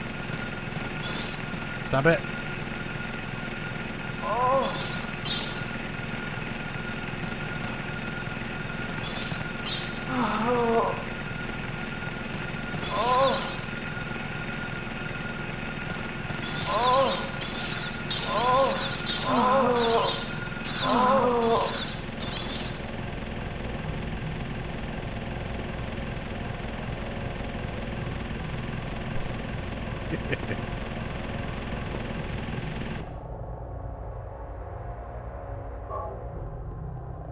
Can we seriously talk about how Harry's lower back is just fucking handling this whole drill situation? I know, it's like a big, heavy rock drill, too.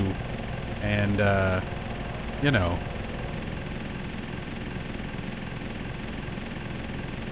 Just look at him go. You can also go upwards.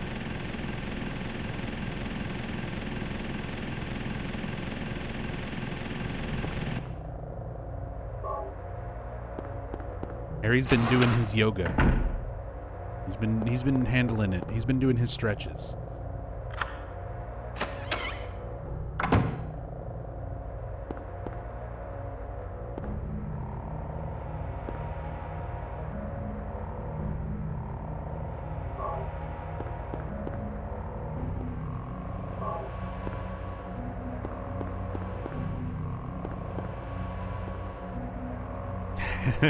What's up, Capris?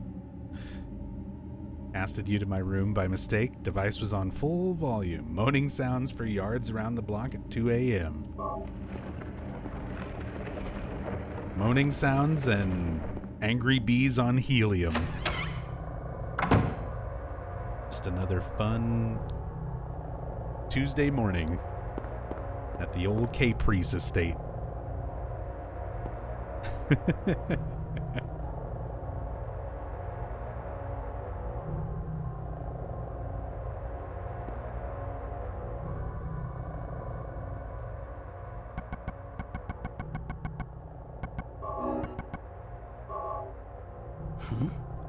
What was that? Who in the hell was that? Who in the hell was that? EJ, again. Please, sir. Please. Mercy. Gifting a sub to Capris. Covering that 11th month of resubs. EJ, thank you so much. Thank you, thank you.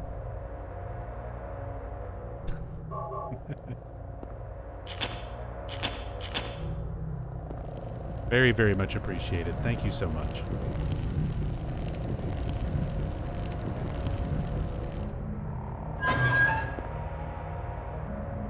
You, sir, are the real glorious fuck.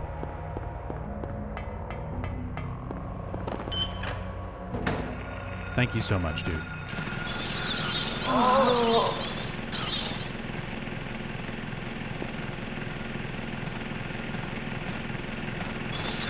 Oh, first person drilling.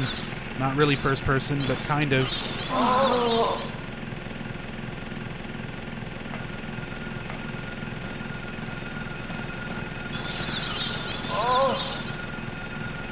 my god. I don't think I've ever done this. I don't think I've ever done this with the self-view camera. And it's amazing. The camera just fucking flying back and forth. Oh. Oh. Ow. Oh. Somebody's gonna get motion sick. Oh, it's gonna be me. Please stop. Oh. It's like I'm really there. I know, we need this VR. We need Harry rock drilling in VR. That is what the world needs. Oh. Oh.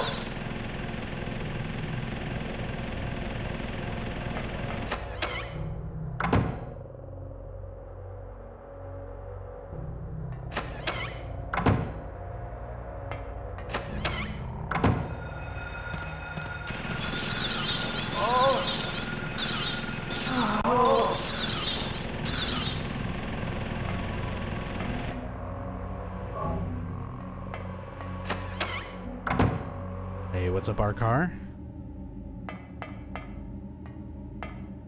Oh yeah, the day has been good. The day has been very good. Been chilling all night. Had some good dinner earlier. Going through some Silent Hill 1. It's been a few months. Covering all the UFO ending requirements. Looks like someone's been here. From start to finish with Silent Hill 1. And I'm going to be doing the same thing for Silent Hill 2 tomorrow and Silent Hill 3 the day after that. Because why not?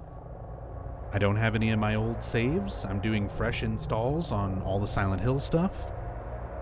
And I figured it would be an interesting sort of stream / walkthrough type thing to show people how much effort goes into getting the UFO endings from scratch. If you've just gotten the game, if you've just installed your emulator, or you've just installed your PC version of 2 and 3, and you don't have any saves, I'm showing everything you've got to do to get those New Game Plus items and get the UFO endings.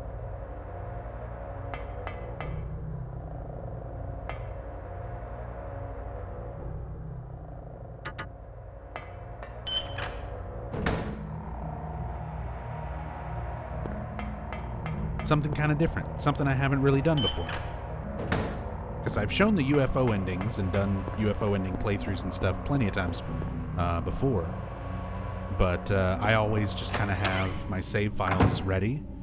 So I just kind of like load up a save file and do the run and show the ending. So now people can kind of get an idea of like how much stuff you actually have to do for each of the games to unlock everything necessary to get the UFO ending. Silent Hill 1, not too bad.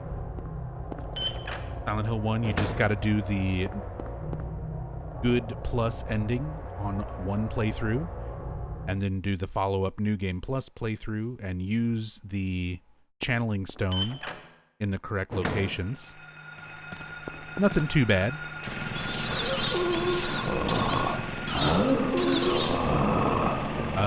Silent Hill 2, it gets a little more complicated.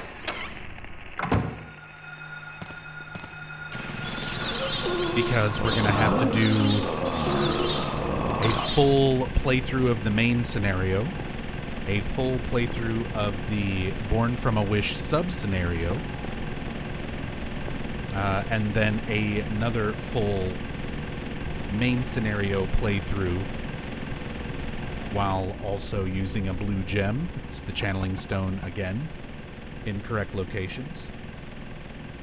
So it'll be 2 full main scenario playthroughs plus a full Born from a Wish sub-scenario playthrough for Silent Hill 2 tomorrow.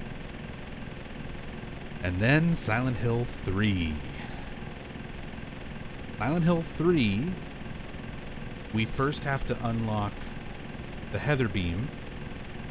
So we've got to do multiple full main scenario playthroughs to kill a total of 333 enemies. Who the hell was that? And that'll unlock the Heather Beam, and then we have to do a New Game Plus playthrough and kill 31 enemies with the Heather Beam before getting to Heather's apartment. So Silent Hill 3 UFO ending from scratch is going to take a very long time. It's going to be many, many playthroughs and killing lots and lots of enemies. Pastry Fun Tube. Welcome back. Thank you so much for the resub. Very, very much appreciated. Love the Silent Hill content you put out. Thank you so much. I'm glad you enjoy it. Thank you for being here and supporting me, letting me continue to do this. Very, very much appreciated. Thank you.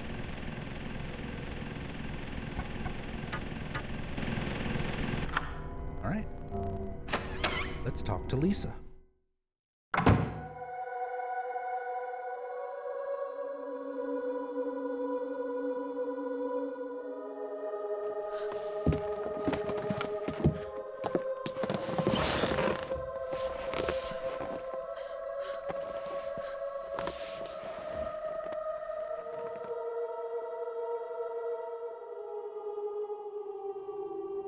Finally, someone else who's okay.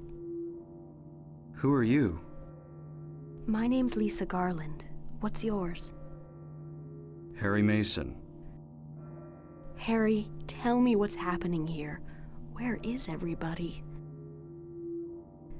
I must have gotten knocked out. When I came to, everyone was gone. It's awful. So you don't know anything either. Great. I just don't get it. It's like this is all some kind of bad dream. Yeah, a living nightmare. Let me ask you, have you seen a little girl around here? Short, black hair, 7 years old? A 7-year-old girl. What, she's your daughter? Yes. A 7-year-old girl. I can't say that I have. I was unconscious all this time. I'm sorry. That's all right. Do you know anything about all that weird stuff in the basement? No? Why? Is there something down there? You don't know? Don't you work here? We're under strict orders never to enter the basement storeroom. So I really don't know. What did you say was down there? Well, it's... Damn! My head. What's wrong? Harry? Harry, let me help you. Harry?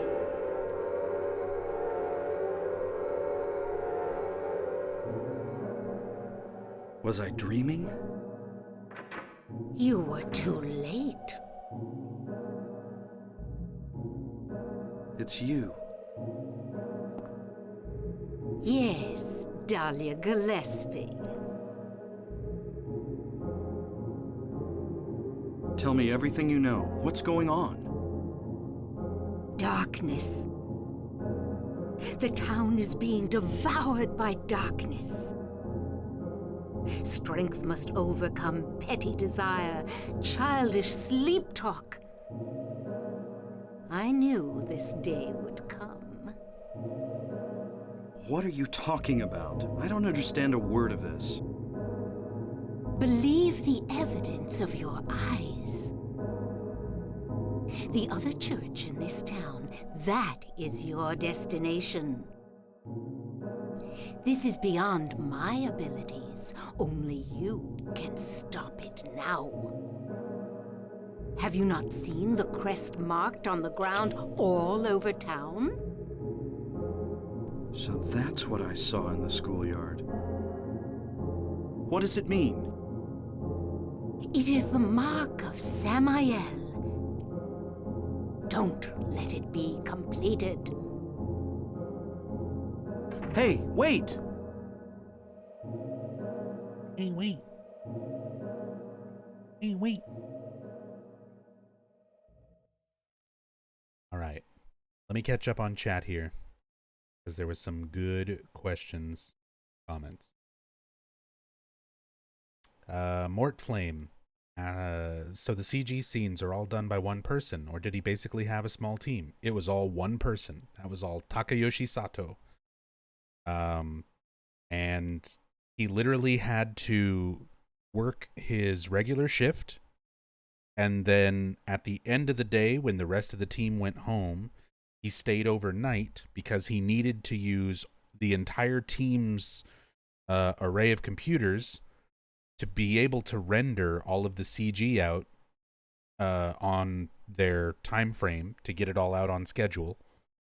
So he had to wait until everyone went home and then stay up and work all night to render everything out on everybody's computers, and then go back to working again during the day whenever everyone came back in. And originally, because of weird credit customs, especially for Japanese developed games at that time, Originally, Konami was not going to fully credit Takayoshi Sato as the CGI artist because of reasons. So, Takayoshi Sato was basically at a point where he was not going to let that happen. He was like, you're going to have to credit me for all this work I'm doing. And he essentially threatened Konami, and he was like, look, this is my software. This is my CG. These are my animation techniques that only I know. And if you don't give me full credit for them, I just won't give these techniques to you. I won't use them. I won't let you have them. So he strong-armed Konami into giving him the full credit. He still had to do it all by himself. But he cranked it out, he did all the CG, and he got the credit for it. And Silent Hill 1 was so successful that when Silent Hill 2 project rolls around, they gave Takayoshi Sato a much bigger role in development. He got to be more of an overall producer. So he had a much more involved role with Silent Hill 2. Basically a huge promotion.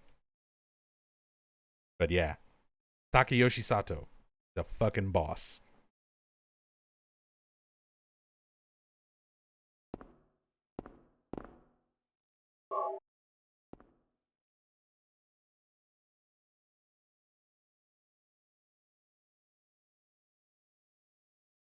Wish I could stay up and watch this, but it'll have to be my falling asleep stream.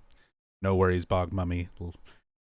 Many people chill and put this on in the background, or my streams, my VODs, all that stuff in the background when they're sleeping, so I appreciate you hanging out for as long as you could.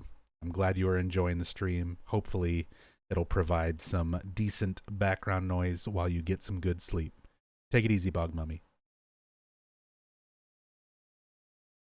How did people find out how to get the Silent Hill 3 UFO ending back in the day?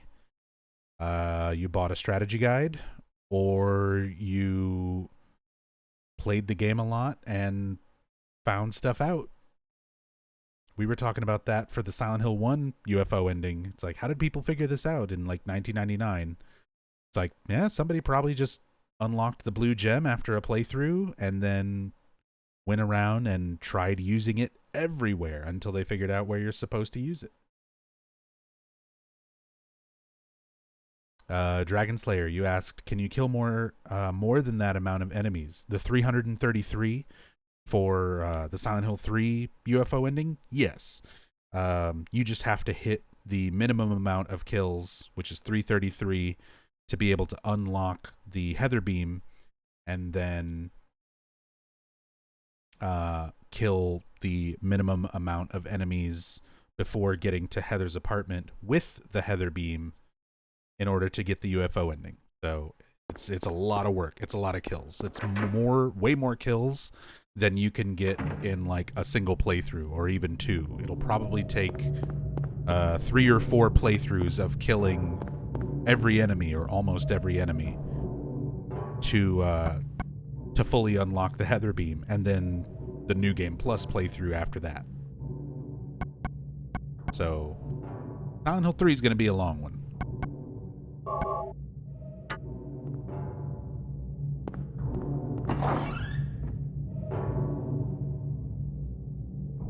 Yeah, Silent Hill 3, you know, that was already 2003, so there was GameFAQs, there was Silent Hill forums, there was established places for finding things out. There were data miners at that point who would take games apart and look in game files, figure out what would trigger certain things. So most likely, not to mention strategy guides and things like that. So people could buy the strategy guides or data mine the game, figure those things out, share the information online, GameFAQs, Silent Hill forums, stuff like that. Little more likely by the time 3 rolled around. But there was still a lot of stuff being discovered just through sheer trial and error.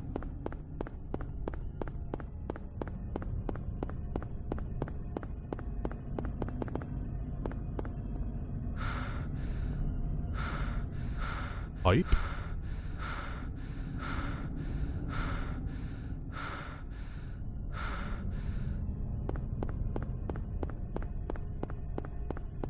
Heatherbeam's appearance in Book of Memories make it canon? Well, Book of Memories is canon because Tom Hewlett wrote it, and he says so. That's what he said in the interview anyway.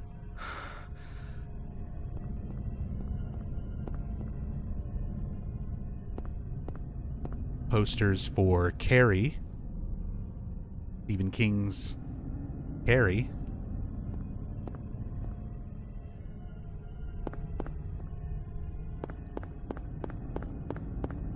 Couple little details we didn't stop and look at on the first playthrough. Figured we'd stop and look now.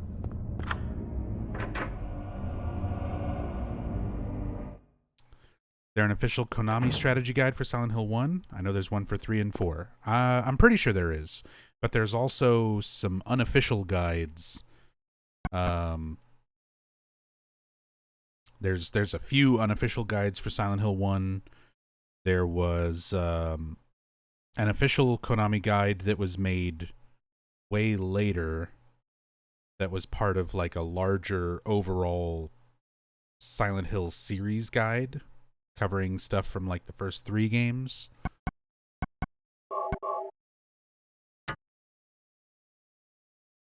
And yeah, and then there was official guides for like Silent Hill 2 and onward. It was usually like Brady Games and stuff like that, putting those out. But even those had like misinformation and incorrect information at times, official or not.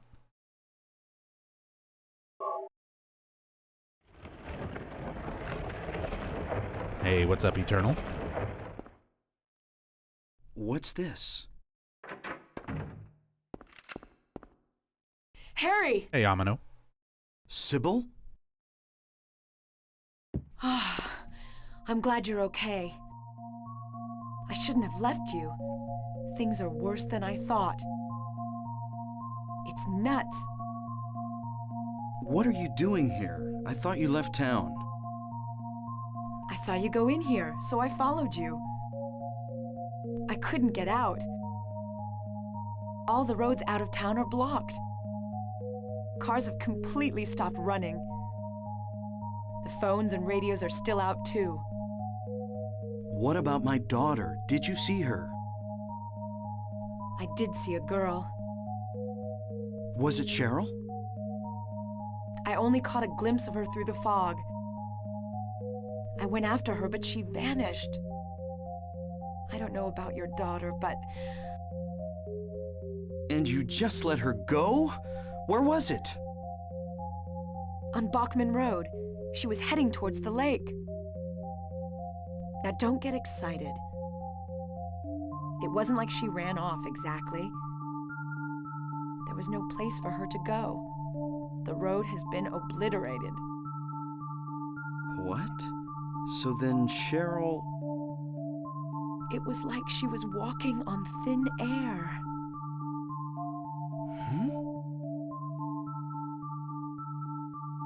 What about you?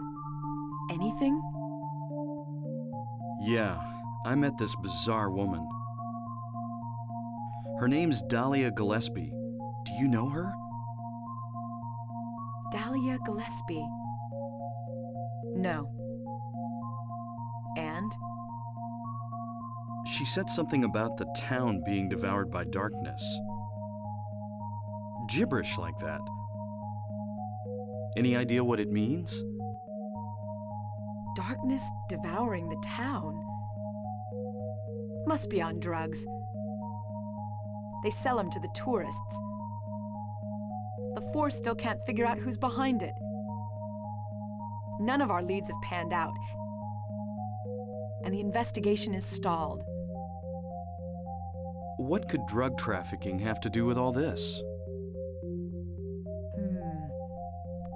really don't know. But maybe that's the darkness she was talking about.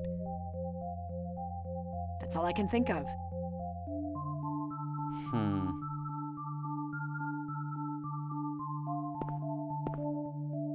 What's this? Just discovered it. Maybe there's something back there. Let's have a look. Wait. We don't know what's back there. I'd better check it out first.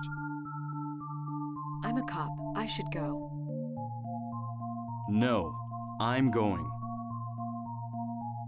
All right. I'll cover you from here. Be careful. If anything looks fishy, get back here on the double. Okay. Sybil, Yeah?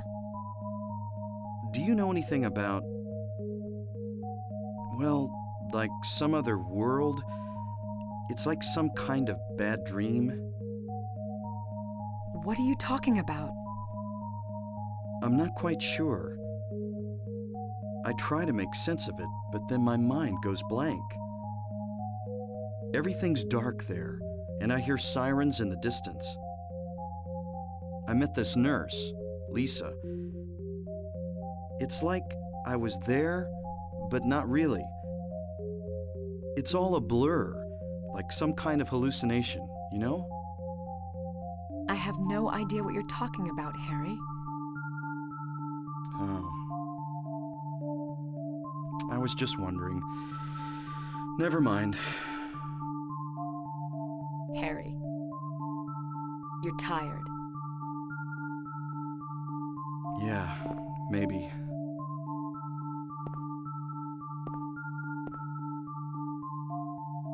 Yeah, maybe. I bet you're tired, Harry. You've already run through this entire town and killed a god and, like, done all this stuff one time. Then you woke up in a diner, now you gotta do it all again?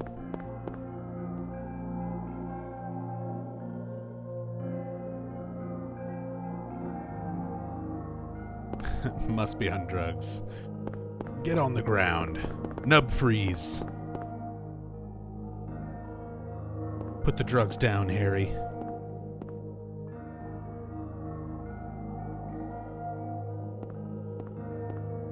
What's this? Some kind of altar. Never seen anything like this before. Maybe this is the other church. Gonna have to cavity search you, Harry. Turn your head and spread your cheeks.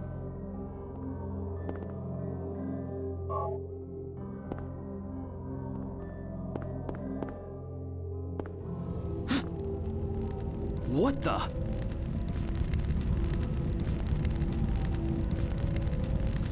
The Church of the T-Posing God. Harry? Then Are you okay? Samael did Harry? assert his dominance through a T-pose. Harry?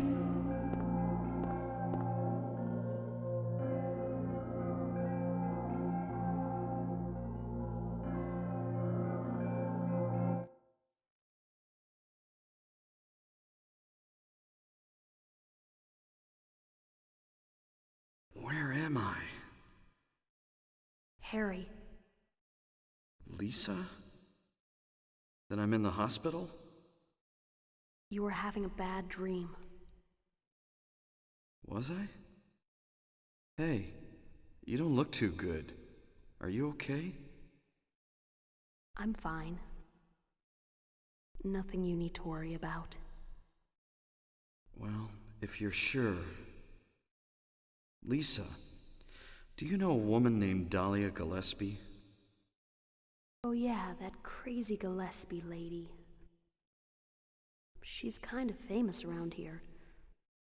She never sees anybody, so I don't know that much about her. But I heard her kid died in a fire, and supposedly she's been crazy ever since. Well, she says the town is being devoured by the darkness. Do you have any idea what she's talking about? The town devoured by the darkness. Yes, I think I do. Before this place was turned into a resort, the townspeople here were on the quiet side. Everybody followed some kind of queer religion. Weird occult stuff, black magic, that kind of thing. As young people moved away, the people figured they'd been summoned by the gods. Evidently, things like that used to happen around here all the time. Before the resort, there really wasn't anything else out here. Everyone was so flipped out, you gotta blame it on something. Then a lot of new people came in and everybody clammed up about it. A cult. Last time I heard anything about it was, gosh, years ago. There's so much more to glean from that conversation than just a cult. Accidents. People said it was a curse. Oh, I'm sorry. I'm rambling. I'll shut up. That's how I feel when I talk to people about anything. I'm sorry. I'm rambling. I'll shut up. Was that another dream? Did I pass out again?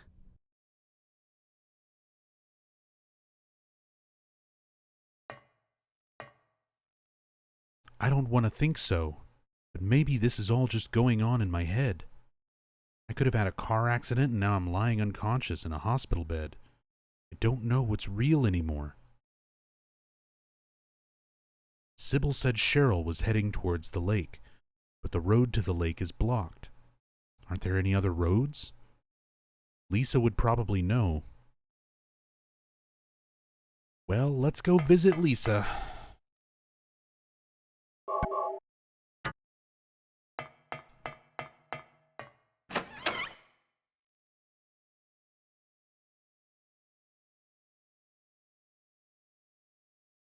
Dude's dreaming about nurses while drilling nurses. I think it's time for an intervention.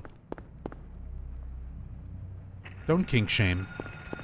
The man's got his fetishes. Let him live. Leave him be.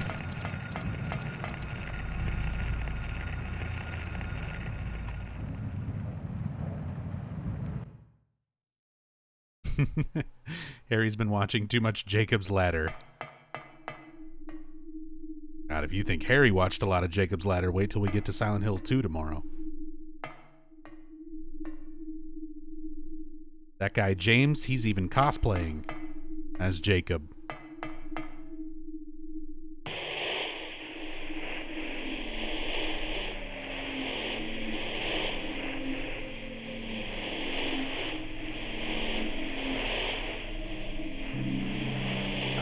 Daddy? Help me. Please? Where are you?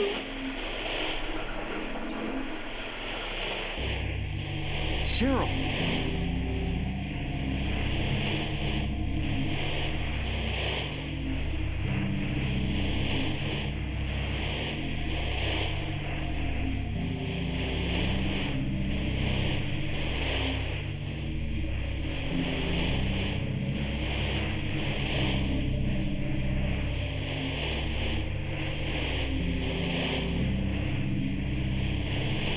I love these visuals.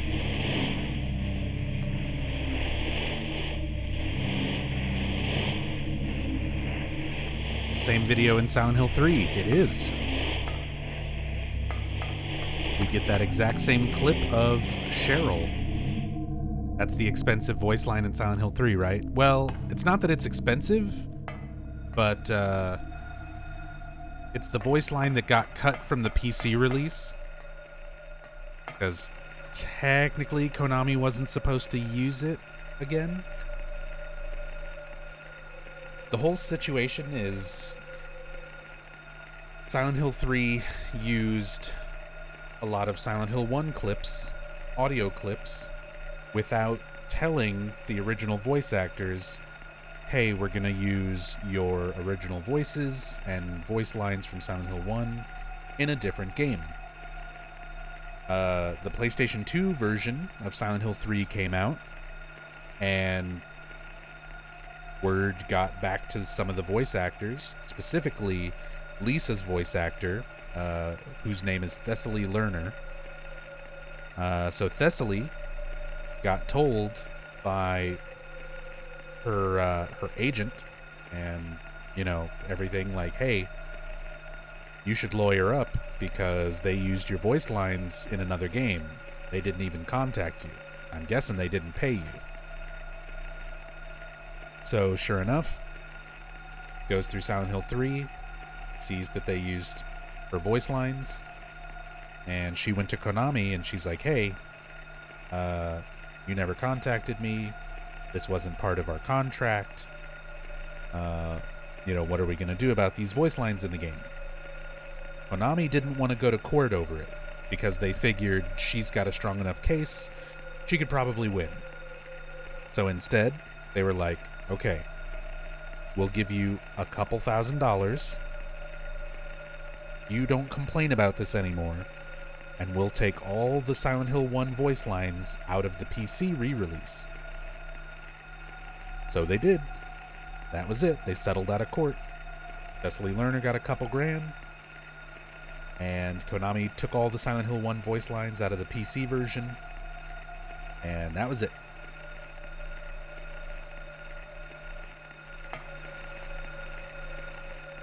In the PC version, it's just a static TV. You see the video, you see the little visual clips, but the audio is gone.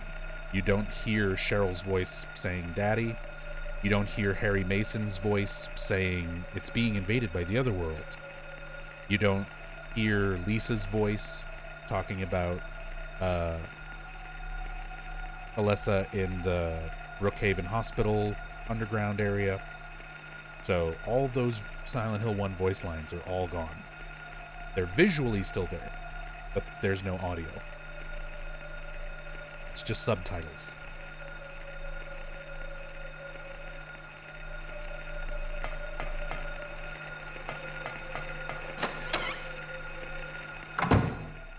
You remember which part of the game hit you the most when I first played Silent Hill 1? Oh yeah, I actually told the story earlier in the stream. I was 12 when Silent Hill 1 came out. I was already a fan of horror games. By that point, I had played like Alone in the Dark and Resident Evil, Seventh Guest, and a bunch of other horror stuff. So I was like, I already play horror games. Silent Hill, it's a new horror game. It's coming out pretty close to my birthday, so I'm going to ask for this game for my birthday. And I got it, and I sat down to play it the first time with a friend of mine. And we played it for like, I don't know, maybe 4 or 5 hours. It took us about that long wandering around the town to find all the keys, get through the door to the Eclipse, and get to Midwich. We took a few steps through Midwich, just far enough to get to the courtyard, and then the radio's going crazy. It's super dark in the courtyard, and the gray children, the mumblers, start coming at you with the knives. And me and my friend were like, nope. And we turned the game off.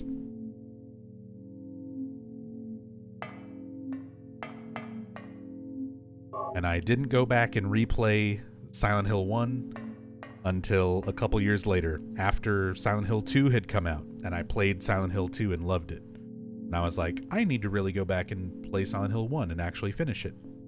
And by that point I did.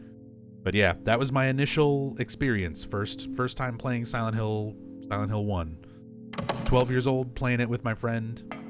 And we were too scared to go any further than Midwich.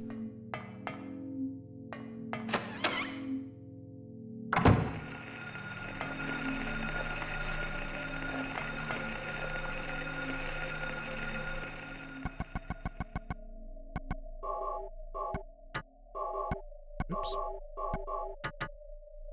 I gotta show this cool thing again, because I didn't even know about this for the longest time. So we're about to fight the Twin Feeler, and you can see there's small versions of the Twin Feeler, those little centipede creatures eating that corpse over there. And if you get too close, the floor will give way and you fall down to the floor below where you start the boss fight. But if you're standing right on the edge before you fall, you can actually shoot them and kill them.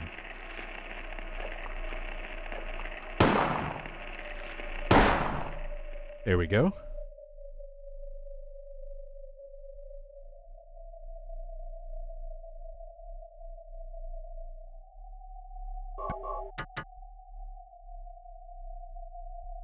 One of those things I did not know about for a very long time. It's one of those things I've only discovered in the last, year or two. I guess, 2 or 3 years ago, but yeah, still. I was like, oh, cool. You can actually get close enough to, target those and shoot them. I thought they were just set pieces to draw you closer and then make the floor fall away.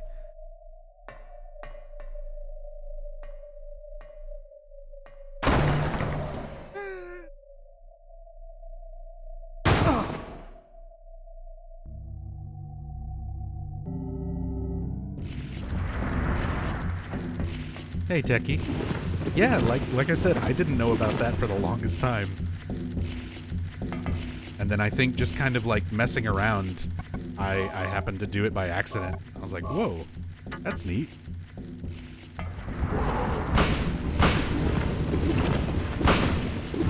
We didn't get the clean one cycle like last run.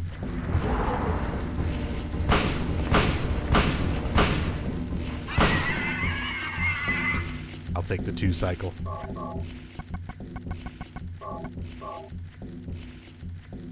No fall damage in Silent Hill 1. There's no fall damage in most of the Silent Hill games. Silent Hill 3 has fall damage, where you can actually fall and take damage and not just immediately die. It's only in 2 spots in the whole game. But yeah.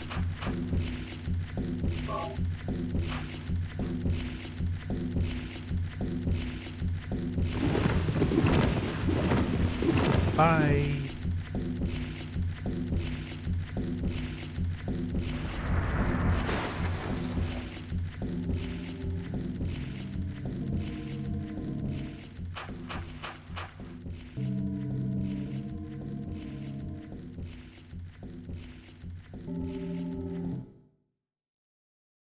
Love this Zelda boss.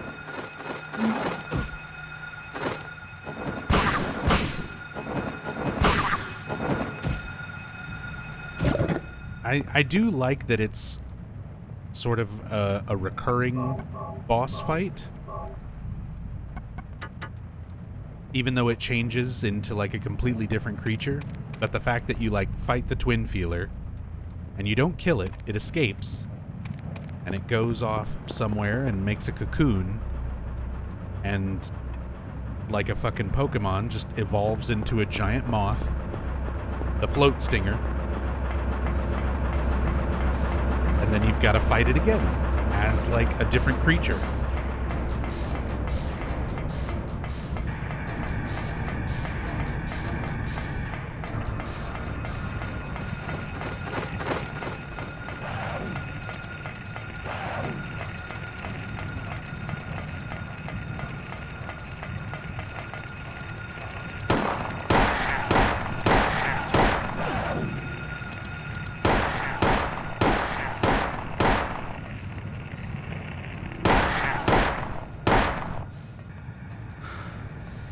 Didn't you just fight that thing a few hours ago? Yeah, I was doing 2 playthroughs today. I was showing everything that's necessary to get the UFO ending from scratch, from square one, with no save files. So we had to do the whole first playthrough on New Game in order to get the Good Plus ending and unlock the channeling stone.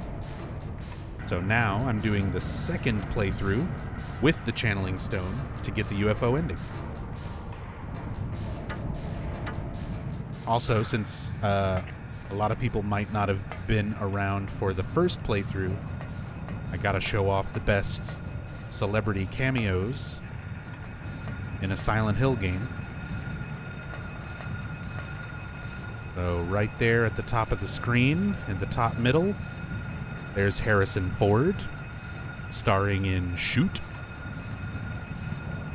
Literally just the cover to Indiana Jones. It's Raiders of the Lost Ark. But yeah, there's Harrison Ford in Silent Hill 1.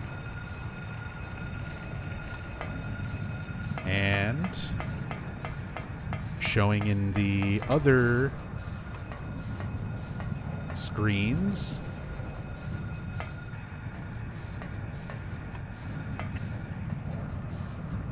right there in the top middle, is Crusher Dan, starring Bruce Willis. That one is literally just the cover to Die Hard 2. And they put a little bit of hair on Bruce Willis. They painted some hair onto him. But the background, the fiery explosion, that expression from Bruce Willis, that is Die Hard 2. So, Bruce Willis and Harrison Ford, little cameos in Silent Hill 1. Most likely without their permission. I would have to assume.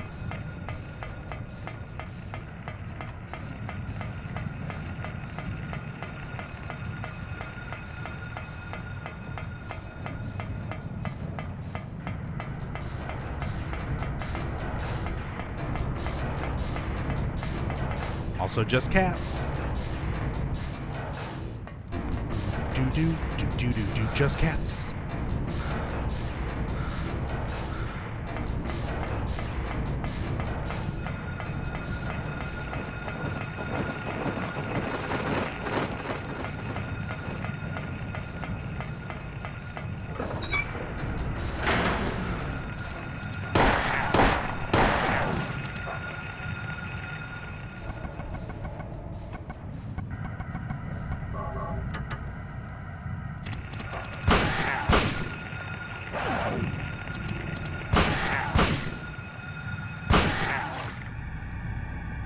Seal of Metatron's protecting that place? It is.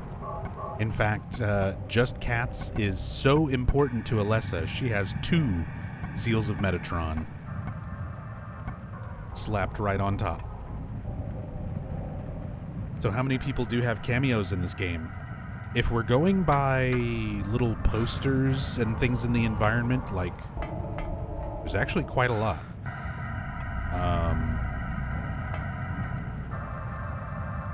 Right at the very beginning in the diner, there's Stephen King. There's Portishead. There's posters for Carrie. There is a bench advertisement for Coolio's Gangsta's Paradise.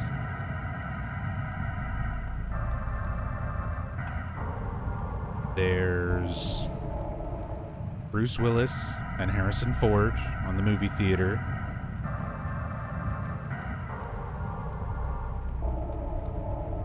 There's a bunch. There's a lot.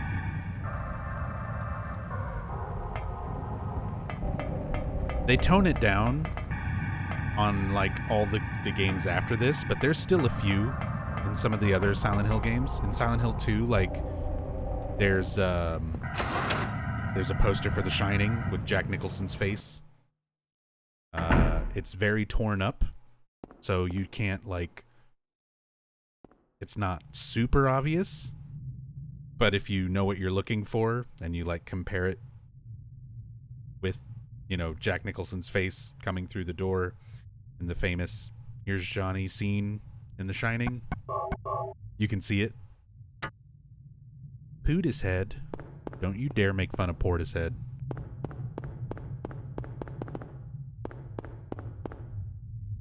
I love that band. Gonna go stare at the back of your eyelids. Have a great night. Thanks for streaming, Nub. Chat, keep being fucking glorious, you fucks. You heard the man. EJ, thank you again so much for all the love and support. Get you some good sleep. I hope you rest well.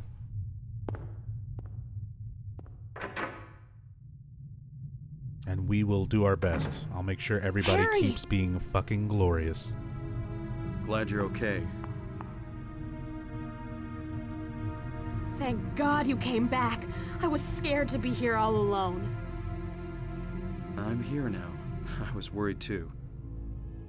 I'm real happy to see you. Lisa, can you tell me how to get to the lake? The lake? You take Bachman Road. The road's blocked.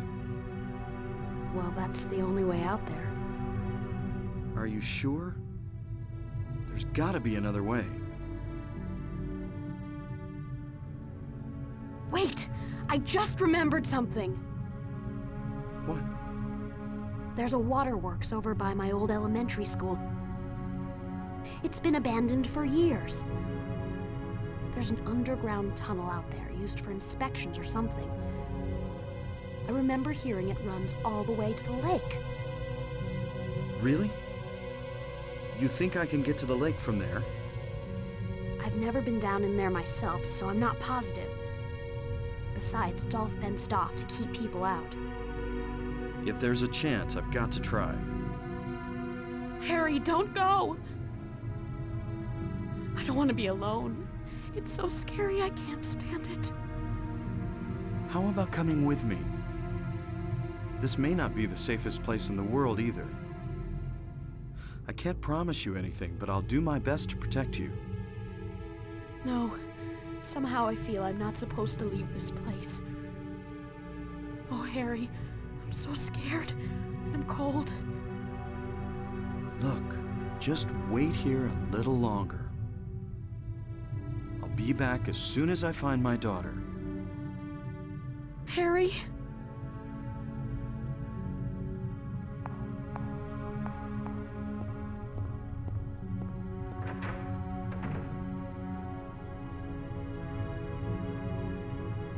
Sorry, Lisa.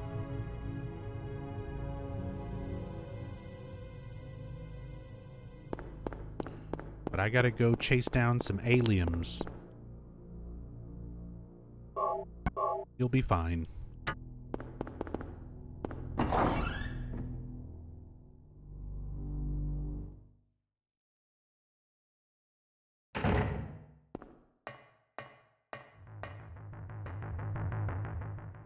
Speaking of which... What? That light.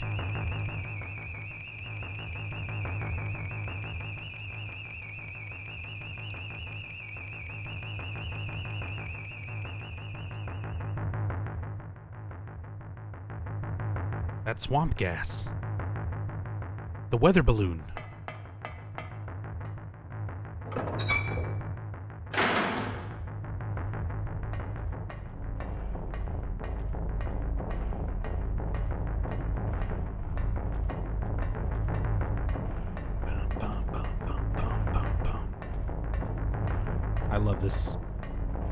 I love this song.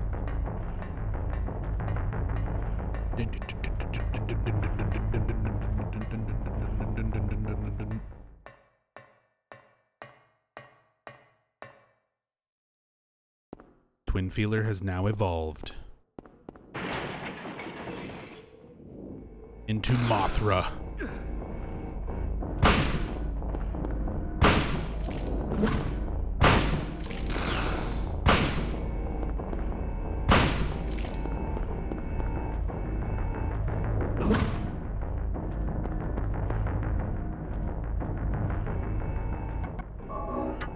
Try and get a good look at it before horribly murdering it with a shotgun.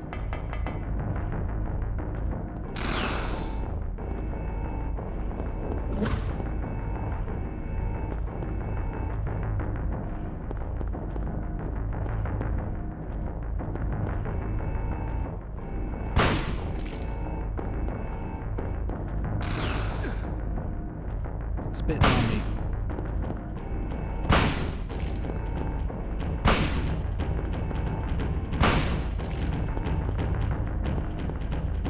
I love all the layers to this music building up.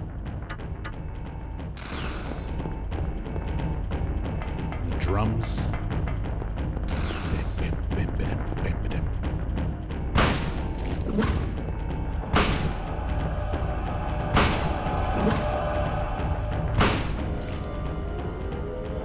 Mothra defeated.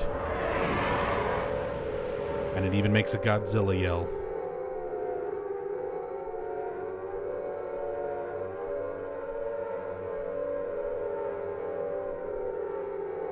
Who has the most tragic story out of all the games? It's pretty close between Lisa Garland in this game and Angela Orozco in Silent Hill 2, for me personally. But there's no shortage of tragic characters in the Silent Hill series. But I would put those two, like, right at the top. It's tough to honestly say between Lisa and Angela. I would say probably Angela, just barely over Lisa, but they're both really, really tragic, very sad backstories, and really good performances to convey both of their respective tragedies.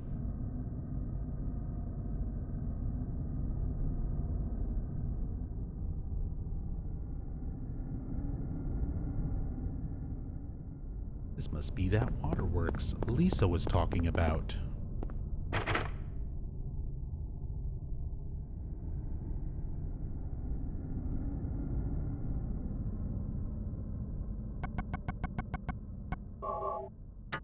Rock drill.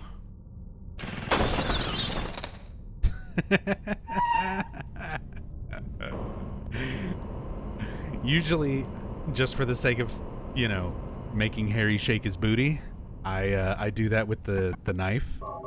I don't think I ever tried doing it with the rock drill, so I wasn't sure exactly how much it was going to take. I like how it was just instant. It just one tap destroyed that lock. I mean, that's appropriate. It's a fucking rock drill, of course. Destroyed a little padlock. But here, we'll do some knife swings just to get that wonderful booty shaking action.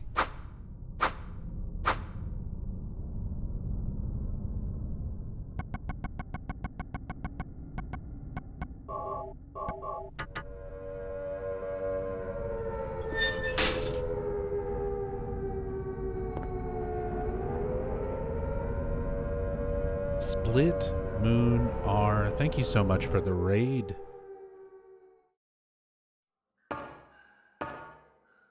Welcome, welcome. Hope you had a good stream. Welcome everybody coming over with Split Moon R. Split raid. How's it going, Attempt Made? Hope the UFO playthrough has been going well. So far, so good. It's been a long night of Silent Hill 1. We did our full new game good plus playthrough to unlock the channeling stone, and now we are getting through the new game plus playthrough and actually using the channeling stone. We are well on our way to finding some aliens.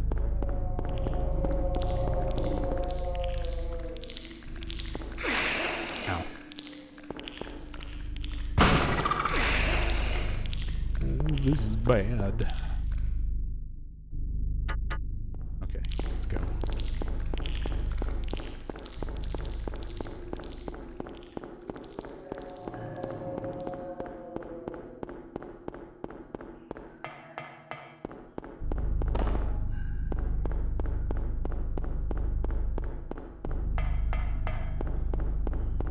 Am I going to do meme endings in other games this marathon? Today we're just focusing on Silent Hill 1, but tomorrow's stream we're going to do the same thing for Silent Hill 2. So, starting from scratch, no save files, everything that's necessary to get the UFO ending in Silent Hill 2. So that's going to be two full main scenario playthroughs and one Born from a Wish sub-scenario playthrough. So tomorrow's going to be a whole lot of Silent Hill 2. And showing that UFO ending. And then the day after that, I'll be doing the same thing for Silent Hill 3, which is going to be a lot. Silent Hill 3, getting the UFO ending from scratch, takes a lot.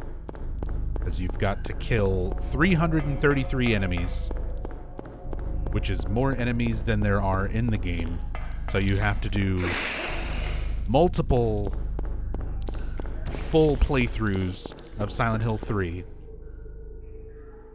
in order to kill all 333 enemies needed to unlock the Heather Beam. And then you have to do a New Game Plus playthrough and kill 31 enemies using the Heather Beam before getting to Heather's apartment. So that is probably going to be like 3 or 4 playthroughs of Silent Hill 3 altogether. It's a lot. It's a lot. Gotta go find Cheryl. No time to go back. Oh my god, I'm stupid. I got turned around. If you need Born from a Wish, was UFO ending in release Silent Hill 2? No. When Silent Hill 2 very first was released on PlayStation 2, the original versions of it, the Black Label PS2 release, there was no Born from a Wish sub-scenario. There was no UFO ending.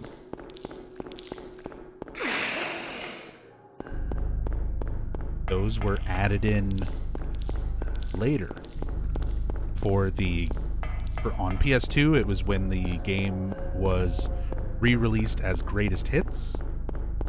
And then it was released on the original Xbox with Born from a Wish and the UFO ending. And then, of course, the PC release, which had the sub-scenario and the UFO ending included as well. But yeah, very, very first release on PS2 did not include that. No sub-scenario, no UFOs.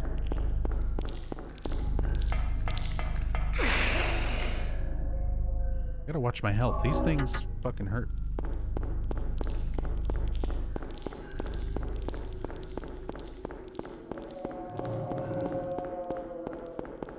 Here we go. I got very turned around there.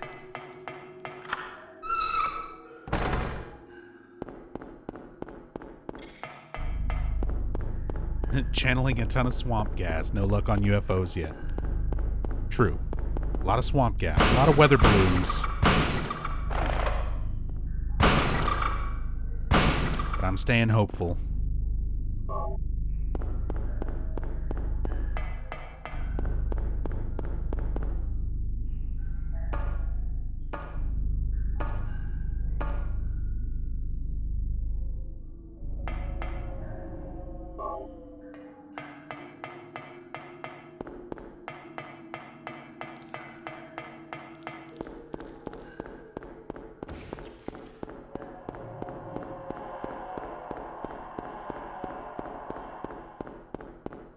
That nasty sound that the scratchers make when they drop down.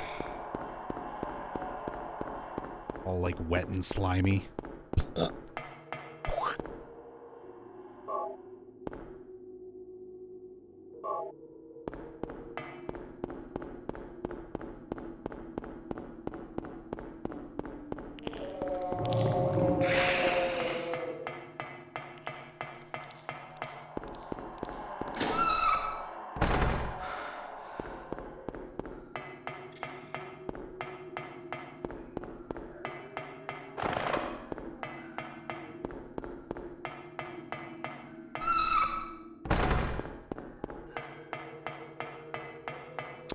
Sewer level. Even as much as I love Silent Hill. Still hate sewer levels.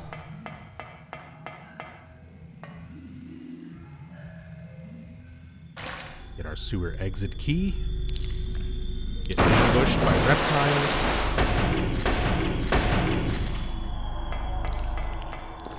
Run away. Oh yeah, and because we're on normal difficulty, there's an extra reptile in your way. He's only there on normal and hard mode. If you play on easy, that one isn't there. Just the 3 that initially pop out when you pick up the key.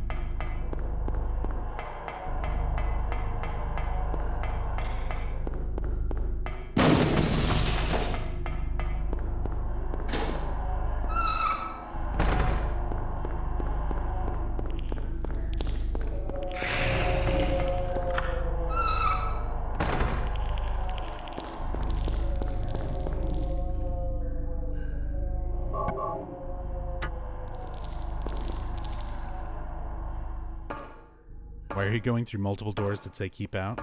Do they think you're just going to say, oh, I'll listen to the sign now? After you went an hour into the sewers?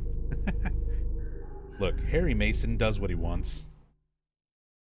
He's the #1 dad.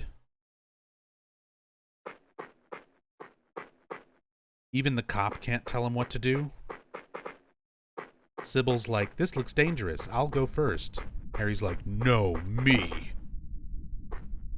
And Sybil's like, all right, fine. Seem to know what you're doing.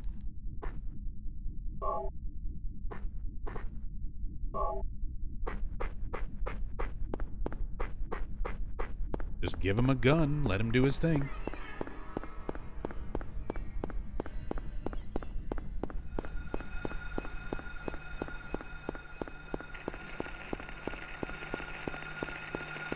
It's not necessary for us to do the Kaufman side quest again, but I need to go to the hotel anyway, so let's do it.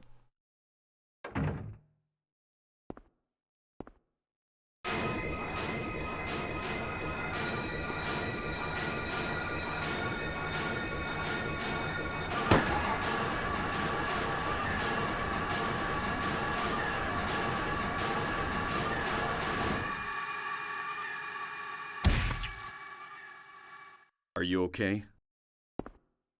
Yeah, I guess so. But I'm beat. I thought I was a goner there. So how'd it go? Did you find a way out? No, not yet. How about you? Zip. But it's too soon to give up. This craziness can't go on forever.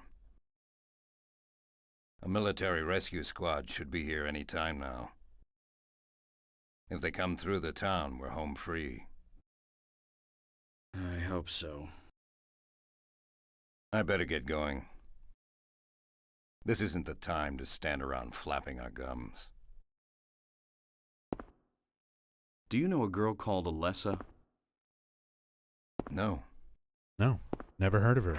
What's a girl? I don't know anything.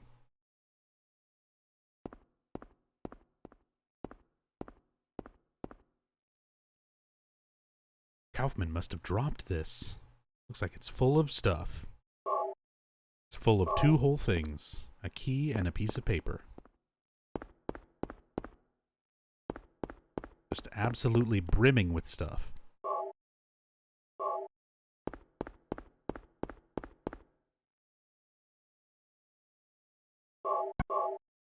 If only I could have some Buzz Fizz beer. And watch the funk tour, ladies.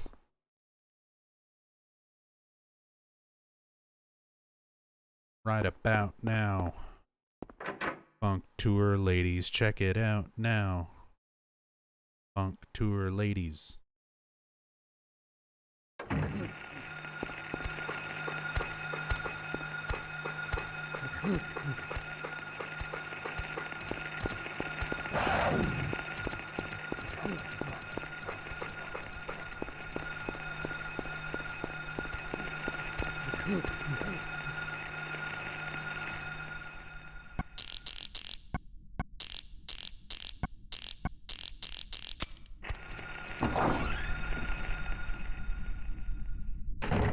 You believed the military was coming to rescue you? Why run around the town putting yourself in danger? I think deep down he knows military rescue squad's not going to roll in.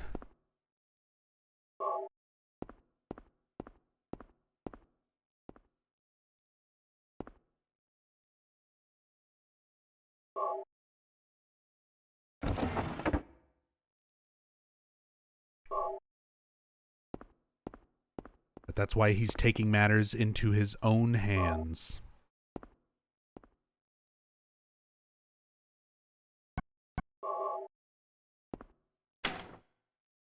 He's got a gun and a bottle of hot sauce.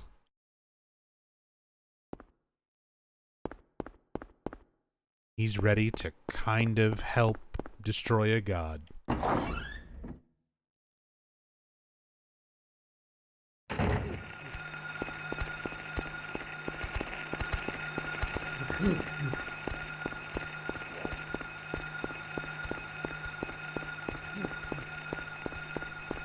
But if I was Harry, I'd be like, what? Yeah. Military rescue squad? Have you looked at the roads lately, Kaufman? They're, seemingly endless voids. And also the world around us is kind of like a perpetual nightmare. You really think, like, the Humvees are gonna roll in?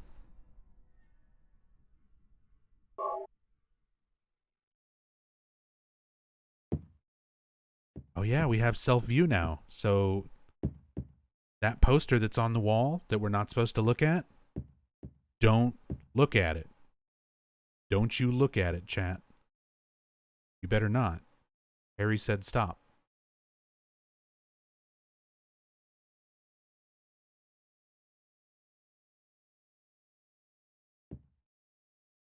Don't look at this magazine that's underneath this newspaper either.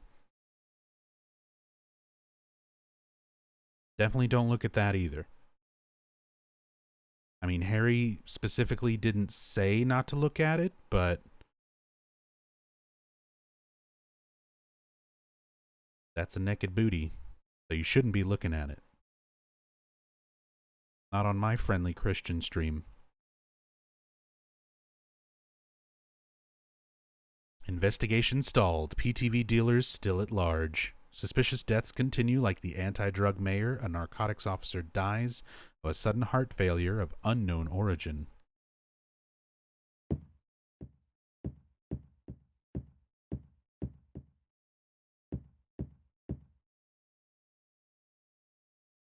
Kojima Easter eggs. Those weren't Easter eggs.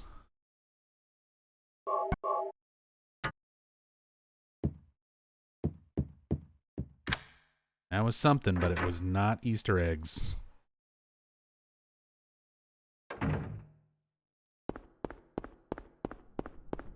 Oh. We're doing all this just so we can be in this parking lot and look at this pretty blue stone. What? Whoa. That light. God? I'm sorry. I didn't mean to look at the poster. I'm sorry. Please forgive me.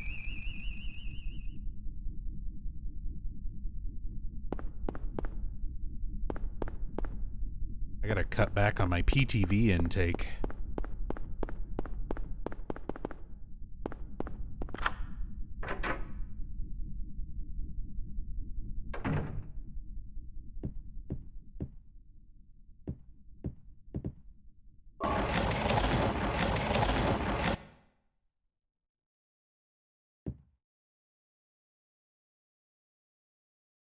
Crack is too small to reach in. Beep boop. Good thing we have this magnet. Motorcycle key. One more spot you have to do the UFO thing on? 2 more. But we're almost there. We are almost there.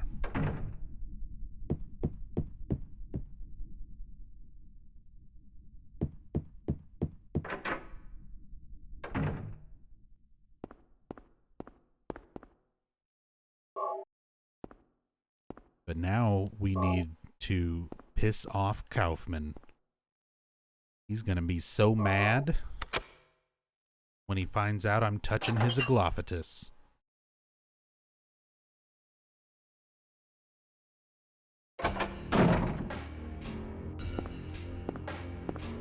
Give me that. What is this? That's none of your business. Instead of messing with that, how about coming up with a way to get out of here?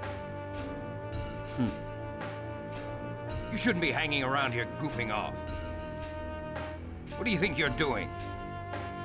You want to get yourself killed? Get out of here. Okay, take it easy. Unless you want to die, keep your mind on business. Got it?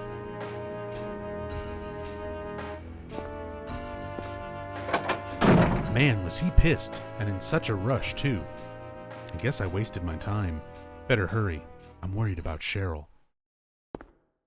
So I purposefully didn't look at as many notes on this secondary playthrough compared to the first one that I did earlier in the stream, because I wanted to show some of the differences in that dialogue. It's a lot shorter, and Harry doesn't say anything about it's dope in the bottle.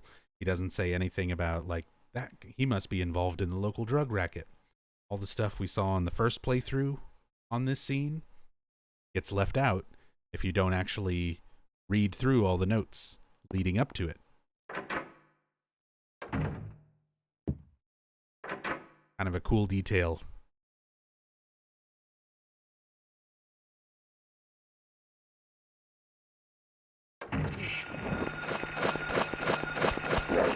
Ow. No means no. Slap on the face.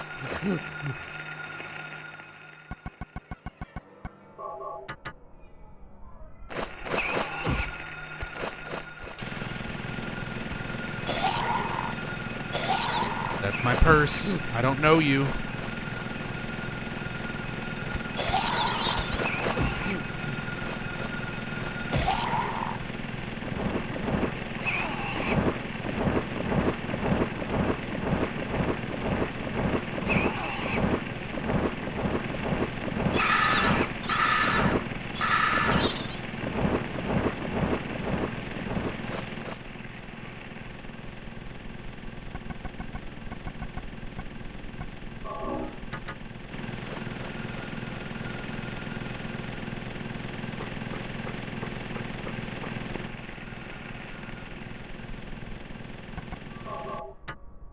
You aware that Kaufman's the German word for merchant or dealer, perhaps a link to his PTV role? Absolutely.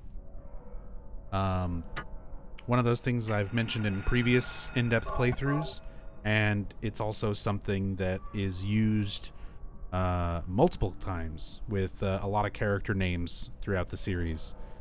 Because you also have like Joseph Schreiber in Silent Hill 4, who's a journalist. He's a writer. So Schreiber or Schreiber. I think it's Schreiber. Or Schreiber. I think it's Schreiber in the correct pronunciation. But I've heard both used. I know somebody in real life whose last name is spelled that same way, and they pronounce it Schreiber. But I've also heard people say that the traditional German pronunciation is Schreiber, like scribe, writer. But yeah. What's this? Oh. Oh. Oh. Oh.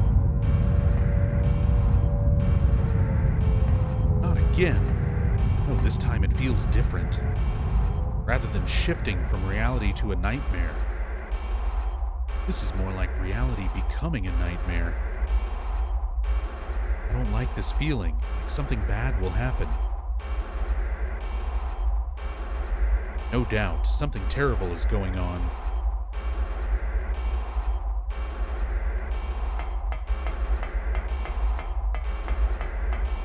worry, Harry. Everything's fine. We just need to go look at some more weather balloons.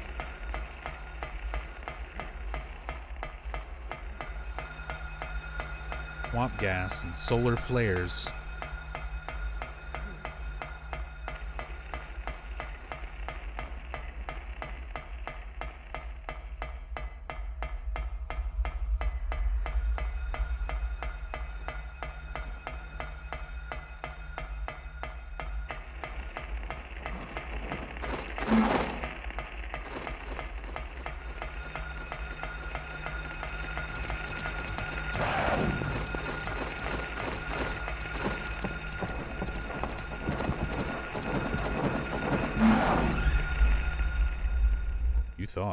You thought you were going to get to kick me in my face.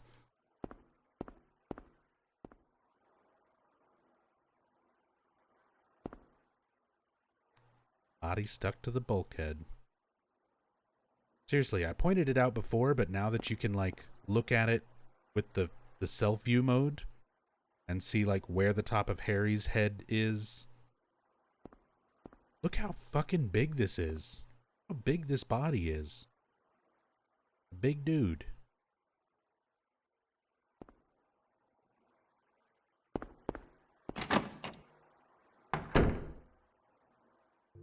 Sybil! Harry! How did you get back here? I followed the sewer. Were you the one who cut the fence? Yeah. I'm glad you made it. I was worried about you. You were worried? Where did you disappear to? Never mind.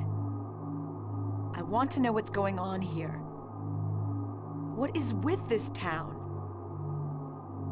This may sound really off the wall, but listen to me. You've got to believe me.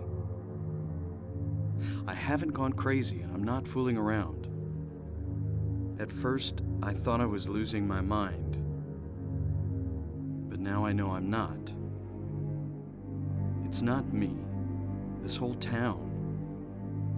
It's being invaded by the other world. By a world of someone's nightmarish delusions come to life. Little by little, the invasion is spreading, trying to swallow up everything in darkness. I think I'm finally beginning to understand what that lady was talking about. Harry, hold on a minute.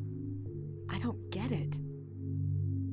Look, I don't understand it all myself. I guess I can't explain it. Well, what's making this happen? I don't know that either. But I do know Cheryl is there. There? Under whoever created this darkness. Cheryl is somewhere and she needs my help. Harry, this whole thing's been a major blow to you. You need to rest. Sybil, The demon is awakening, spreading those wings. Dahlia Gillespie. Was it not as I said?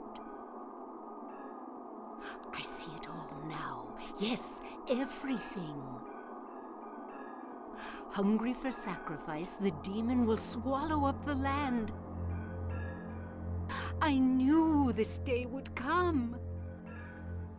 And what's more, the task is almost finished. There's only 2 left. To seal this town to the abyss, the mark of Samael. When it is completed, all is lost. Even in daytime, darkness will cover the sun. The dead will walk, and martyrs will burn in the fires of hell. Everyone will die. So what am I supposed to do? I've got to save Cheryl. It is simple. Stop the demon. The demon taking that child's form. Stop it before your daughter becomes a sacrifice. Before it is too late. Stop it! Stop it! What do I do? Go to the lighthouse on the lake. And to the center of the amusement park. Make haste. You are the only hope. Look, Harry.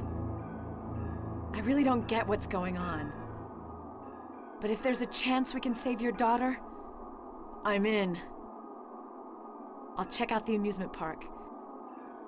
You go to the lighthouse. Sybil, thanks.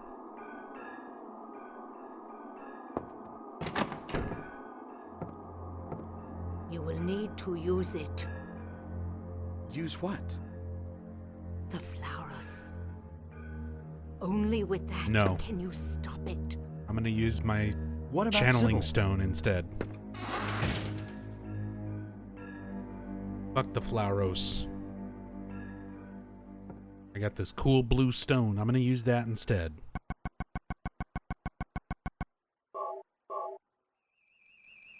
What?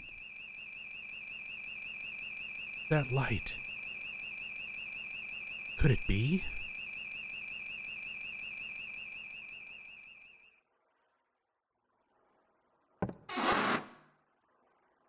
We're almost there. We just need to get to the top of the lighthouse.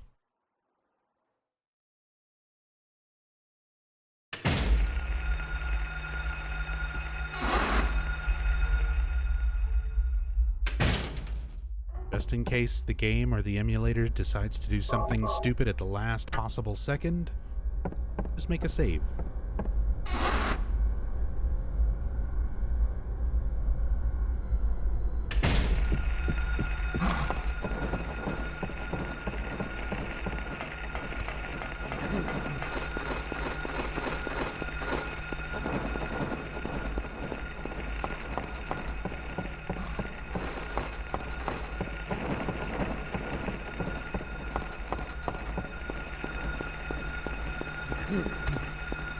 Why are you down here?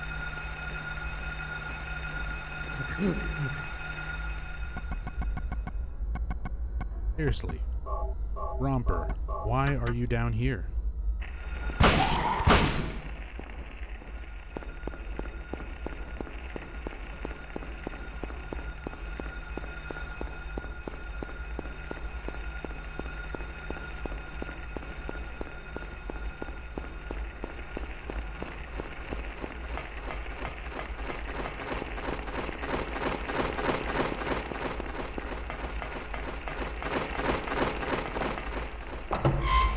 I thought it was gonna, like, perfectly fly over the stairs just to kick me in the head before I got through the door. I'm kinda surprised it didn't.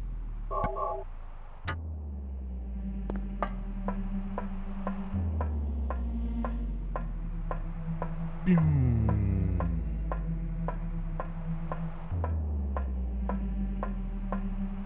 love this. Cool audio, cool visuals, good camera angle.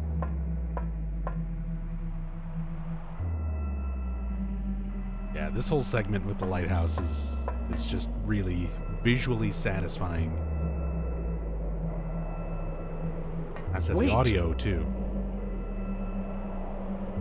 Wait. Damn, I was too late. Don't worry. You weren't too late. Just raise your blue gem to the sky, Harry. Our channeling stone, our mystical stone, possessing power that if used somewhere, the result will be this. What?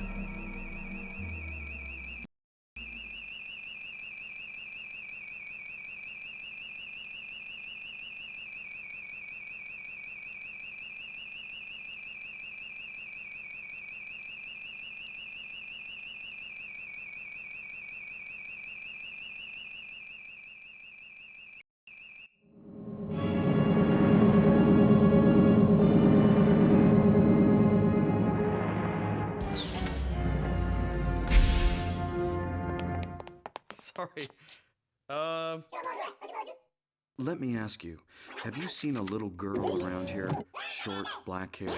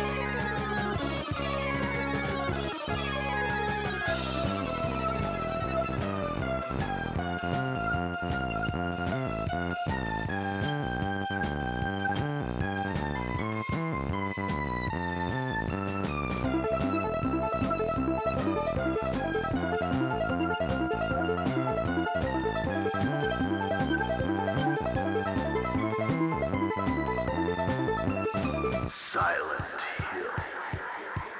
Silent Hill. Silent Hill. Silent Hill.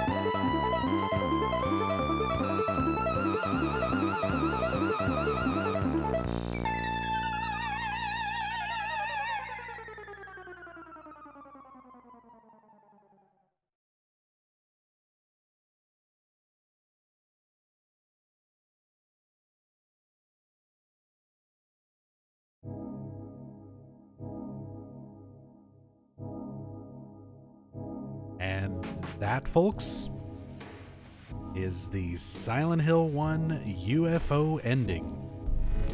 From square one, no saves, all the way up with all the requirements, doing a full new game playthrough with the Good Plus ending, followed up with a second New Game Plus playthrough using the channeling stone in all the correct spots. And don't worry, Harry and the aliens will return. The aliens will return in Silent Hill 2 and its UFO ending. Harry will be back. The aliens will be back. So tomorrow, I'll be doing Silent Hill 2. Same exact thing. Starting from scratch. No save files. So we're going to be doing a full new game playthrough of Silent Hill 2. A full Born from a Wish sub-scenario playthrough. And then a New Game Plus full playthrough for the Silent Hill 2 UFO ending. So that's the game plan for tomorrow. It's going to be a long Silent Hill 2 stream. Getting through both main scenario playthroughs and the sub-scenario playthrough. So hopefully I'll see you all for that. Does anyone know what the aliens were saying? Nah, they don't give it subtitles. It just kind of sounds like gibberish. I don't think it's supposed to be anything. Although, visually, I don't know about the audio, but visually, those little scenes of the aliens, the scene of them shooting Harry with the ray gun, are all based on the Mars Attacks card series. It was originally a bunch of trading cards, and then, of course, they made the Mars Attacks movie that I'm sure a lot of you are familiar with. But that movie was originally based on some old trading cards. And those old original trading cards, that artwork was used as the basis for all the UFO ending artwork with Harry and the aliens there. Harry. My brain is melting. But yeah. Harry Mason and the aliens will be back tomorrow night in the Silent Hill 2 UFO ending. That's the best part about the UFO endings for Silent Hill 1, 2, and 3, is they're all connected. It's a little continuation. It's its own little canon. Connecting Silent Hill 1, 2, and 3 through aliens. So, thank you all so much for hanging out, chilling with me, keeping me company on this long, long evening of Silent Hill 1. It was a lot of fun. Definitely appreciate all the love and support and everyone just hanging out and enjoying themselves. There was a crazy, crazy amount of support. A lot of new subs, a lot of new follows, new people, old people, people returning who I have not seen in a while, new people coming in and enjoying for the first time. Again, I cannot thank you all enough for all the support. It's what allows me to keep doing this. Thank you. I'll be back for some more tomorrow. Hopefully you'll all join me for some Silent Hill 2.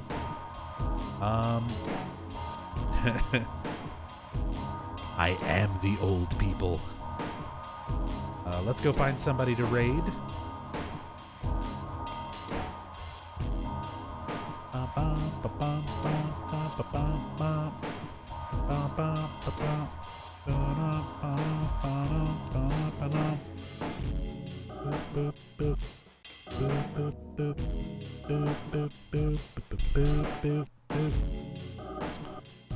Maxie still going? The Mad Lad.